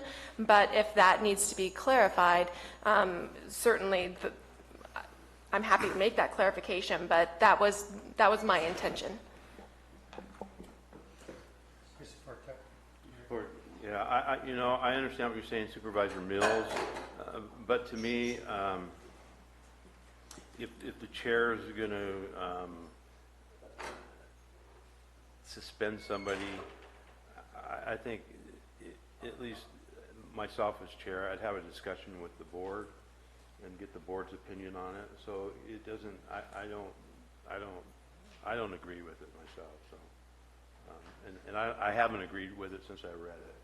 Simply because I think the board, we function as a board, and I know the chair runs the meetings, and this is not something that I think would have an effect on running the meeting. If somebody's out there that I can't hammer down or is causing great disturbance, then I can close the meeting for a second and we can have a discussion and ask that person to be removed and go forward that way. So I don't feel it's something necessary to conduct a meeting in here, but that's my opinion. So I'll pull the board. Supervisor Clapp? Mr. Chair, I'm a little confused. So you're proposing on the poll that we remove the chair or out of that rule one. Okay, thank you. Can I just ask for some clarification as well? Okay, so the sentence is, except as otherwise provided by law, these rules or any one of them may be suspended by the chair or a majority of the board. It's not in regards to a somebody else, person. but the rules or whatever. Okay. And I'm interpreting it as if they're breaking the rules that are out there, or somebody's breaking the rules, or any of the rules here Okay. that we want to suspend for the day or the meeting or whatever. It encompasses the whole. Yeah, yeah. Not just one specific instance. Like today, we're not going to abide by Rule 43. Yeah. So, and I'm the chair, and I can do that. I don't think that needs to be a discussion by the board. So that's my proposal, to take the chair or out of Rule 1, remove that. So that's the poll. Supervisor Clapp? I would support having the chair be able to do that with the consent of the majority of the board. Okay. Supervisor Mills? I don't want it removed. Supervisor Oliveira? I would like to have it removed. Supervisor Garamendi? Take it out. I would like to see it removed too. So out of Rule 1, we'll remove that out. Moving on to Rule number 3. And this is, it reads, we've struck, and on the 5th Tuesday of any month that contains a 5th Tuesday, regular meetings should be conducted. And we've added generally regular meetings and struck scheduled for 2nd and 4th Tuesdays. The regular meetings will begin at 9 a.m. unless a regular meeting is specifically scheduled and noticed in the evening, or unless a closed session item is on the agenda. And then struck as meetings on the 5th, and struck as Tuesday will begin at 6 p.m. if there is a closed session. So just going that far, that ends page 1. Do we have a consensus on that item, what it says? You asking for a poll? Yeah. Supervisor Miller? Yes. Yes. Supervisor Clapp? Yes. Supervisor Oliveira? Yes. Supervisor Garamendi? No. No. And I'm a yes. So going that far, we'll leave that specific items in. Then we'll go on down to page number 2. Session scheduled and noticed by the board. May was struck. Will comply with Rule 6. And then Rule 6, open the meeting earlier, was struck, and will immediately convene to closed session. So is there any opposition to that being in there? I think that just clarifies something. It's not really a. Is everybody in agreement with leaving that in? Yes. Okay. Moving on to further on down, it says an annual calendar of meetings shall be adopted by the board at their first meeting in January. The calendar will include all known regular meetings. The annual calendar may be amended at any time during the year and/or, now that sentence was inserted, and then any regular meeting may be added or, and that was inserted, canceled by majority of vote by the board. And I don't have a problem with that. I think it kind of clarifies a little bit, and it says majority of the vote of the board. So whatever transpires in that is by the board itself as a whole. So do I have any opposition to striking any of that language? No. Okay. No. We'll move down to further down the page. This is Rule 6.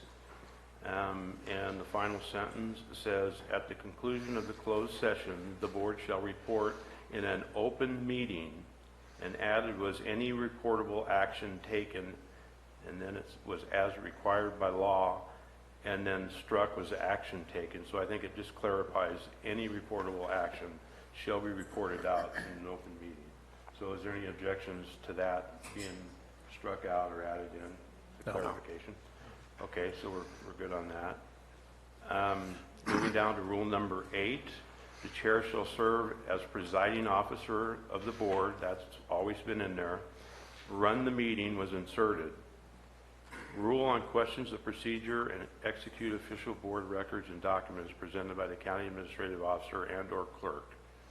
So, we have any opposition to that clarification of adding run the meeting? No.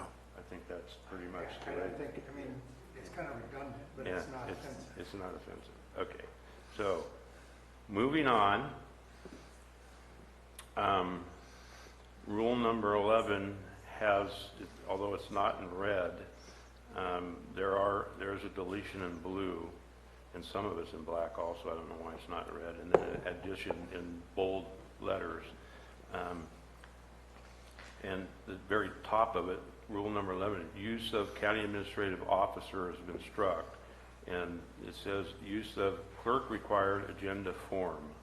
So I think an intent here is to remove it from the county administrative officers and have just the clerk's required agenda form, which you've made and we're using now anyway. Is that right? And we work with the CAO's office to make sure that any of the forms that are going forward are applicable to policy or anything like that. But generally, for the creation of the document of the agenda, those are forms that are prescribed by the clerk.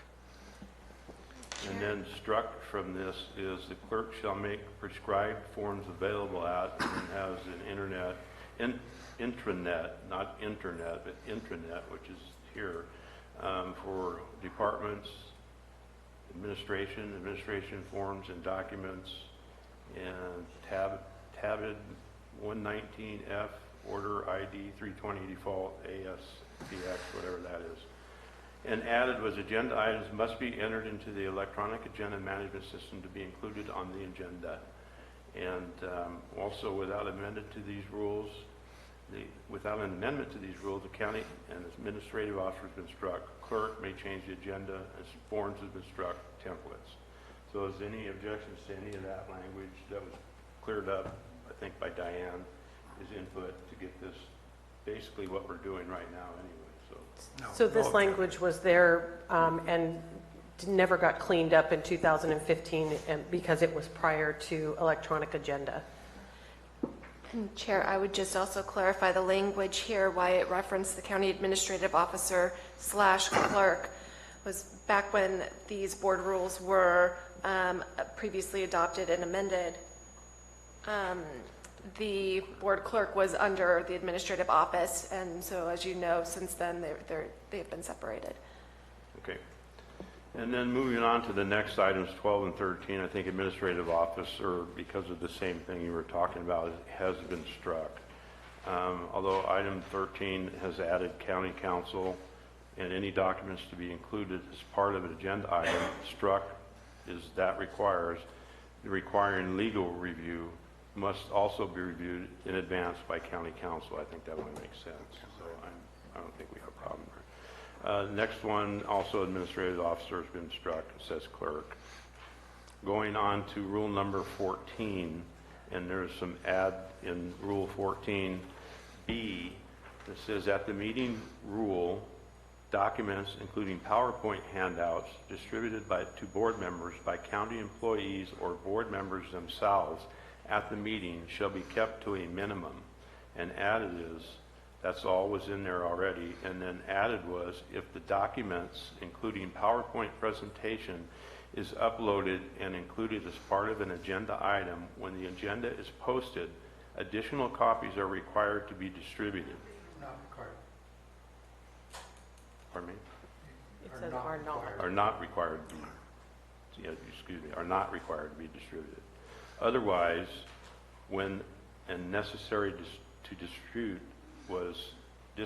was struck, documents and or materials are distributed at the meeting. And struck was 20 copies. It says 8 copies are required for board members, CAO, county council, and the clerk, and a minimum of 20 copies for the public. And this is referring again to, if you read at the top, distributed by board members, by county employees, or board members themselves at the meeting. So does any of that have an issue? Anybody have an issue with any of what that's clarifying? No. Nope.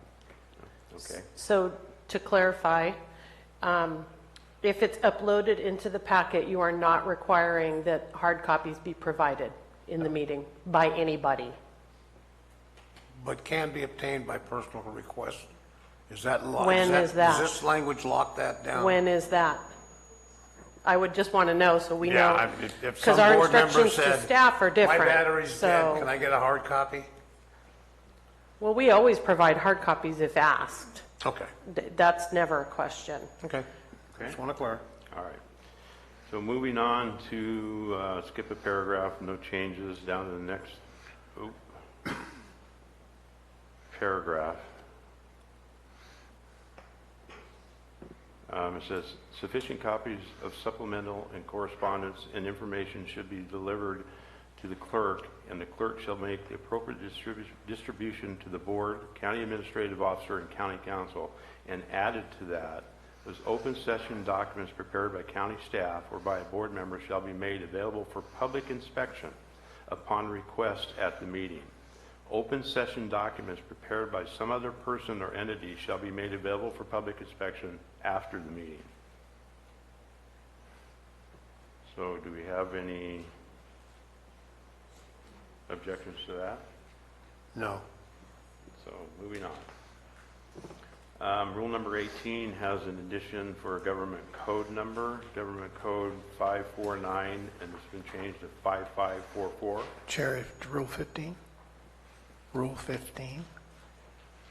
Rule 18. No, 15. Oh, I'm sorry. It has a strike in it. I passed it by. But it says agenda items were struck and agreements or documents which require county council's approval shall be reviewed and approved prior to inclusion on the agenda. So if that part is included, then should there be a part included that specifies that the county administrative officer or office will inspect as to policy? Because that's part of their review. County council? Any opinion on that, what she's asking? I would defer to Tim. I know in practice for my office, if there's a contract, we ask that we review the contract, the MOU, in advance of it being uploaded into the system, just because if there are legal issues, it allows us to work with the department and or the other contracting party to finalize any legal issues before the timeline starts with IQM2. So as far as other policy issues, that would be a question for Tim that I would defer to him on. Okay. Yeah, and I would tend to agree. Some of that is some of the challenges that we get on making sure that we're getting the complete document for the review period before it actually goes to the board. I think it's beneficial to clarify the review on my office's side as well. Okay, so is that clarified for you? So yeah, can we just add that language where we have county council to insert county administrative office to how it pertains to policy? Mm-hmm. Everybody agree with that? Yeah, that's fine. Thank you. All right. Mr. Chair, could I ask a question? Yeah. As we're making these changes and seeing we've already had public comment, is there going to be an opportunity for the public to comment on the changes made? County Council? I ask for your opinion. That is it's the board chair's discretion. You have already received public comment on this agenda item. If you wish to open public comment again, that is certainly within your discretion. It's not legally required. Thank you, Council. All right, so again, moving on to rule number 18, we clarified a government code 5495544. Any problems with that? Moving on to subparagraph B, we've added actually from B and added a C. And the C says, if an item appeared on the agenda of and was continued from a meeting held not more than 5 calendar days earlier, it says Government Code 54954.2B, which I think is a clarification on that B paragraph. And I could read that, but I think you guys all have it in front of you. So is there any problems with that? Okay. Moving down to rule number 20, there will be separate discussion of these items prior to the time the board votes on the motion unless any member of the board, staff, or public requests removal of a specific item from the consent agenda. So staff or the public was added there. And that is something that's been standard practice. So does anybody have any issue with that? No? I do. Okay. The removal of consent calendar items in many other jurisdictions is not permitted by the public. In fact, they do make the statement that you're asked to work through your representative to clarify or to have your representative pull the item for discussion. So I would strongly recommend not to include public in the recommendation to remove consent calendar items. Mr. Chair? Yeah. I view this as the possibility of being misperceived by the public. I'm not saying that occurs, but I think the safeguards built into these rules allow the consent agenda to be reviewed by the public, and if they have an issue, they need the opportunity to raise that investigation, if you will, or a clarification of something. I would recommend that stay in there as a public consent item being able to be removed. Supervisor Garamendi? I agree, we ought to leave it in. I think the frustration comes because oftentimes people don't read the packet, and so they have a question about something, it delays everything, but democracy is messy, so I think it's something we should continue to do. But I would ask if anybody pulls something, actually, I've read it first. You would ask if they read it? I wouldn't put that in the rules, I think the rule's fine. Just clarifying. Just clarifying. Can I ask a question? At the August 21st meeting, Supervisor Mills stated this concern. He did make a suggestion at that meeting, though, that although if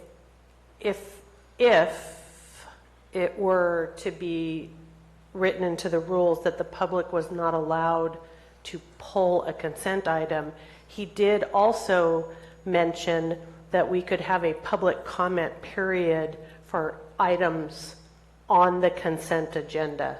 So the public would still have a chance to get up and make a comment about an item on the agenda without actually pulling it. And I want to give an example of, sometimes we have agenda items, whether it's the board, whether it's staff, or whether it's the public, I'm not saying it's anyone, where they pull the item and then say, I totally support this item. And so if you support it, that's great, but the department has put it on to consent because they think everybody's going to support it. So I think that there isn't anything wrong the way that it is, but to address Supervisor Mills' concern, he did add that caveat at the last meeting when this was discussed. Supervisor Clapp, where are you on this? I like what the clerk said. You what? I like what the clerk said. Okay. So, it's been kind of contentious, this item, especially this past year. There's been items pulled, and really the person that pulled it really didn't have anything. They just wanted to pull something. That kind of is defeats the purpose of what this intent is. If you have a valid reason for pulling it, you've read it, and you have a question on it. You researched it because when you saw the agenda, this item or any item that you had interest on was on it, and you didn't really fully understand it, so you wanted to ask some questions on it. However, for the most part, I think it's not been a big problem. The idea of going to have another public comment period on all of the items on the consent agenda may in fact turn something into where it's going to take even longer to get through, because then everybody's going to be commenting on everything when otherwise it would just go through because somebody didn't pull it off. So I'm in favor of leaving it in the way it is right now. Okay, so I think that's 3-4, leaving it in. And then moving on to the next paragraph, members of the public are invited to comment on items on the consent agenda and generally will be provided up to 3 minutes for their comments. Time limits are at the discretion of the chair and may be reduced or extended. And personally, I don't have a problem with this. We've already been doing 3 minutes, and it's been 3 minutes. I think I made a comment earlier, I think, since the last time Tom Tryon was chair, we moved it to 3 minutes. So it's a board discussion right now. This is all board. We had public comment. That's done. So I don't have a problem with leaving it at 3 minutes. It does say in here, time limits are at the discretion of the chair and may be reduced or extended. So if we have an item that's on the agenda that the chair, whoever's chair at the time, decides that they want to extend it to 5 minutes, 7 minutes, 10 minutes, whatever, or even reduce it to 1 minute, it does allow the chair to do that. So I don't see a problem with this at all. It's been going for quite a long time. So. Chair, I have no problem with it either. I have seen 1 minute public comment periods, so it's just a matter of how much time is available for the board and how relevant is the issue. So I would concur. Supervisor Clapp? Are you? Go ahead. I called your name. Yeah, I'm good with it. You're good with it? Supervisor Oliveira? Yeah, the chair has the option to extend the time for public comment. I see this as a cleaning up of some language, but I would like to see an understanding that the public understands that if we have a very involved issue, the chair has the ability to extend that, which it states in this paragraph. And I want to make sure that the perception of the public is, we're not really taking your 5 minutes. We're kind of cleaning up some language here. But you see, cross out 5 and 3, that gives you that flash, wait a minute, you can't do that, you're taking our time away. But it does lead more discretion to the chair on individual items. Example, I noticed a prior board that the board chair would make an announcement before any public comment. Well, we're going to give everybody 4 minutes instead of 3. I would agree with that procedure, but I would agree that the timing is very important. Before we get into public comment, that everybody is aware that that time will be extended or reduced. And I think that says it, but I want to make sure it's understandable. Am I making sense? I'm making sense. It's also, and I've done it several times over the course of the last few months. It says 30 minutes also in a different when we talk about public comments, and Madam Clerk reads from the agenda about 30 minutes. I've expanded it for 30 minutes, longer than 30 minutes, so everybody could get up and speak. So during the public comment period. So And I'm in favor of it again. Like I said, Supervisor Garamendi. I think you have the discretion as the chair. I don't think we need to fix things that aren't broken, so no, I wouldn't support a change. Okay. So, moving on, I think the same thing, members of the public are invited to comment on items on the regular agenda. I'm sorry, I didn't understand that. So don't change it or change it and it's okay. So you want it to stay 5 minutes? No, stay 3. We have 3. You want it to go to 3 minutes? Yeah. I didn't understand what you wanted, Jack, I'm sorry. No, I wanted to stay at 5. But That's what I 4 thought. others wanted Okay. to go to 3. Oh, Okay. I'm sorry, excuse me. Yeah. Thank you. Yeah. And then we move down to the next one. Members of the public are invited to comment on items on the regular agenda, and generally we provided up to 5 is crossed out and 3 minutes per item for their comments. So Supervisor Clapp? Yes. Supervisor Mills? Yes. Supervisor Oliveira? Yes. Supervisor Garamendi? Oh. And I'm a yes, so we have 4-1. Okay. Moving on, we are going to Rule 21. And we have some additions and deletions. Each speaker's presentation at a public hearing shall be relevant and to the point, and shall be as brief as possible. Visual and other materials may be used as appropriate. In non-appeal public hearings, public comments will be limited to 5 is crossed out, 3 minutes has been put in per person. Added is the time limits are at the discretion of the chair and may be reduced or extended. And crossed out is subject to the discretion of the chair. So it was just clearing up the language of the last part of it, and may be reduced or extended by the chair. So Supervisor Clapp? Yes. Supervisor Mills? Yes. Supervisor Oliveira? Question, Mr. Chair. Yes. In the discretion of the chair, is it documented that a discussion will be held by the board as to poll whether or not they want to increase that time? Or is it a single decision by the chair? This one is that the chair that's running the meeting.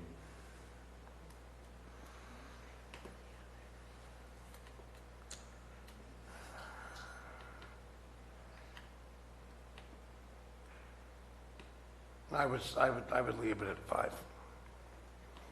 Supervisor Garamendi? No. And I'm a yes, so we have 3-2. Moving on to the next to the last paragraph here on Rule 21, we have an addition, and I'll just read the last sentence. If the board concurs, the board shall reopen the hearing following appropriate notice for the limited purpose of receiving testimony and evidence on new information.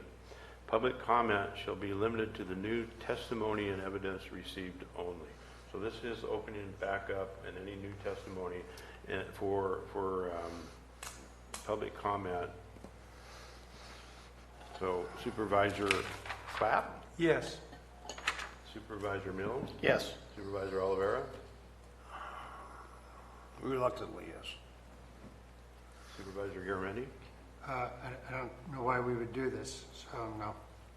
I think it has to do with a hearing, and there's a presentation being made, and there's new information that's being presented, and it's opening up the public to have some comments on any new information. There's public comment, new information. Comment on that again. County Council? Is that correct? I know you want to Correct. chime in on this. Yeah, I just wanted to clarify that the reason that we put that in there is we had a hearing in the past where there wasn't a full majority of the board present. The entire hearing was conducted. You ended up continuing the hearing to have the full body to make a ruling. We came back and the question was that the hearing had already, the public hearing had been closed, and more information had been presented to the board, more information had been presented to staff. The board decided to receive that additional testimony, that additional evidence into the record before making a determination. And at the time, there were a lot of questions from the public. Well, can we talk about the entire issue that had already been heard, or do we have to just be limited to the new information and testimony and evidence that's being brought forward and added to the record at the subsequent meeting? And so this is really just clarification of what the board did in that circumstance. I'm okay with it. Okay, so I think we have 5. What is that? I don't know. I think we have 5. Go forward with that. Moving on to rule number 22, it has to do with appeals hearing. And we've done a lot of these, and I think deletion, addition is presentation by members of the public shall be limited to 3 is inserted and 5 is taken out. Minutes for each person. So Supervisor Clapp? Yes. Supervisor Mills? Yes. Supervisor Oliveira? I have issue with this because on appeals hearing, there's a different set of timeline and times allotted for appellates, things of that sort. And I'd have to take a look at the rule book to see what time is allotted for public comment. Was it always 3 minutes or No, was it 5 minutes? For appeals hearings, we I had... think it was 5. They were, according to these, the board rules and procedures have been 5 minutes, and the board has historically followed that for appeals hearings. The change to 3 minutes was to just be consistent across the board, but certainly the board can have it be 5. I'm certainly not, that's a board decision. As I recall, in most appeal hearings, that didn't seem to be an issue, so I would leave it at 5. Supervisor Garamendi? Leave it at 5. I would leave it at 5 too. So you have 3-2. Okay, moving down to subparagraph G in Rule 22. We've scratched out close the appeal hearing and added board discussion and questions. H, we've scratched out board discussion, questions, and actions, and inserted close of the appeal hearing. And then we've added I, board action. Is there anybody have any problem with those at all? No, I don't. No. Supervisor Garamendi? No? That's fine. All right, so those are fine. Moving on to item number 23. Paragraph number 3, consistent with the purpose of the rules, members are encouraged to use a formal style, including appropriate titles in addressing the public, staff, and each other. All members shall lead by example and are encouraged to has been put in, and shall has been struck. Refrain from the use of profanity, emotional outbursts, and personal attacks on one another, staff, and the public. Supervisor Clapp? Yes. Supervisor Mills? Yes. Supervisor Oliveira? Yes. Supervisor Garamendi? Oh, wait a minute. Emotional outbursts, personal attacks. I'm going to change my poll. I think that should be shall to be enforceable. Supervisor Garamendi? I don't think there's anything, I mean, what can we do to somebody? And I support everybody's first right. I even support Clyde's right to throw out profanities, what we all fight for and stand for. We should have something in here to admonish somebody, but that's not in here, and we're not going to do it today. So, yeah, I'd say let's go to encourage. I don't think shall can't be enforced, and so I don't see any reason to. I'm in agreement with you. It's just a couple of words here, and it can't, there's no enforcement. So you have a 4-1. You wag my finger, but that's about it. All right, moving on to the contentious rule number 24, point of order. A point of order may only be made by a board member or county staff member and shall be limited to identifying an infraction of these rules or improper decorum in speaking. It must be raised immediately after the error is made and the chair has the authority to uphold or deny the point of order. Points of order shall not be used to create a public nuisance and or disrupt the proceedings. So, Supervisor Clapp, where are you on this? I'm for it. Supervisor Mills. Yes, this is right out of Roberts and Rosenberg's rules, so I would say yes. Supervisor Oliveira.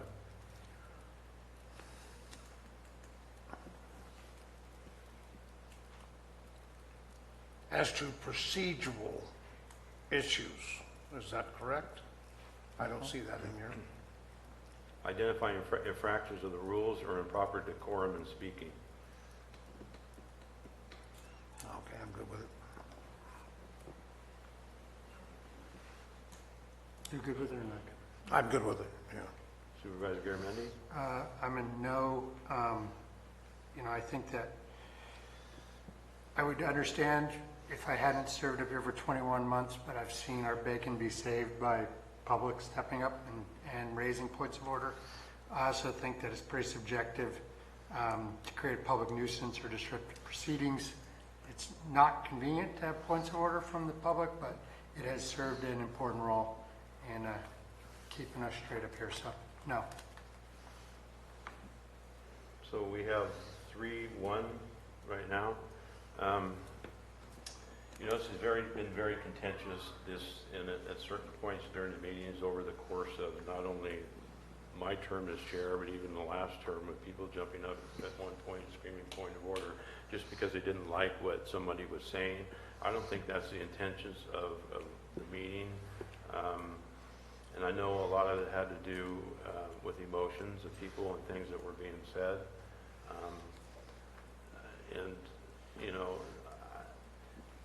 I'm in favor of it right now at this point, just because of what's happened in the past. Although I got to say, most people that have been coming here lately, we've kind of got past a lot of things, and it seems to have quieted down somewhat. But it doesn't mean going forward that it might go back up. We've got a lot of issues coming before us that have a lot of emotions tied to them. A lot of it's going to be, especially the general plan when it gets to us, and I assume that's going to be coming early next year, where there's going to be a lot of opinions and a lot of things being said about a lot of what's being presented in the DIR. So at this point, I'm going to say I'm in favor of it as it's written at this time.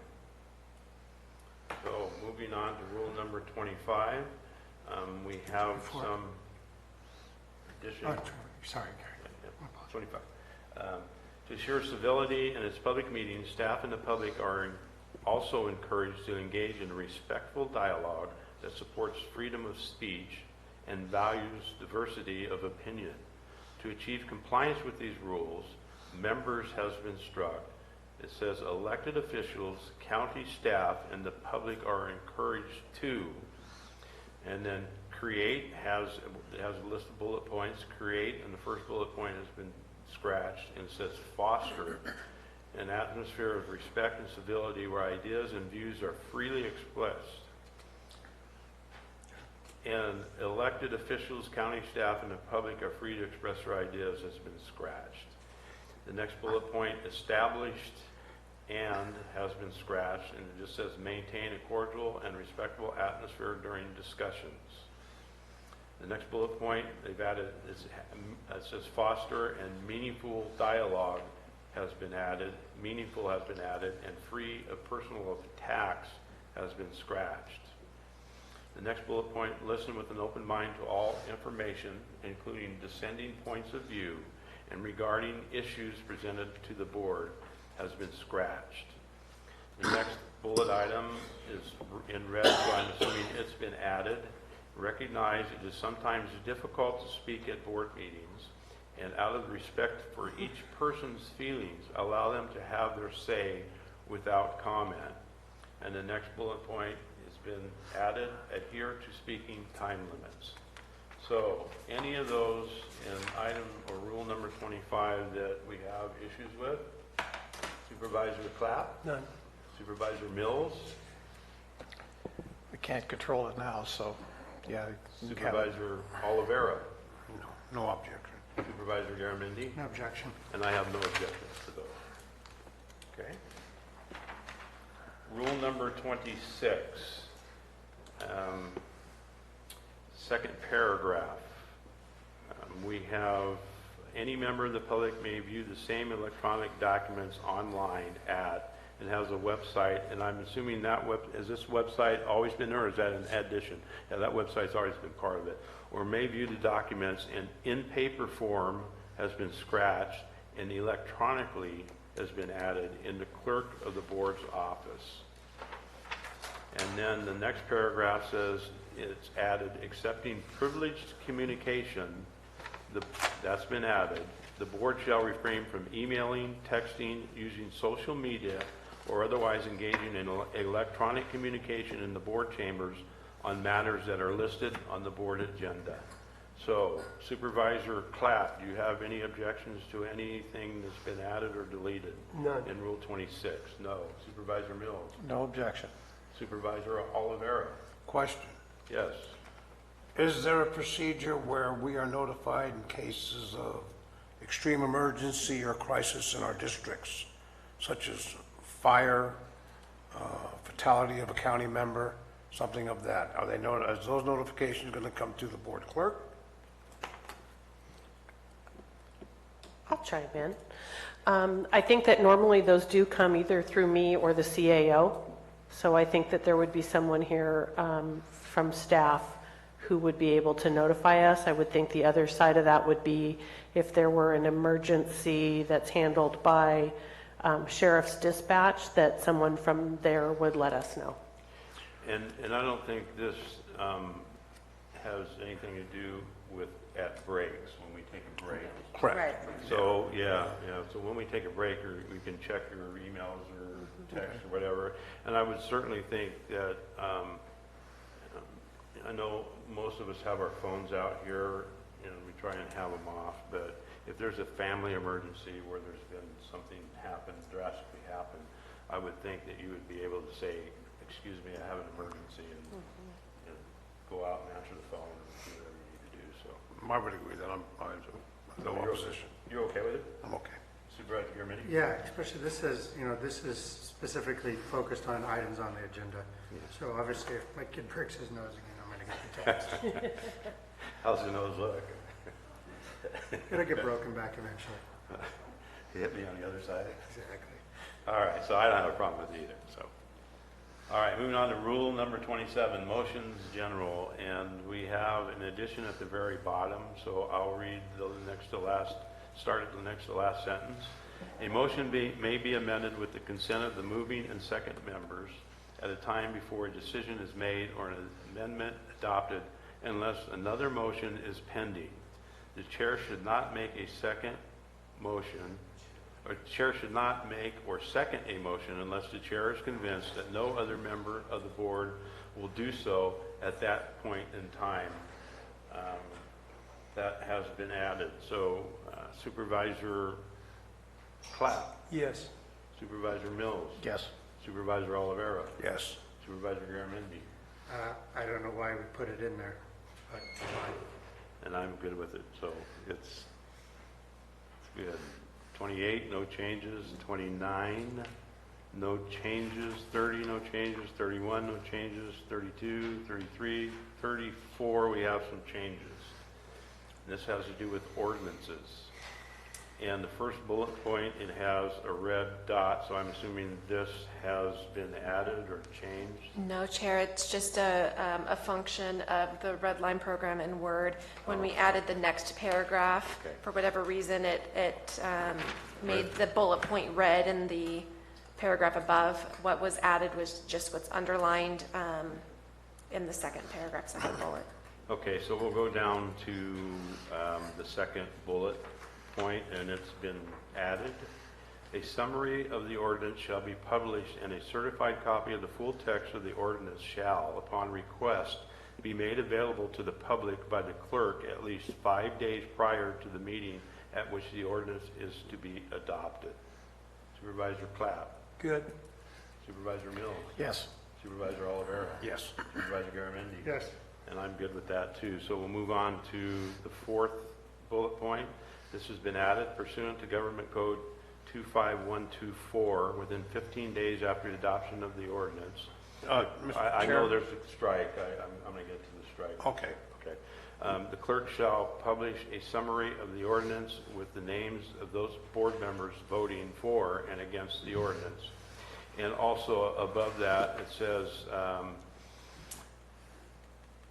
on item number 4, a majority vote by roll call has been struck. So instead of the roll call for this item, a majority vote will adopt the ordinance. So is there any comments on this? Or Question. Yes. Mr. Chair, can any member of the board call for a roll call vote on any vote taken? Yeah, that's a discretion of chair, and I'm sure, and if you ask for it, yeah, you can call if you ask for it, yeah. All right, thank you. Chair, I just wanted to clarify, there is an actual rule as it relates to roll call, and I believe that is what it says, but I'm just going to double check. Okay. Should be Rule 30 or 29 or 30. Well, we've already gone past Rule 30, so there was no changes, so we can go back to Rule 30. Rule 30, there were no changes to it, and it does say the roll need not be called in voting upon a motion except where specifically required by law or requested by a board member or the chair.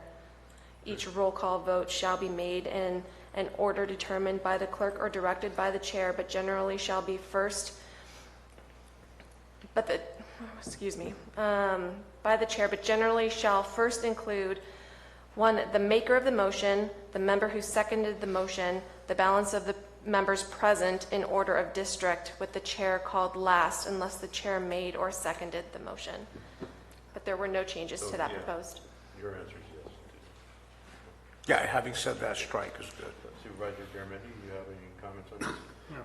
Neither do I. I think we're good on this. Moving down, zoning ordinance are publicly noticed and may be adopted by majority. Roll call has been struck at one hearing. Supervisor Clapp, you have an issue with that? Are you okay with that? I'm okay. Supervisor Mills? Yes. Supervisor Oliveira? Yes. Supervisor Garamendi? Yes. And I'm a yes, so that's 5-0.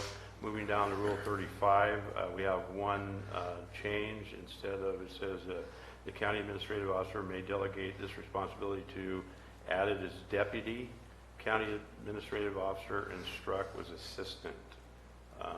Supervisor Clapp? Yes. Mills? Yes. Mr. Oliveira? Yes. Garamendi? Yes. And I'm a yes too, so that's fine. Moving down to rule number 36, county council shall be present during board meetings and shall serve as advisor to the board on appropriate rules to comply with legal requirements.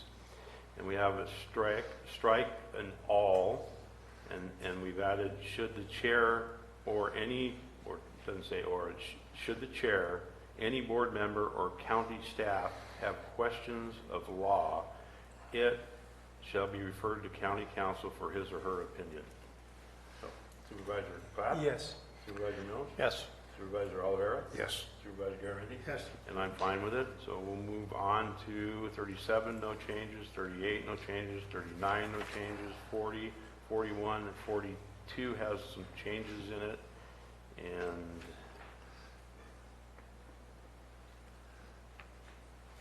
Just capitalization. Yeah. Yeah, it's just typo. you'll have to excuse me a minute. I hit the wrong button there. What page is that? 11 of the board rules. Yeah, but I mean, on our, Red line? yeah, on our, Oh, sorry.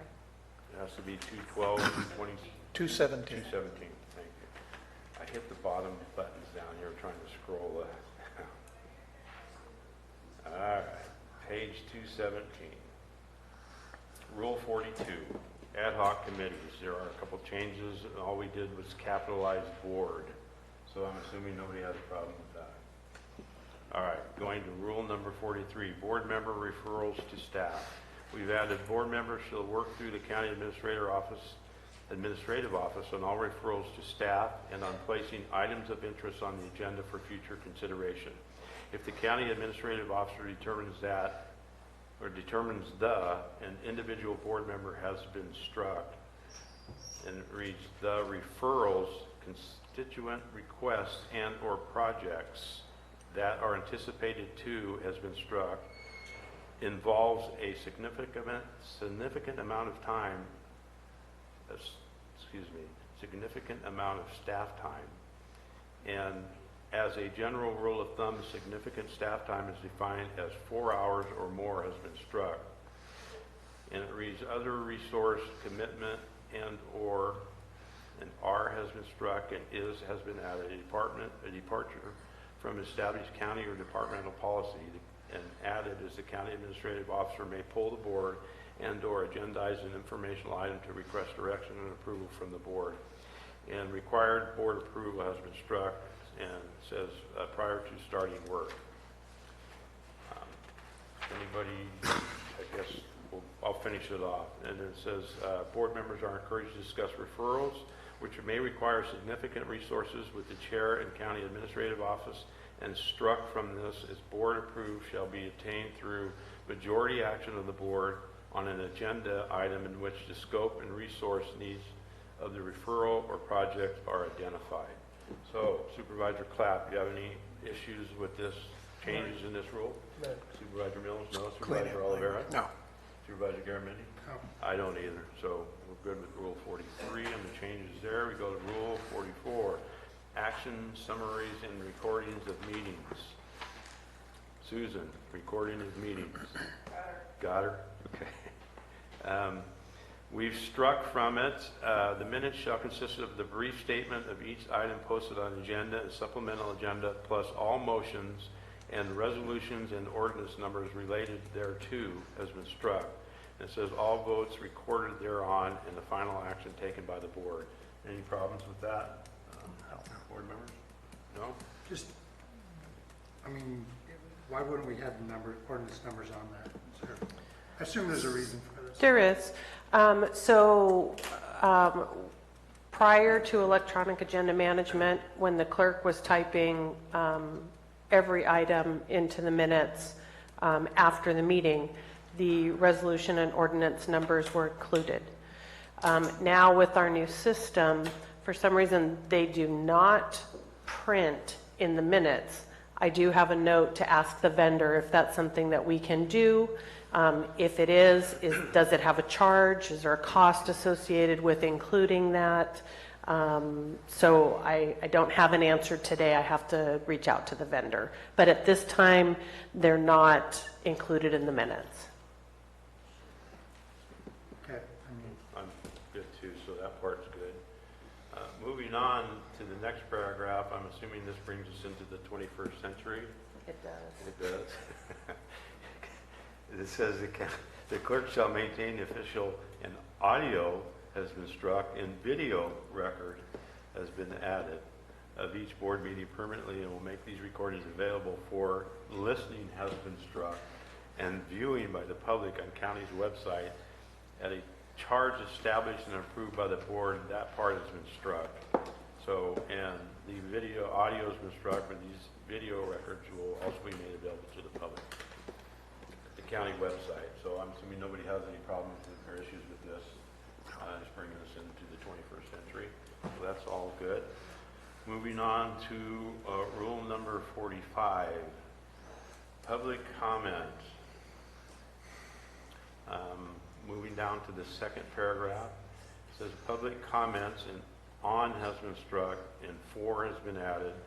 So public comments for items on the agenda will be heard during the discussion of the specific item, but has been added prior to the board taking action on the item. Also says under the public comments portion of the meeting, members of the public will be allowed to address the board regarding any item not on the agenda, and then added, but within the subject matter and jurisdiction of the board.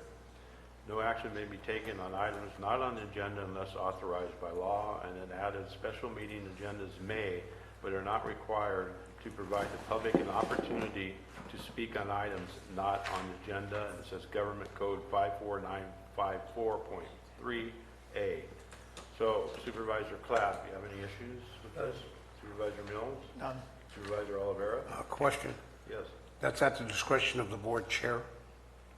The determination whether or not that material is part of an agendized item or not during public comment? Who makes that determination?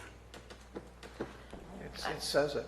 It says at the discretion of the chair in the first sentence. Where did I miss or that? paragraph. At the discretion of the Members of the public shall direct their I comments withdraw the to the chair. statement. Yes, I'm good with it. Okay. Supervisor German? Look at the wrong paragraph. Strong no. I mean, I don't really dislike this line, but within the subject matter jurisdiction of the board for public comment, I think people ought to have the right to say whatever the heck they want to 3 minutes. So I think that, That's on it. right here. Okay, yeah, I see it. I just think that maybe they want to talk about global warming, maybe they want to talk about president. They should be able to talk about whatever they want to talk about. And it's public comment. I just Mr. wouldn't Chair, want to restrict that at all. I want to reconsider my poll. This is for public comment, not agendized items. Can I ask first, in court and along that line, can we change the wording here and we would therefore change it on our agenda for that purpose that is the public comment that is general? Can we change it to say general? And then that way there isn't any confusion as to whether we're speaking about public comment, general public comment about items not on the agenda and public comment on items that are on the agenda. Would that help? That would help me. Well, I just want to clarify, there are two different paragraphs. One paragraph is for public comment for items that are on the agenda, and the next one is for public comments that are not on the agenda. Okay. So if we inserted that general, I think it would provide clarification. You know what I'm saying? Chair, we're just using 54954.3 as a direct quote in our agenda packet as to the public comment. We're just pulling it right directly from government code. Yeah, I'm reading what's always been the public comment period, what's on the agenda. Any item of interest to the public that is within the subject matter jurisdiction of the board is not posted on the consent or regular agenda items. That's always been on there for I don't know how long. So I think this is just clearing that up so it meets what we've had on our agenda for ever. And certainly the chair, I've given leeway to everybody that wants to speak. It depends on whether the chair wants to allow something to be said or not. There's only been a couple times I've said something to somebody that was, and it had to do with not being on the item, talking something about an item that we had before us on the agenda, not during regular public comment. So I'm in favor of keeping it because it's nothing different than what's always been on and read by the clerk for many years. If I might, Mr. Chair, who determines what is the exact subject matter jurisdiction of this board that somebody can't talk about?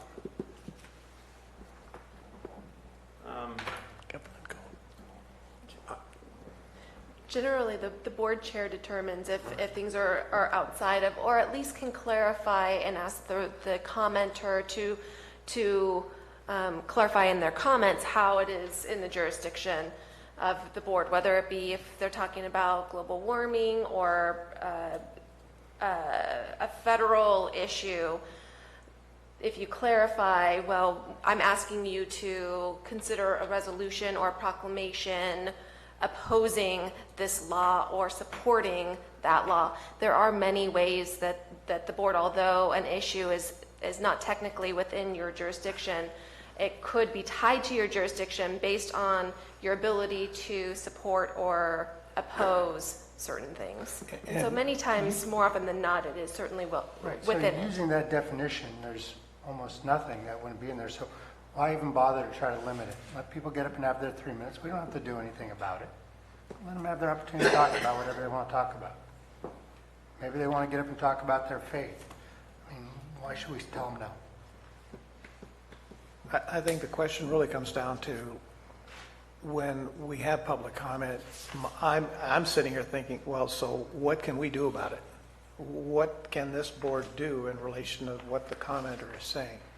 I think that's part of the open discussion of public comment or general public comment you refer to. And I just wanted to add, I believe that limiting it to subject matter jurisdiction. That is a provision of the government code. I don't have the government code section handy, but I can certainly provide that. I know that that is something under the Brown Act. It's a requirement under the Brown Act. As far as the, under the Brown Act, it talks about subject matter jurisdiction of the board. But as the board knows, the Brown Act is always the kind of the ground floor. You always have the ability to allow more than what is legally required. So it's certainly within the board's discretion if you want to put this clarification in there or not. And I vote no. Okay, so I have Supervisor Oliveira, where were you on this? No. A familiar position here. I don't think we're changing anything that hasn't already been on the agenda for a long time. This has always been on here.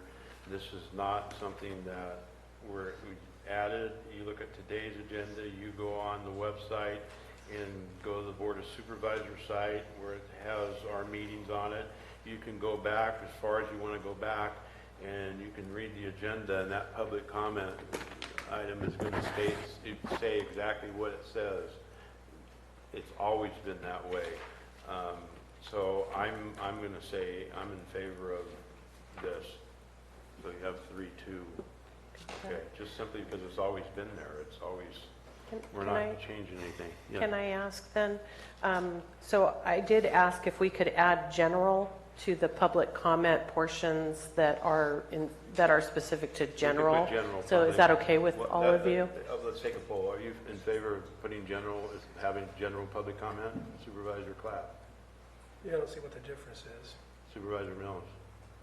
You don't have a problem with it? No. Supervisor Oliveira. I agree with our board clerk. Yes. Supervisor Garamendi. I don't think it makes a difference, but fine. I'm fine with it. Okay, thanks. All right, going to Rule 46, written comments.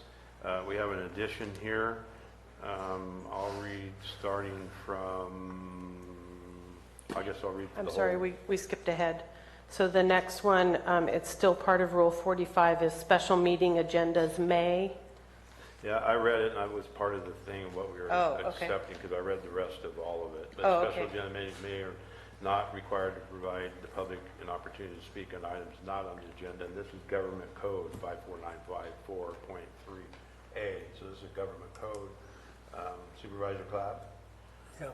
Supervisor Mills? Yes. Supervisor Oliveira? Yes. Supervisor Garamendi? No. And I'm a yes, so that's 4-1, simply because it's Government Code.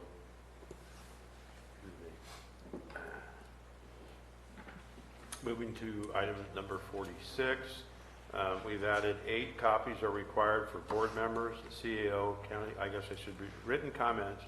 I'll read the whole thing so it makes sense. In the event that anyone desiring to comment before the board wants to present more information to the board than may be accomplished within the time limits established, such person shall be permitted to present the information to the board in writing on or before the time of hearing, unless there are other statutory time periods for providing written comments applicable due to the nature of the hearing. Written comment shall be submitted to the clerk. 8 copies are required for the board members, CAO, council, and the clerk, and a minimum of 20 copies for the public are requested. So if I could just clarify, it does say are requested, it's not required, and you may, since you removed in a previous rule about getting rid of the hard copies of the PowerPoint, you may want to just strike this as well. Even as current practice, if somebody has something that they hand to me during a meeting, it's scanned and it's kept as part of the meeting file, and it's provided upon request to anybody that would like to have it. So 1 copy is sufficient. If it's something that someone wants to provide, some member of the public wants to provide something for the board to look at during the meeting and wants to provide it to the public, that's why we include that language, but it can be stricken if you like. Can we add comma at the end, but for the public, or requested comma, but not required? just that one phrase, because I don't want to restrict people's, feel they can't I comment if agree. they can't afford to do all those copies. I agree. What about just moving to strike it? You want to strike a minimum Minimum of 20 20 copies. for Yeah. public are requested, Just strike it out. and just strike it out. Because she's altogether. going to go electronic on it anyway. So if the public wants it, they could just ask her for it, and she'll get it to them. After the meeting. That makes sense. I don't have a problem. Just strike it all together out of there. Well, Just keep the 8 copies. No, that's not what, oh, so Yeah, so we strike get- 20, but you're still giving Right. 8? Yeah, So strike then I it. think you're borderlining on something's being provided to the board and it's not being provided to the public at the same Well, time, it's being by the public, they'll get a copy from you. after the meeting. And that's what the Brown Act does allow for. If it's information that is provided to the board by members of the public, it has to be provided and available for the public and for the public to inspect as soon as possible after the meeting. It's not required to be provided during the meeting. Well, there's clarification. so if it's not required to be, if it's not required to be at the meeting, why are we requiring 8 copies? Somebody could just, right, but I don't want to tell someone that they can't just have their comments and hand them to the clerk. Of course, they'll be published afterwards, but if we require them to have 8 copies, and they don't have 8 copies, we might be restricting their willingness or ability to submit their comments.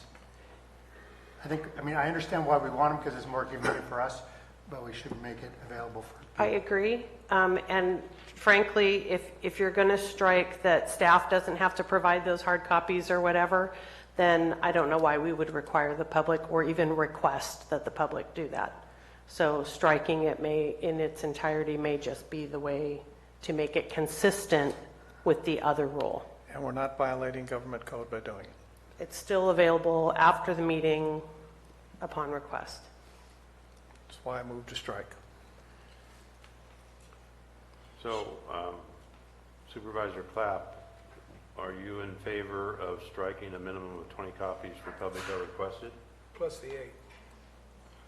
So I think we're going to keep the 8, No, get rid of them all. get rid of all of it? You're saying strike that whole sentence? Yeah, that's what you were saying, is to get rid of all of them. Why not? Just take a poll. So you want to strike them all? Yes. Supervisor Mills, where are you? You know what? Yes. You're a yes? I'm going to get feisty here, yes. Supervisor Oliveira? Get rid of them all. Supervisor, Yes, strike it. strike it. We got 5-0 vote on that one. Moving on to Rule 47. It looks like it's been completely rewrote. County Council, you want to have a comment on this? Yes. Rule 47, so the reason that it's entirely stricken and a new section language is presented is to be consistent with Government Code Section 54957.9. That code section is specific to disruptive behavior, and I wanted to make sure that that the language in this section was consistent with that government code section, but not just consistent with that government code section, but also consistent with Government Code Section 54954.3C, which provides that that the county you can't prohibit criticism in certain respects, and so I wanted to be consistent with both government code sections, and so I drafted it to, I modified Rule 47 to be consistent with the one government code section cited, and then that was the other basis for the change to one of the prior rules as it related to personal attacks. Okay. I'll read what the new Rule 47 says. The chair may determine when orderly conduct of a meeting is not feasible due to the disruptive behavior by person or persons in attendance. The chair may request that the persons disrupting the meeting leave the board chambers. If order cannot be restored, the chair may order the chambers cleared and continue in session. Members of the news media, except those participating in the disturbance, shall be allowed to remain. The chair may readmit any person or persons provided their readmission will not disrupt the continued orderly conduct of business. The chair may also call a recess and reconvene when order has been restored. And this is Government Code 54957.9. Supervisor Clapp. Yes. Supervisor Mills. Yes. Supervisor Olivera. Been there, yes. Supervisor Garamendi. No, because I think that the due to disruptive is undefined and is subjective. And I would suggest that we add in that any action by the chair in this matter can be overruled by a majority vote of the board. I think any action of the chair can be overruled by a majority of the board. Or am I just dreaming that that's in there? I'm looking at council. Where you have a chair and a majority of the board has a right to overrule. Generally, yes. I don't know. I was looking through the existing board rules and procedures, and I don't believe that it expressly says that. But ultimately, the body is the final say, regardless of the circumstances. So if the board wants, we can clarify in here that any determination or ruling that was made by the chair or exercising the chair's discretion can be overturned by a majority vote of the board. We can certainly add that if that's what the board would like to see. That's my point. I mean, we voted in the first item here, rule number 1, that we weren't going to have a king. And if somebody gets ticked off because they don't like what someone's saying and they throw them out, you know, with sort of whatever they define disruptive behavior, there should be a vehicle in place for the rest of the board to say, I think you're overstepping, and you can't shut that down. That's my Supervisor Clapp. My yes is still yes. Supervisor Mills. Yes. On what he's saying, or what, not changing it? Not changing it. The point is I guess I'm just depending too much on normal rules of order, normal procedures, So would it be better, because it seems like it's an understanding that a majority vote of the board could overrule an action by the chair, that we just include that language wherever it says by the chair, and then there isn't any misunderstanding? I think that'd be great throughout this document. We can do that. I would just clarify, rather than adding that throughout the document, if the board is wanting to do that, I would recommend that you add that to the powers of the chair, clarify that in that section, which is Rule 8. And we can add a provision that says anytime that the chair exercises their discretion, it may be overturned or overruled by a majority vote of the board. I don't have a problem with it. I would buy into that. Yeah, I think we can just do that. I don't have a problem with that. So that being said, then are we all in line with this rule changes here? As long as the additions are made to the... Okay, and we just pulled 5-0 to do that, so.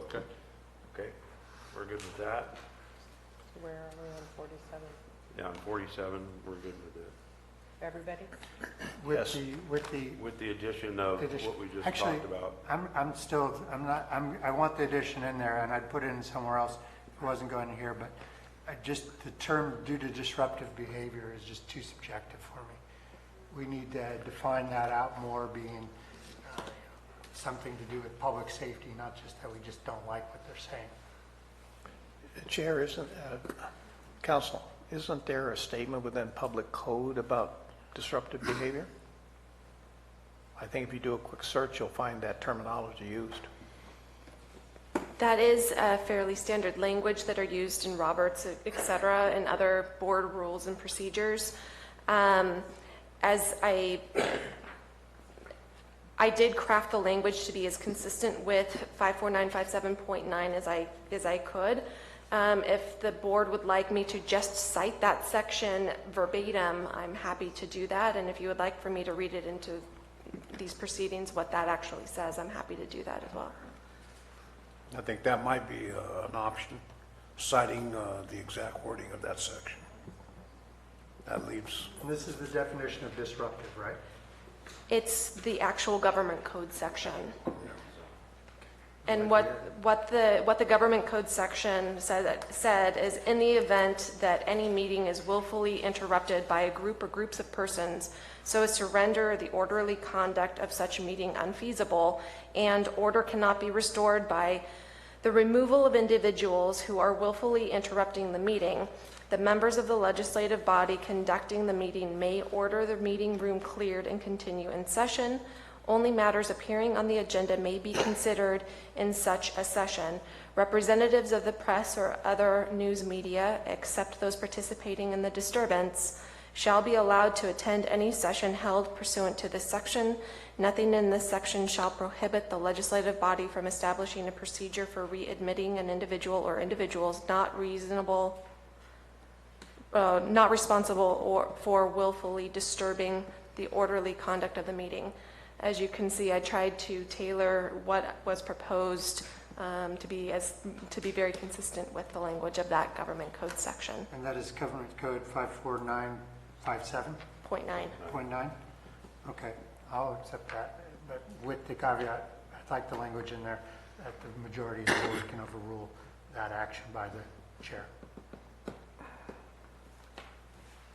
Within this context on orderly conduct? For this item, yes. Supervisor Clapp? No, we've already, the rules, Rule 8. we've already addressed that on the chairs, the authority of the chair. If we can always rule you at any time. If three of us say we don't agree with you, then we don't agree with you. And that's for everything. And so, I don't see that. Where is that in here? So they just talked about adding that to Rule 8 on the chair powers. so that'd be for everything, We Joe. all agreed to add that to Rule 8, so it's already covered under Rule 8. So it would apply to The majority everything. of the board can overrule the chair.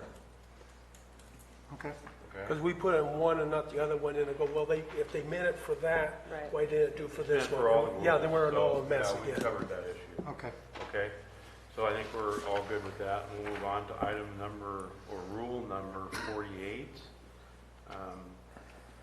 And it has completely been changed. We've added 49 and 48 together, or we struck 49 and added just to Rule 48. It says security and prohibition of banners, signs, or other hazardous objects. The chair and/or the board has the power to implement security measures in the board chambers and in alternate locations where the board may meet. Signs, posters, or banners in excess of 16 by 18 inches are prohibited in the chamber. Any other large object, container, or hazardous objects which could impair the safety of individuals in the event of an emergency may be prohibited by the chair. All allowable signs, posters, banners, and/or other permitted items shall be placed in a designated area identified by and at the discretion of the chair or the chair's designee. So, Supervisor Clapp. So you're saying any sign 16 inches by 18 under? It cannot, any sign or banner cannot exceed 16 by 18 inches. That's better than what we have now. So you're in favor of what this says? Well, I would like to be just neutral in here. I would like to see no crosses. I'd like to see no moss. I would like to see a pretty well neutral area, but I don't think we're going to get that. So, yes or no? Ever? Or you want to changes to it? You think it should be different? I mean, Well, I'd like to see it what- just neutral. I mean, I really would. Okay, so. I mean, this is here is, you know, because we have different opinions, different beliefs on all these. We have, you know, conservative, we have liberal, so why can't everyone be here in just a neutral environment, get and say their piece? I mean, I would like just be neutral. So, okay, Supervisor Mills? Every place that I've gone at a state level or even a federal level, they've included the ADA piece in that. In other words, if it's an object which you need for mobility, that has to be permitted. So I want to be sure that there's something in there to indicate that if it's a cane, a walker, maybe a soft seat because they, whatever it might be, that we don't prohibit that. And we state that clearly, we don't prohibit it. Well, certainly, and these prohibitions they may be prohibited. So the primary purpose is to reduce disturbances, and that is in the chair's discretion. Certainly, I would not recommend that any of these rules be applied in a way that it would violate the ADA or any other law that, such as First Amendment protections, things of that nature. And I just want to clarify, as far as neutral, we cannot restrict or we cannot impede on content of speech, whether it be content of signs, content of public comments. Content is not what we can restrict or regulate. We can regulate on time, place, and manner restrictions. So I just want to make sure that it's clear that they do have to be neutral, time, place, manner restrictions as far as these requirements are concerned.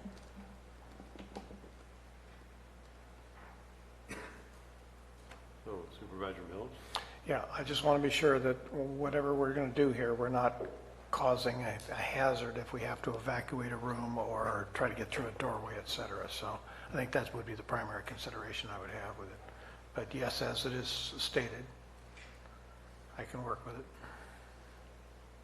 Supervisor Oliveira? I think the sign's too small. I can't see 16 by 18 from here.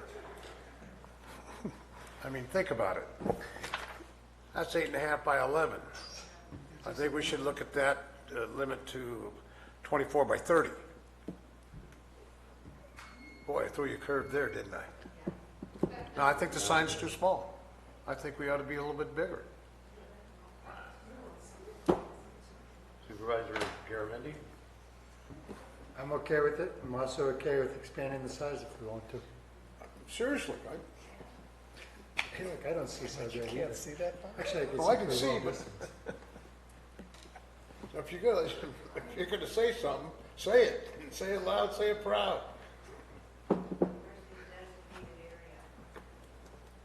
So you're saying expand it, you're okay with expanding it? Supervisor Mills, no. Supervisor Clapp?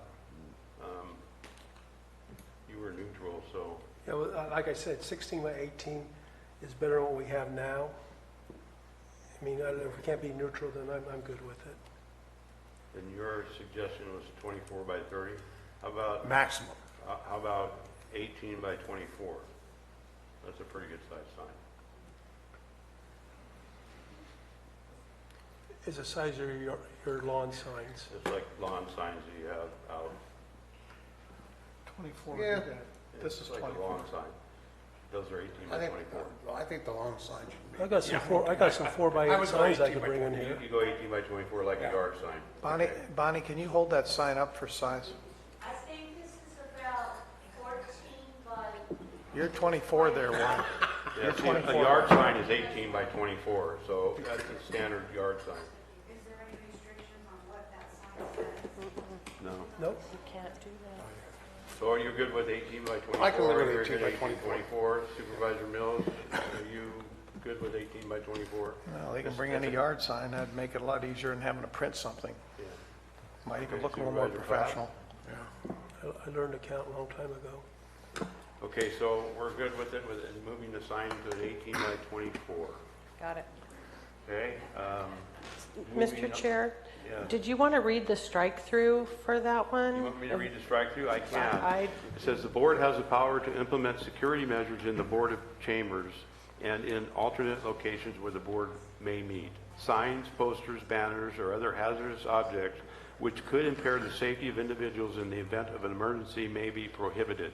Any large object/container that may be deemed a hazardous object which could impair the safety of individuals in the event of an emergency may be also prohibited. All permitted items shall be placed at the discretion of the board chair or the board's chair designee. That's what's been struck. Thank you. Okay, so we're going to move on to the appendix or order of agenda. It says item 1, I think this was all due to the red line, so the only, number 2, public comment, closed session items, if any. I'm not sure why that was put in there. County Council, maybe you can clarify why. I always call for public comment when we go into the closed session. So are we just clarifying that we need to call for public comment before we go to closed session? Yeah, it was just clarification of what the agenda looks like and the sequence of items. Okay, so is everybody good with that? Yes. All right, move on to item, we have some change in numbers of the items, but we have an addition, item number 6. It says announcements, and number 7, recognition and acknowledgements. I think, again, it's just clarifying what the agenda items, how they go in the agenda order. So is everybody good with that? I am good. Mr. Chair? Yes. It's been brought to my attention that when we discussed Rule 47, that we did not read the strike-through.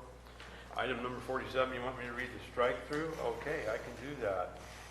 Rule number 47, the strike-through says, each person who addresses the board shall not make personal, impertinent, slanderous, or profane remarks to any member of the board, staff, or general public.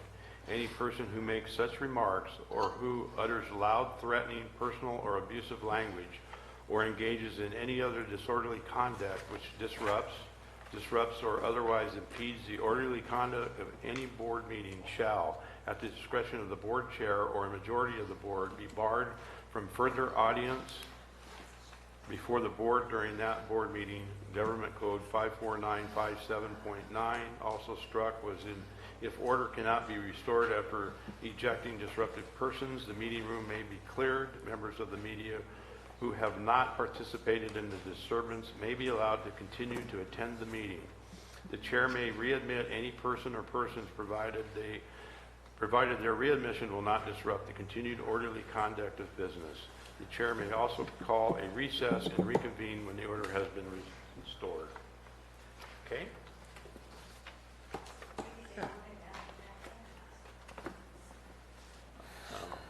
We're at the board here, so I think that concludes all that we have on this item.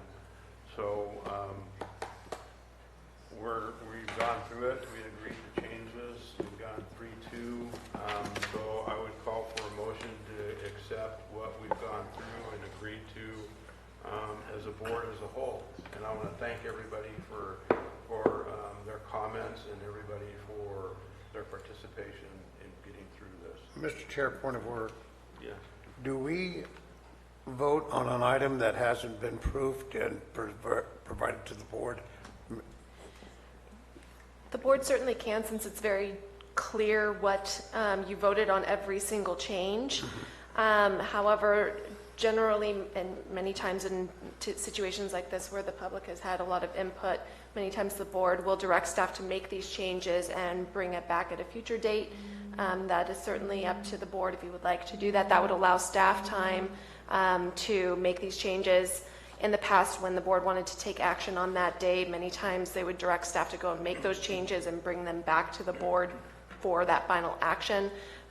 Considering we're 5 minutes to 5, I would respectfully ask that staff be given an opportunity to make these changes, not today. But Chair, the point is that we have gone through these in detail. We have verbally acknowledged what changes need to be made. We can, and that's what I'd like to do is just make a motion to approve as amended, and then we can come back with that amended form at a later point. But if we approve it today, that's it. I mean, we're on to a format. Correct. My only hesitation is there is some direction as far as the language that would be added, rather than it just being okay or strike, such as adding the ability of the board to overturn a decision discretion of the chair. I believe that that's going to be straightforward language, but on the chance that the board wanted it read differently or added differently than what staff does, it may be wise for us to just take the direction and add it. We can put it on consent, bringing it back, unless the board wants it to allow for the public to comment again on the decisions that you've made today. Mr. Chair, I am very uncomfortable voting on something that I can't read and seeing a finished product. I understand your intent, Supervisor Mills. I'm not trying to be. It's okay. But the bottom line is, we've made changes, there are significant changes, and I'll have to see it in print and then vote on the issue.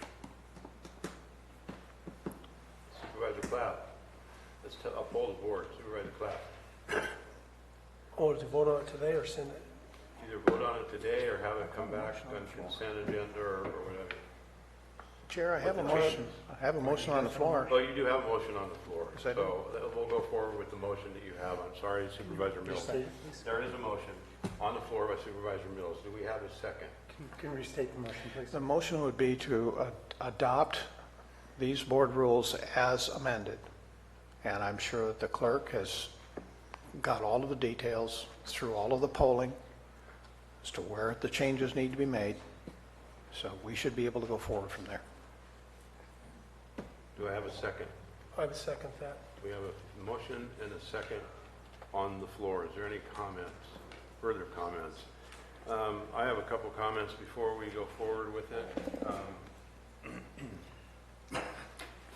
A lot of it stayed the same. We agreed to it. There was some changes on it. The only real addition that I saw to it was rule number 8, which we were going to add, clarify that the board itself as a whole can overrule the chair on any item that the chair may use his discretion on. There was some change of language or something added to Rule 42, was it? 14? 15? Yeah. And you have that, you have the clarifications on that. So I don't see the reason why we need to bring it back. So I will call for a vote. All in favor? Aye. Opposed? No. Passes 3-2. So we'll move on to the next item on the agenda.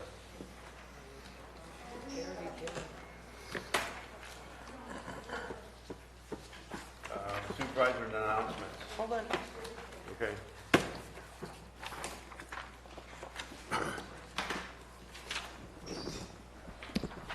Supervisor announcements. In compliance with AB 1234, chaptered as Government Code Section 53232.3D, board members shall provide brief reports on meetings they attended at the expense of the local agency at the next regular meeting of the legislative body.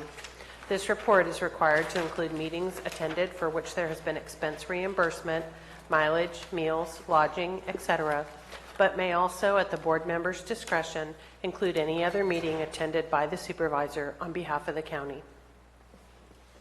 Start with Supervisor Platt. I have nothing to report out on. Supervisor Mills. For AB 1234, I attended the Eastern San Joaquin Groundwater Basin Authority in Stockton, and we are now getting down to the final phases of the public hearing piece. Again, this is moving forward to completion in 2020. If there's anyone that has any interest, it does affect Valley Springs, it does affect Rancho, it does affect all of the area down there. So if you live in that area, you need to be aware of what these changes will mean for you, especially when we move forward to from the number of gallons per day used now to 55 gallons per day per person and down to 50 gallons per day in 2023. Secondly, LAFCO last night, we discussed the water issue, and the county needs to be involved in it, very heavily involved in it, specifically on land use issues or the land use element within our general plan, because it will have an effect on what kind of water we're going to have available to us. And so that's all I have for now. Supervisor Oliveira. Thank you, Mr. Chair. On Saturday, I had the distinct honor and privilege of being a judge at the rib cook-off at Murphy's Park. It was a great competition, and I really enjoyed doing it. It was a fundraiser for folks, first-time buyers of homes, and it was sponsored by the Chamber of Calaveras County and also the Calaveras County Board of Realtors. That's all I have to report. Supervisor Garamendi. I have nothing I'm required to report. And I have nothing I have required to report. CAO Lutz? No? County Council? Madam Clerk? No? All right, well then we stand adjourned.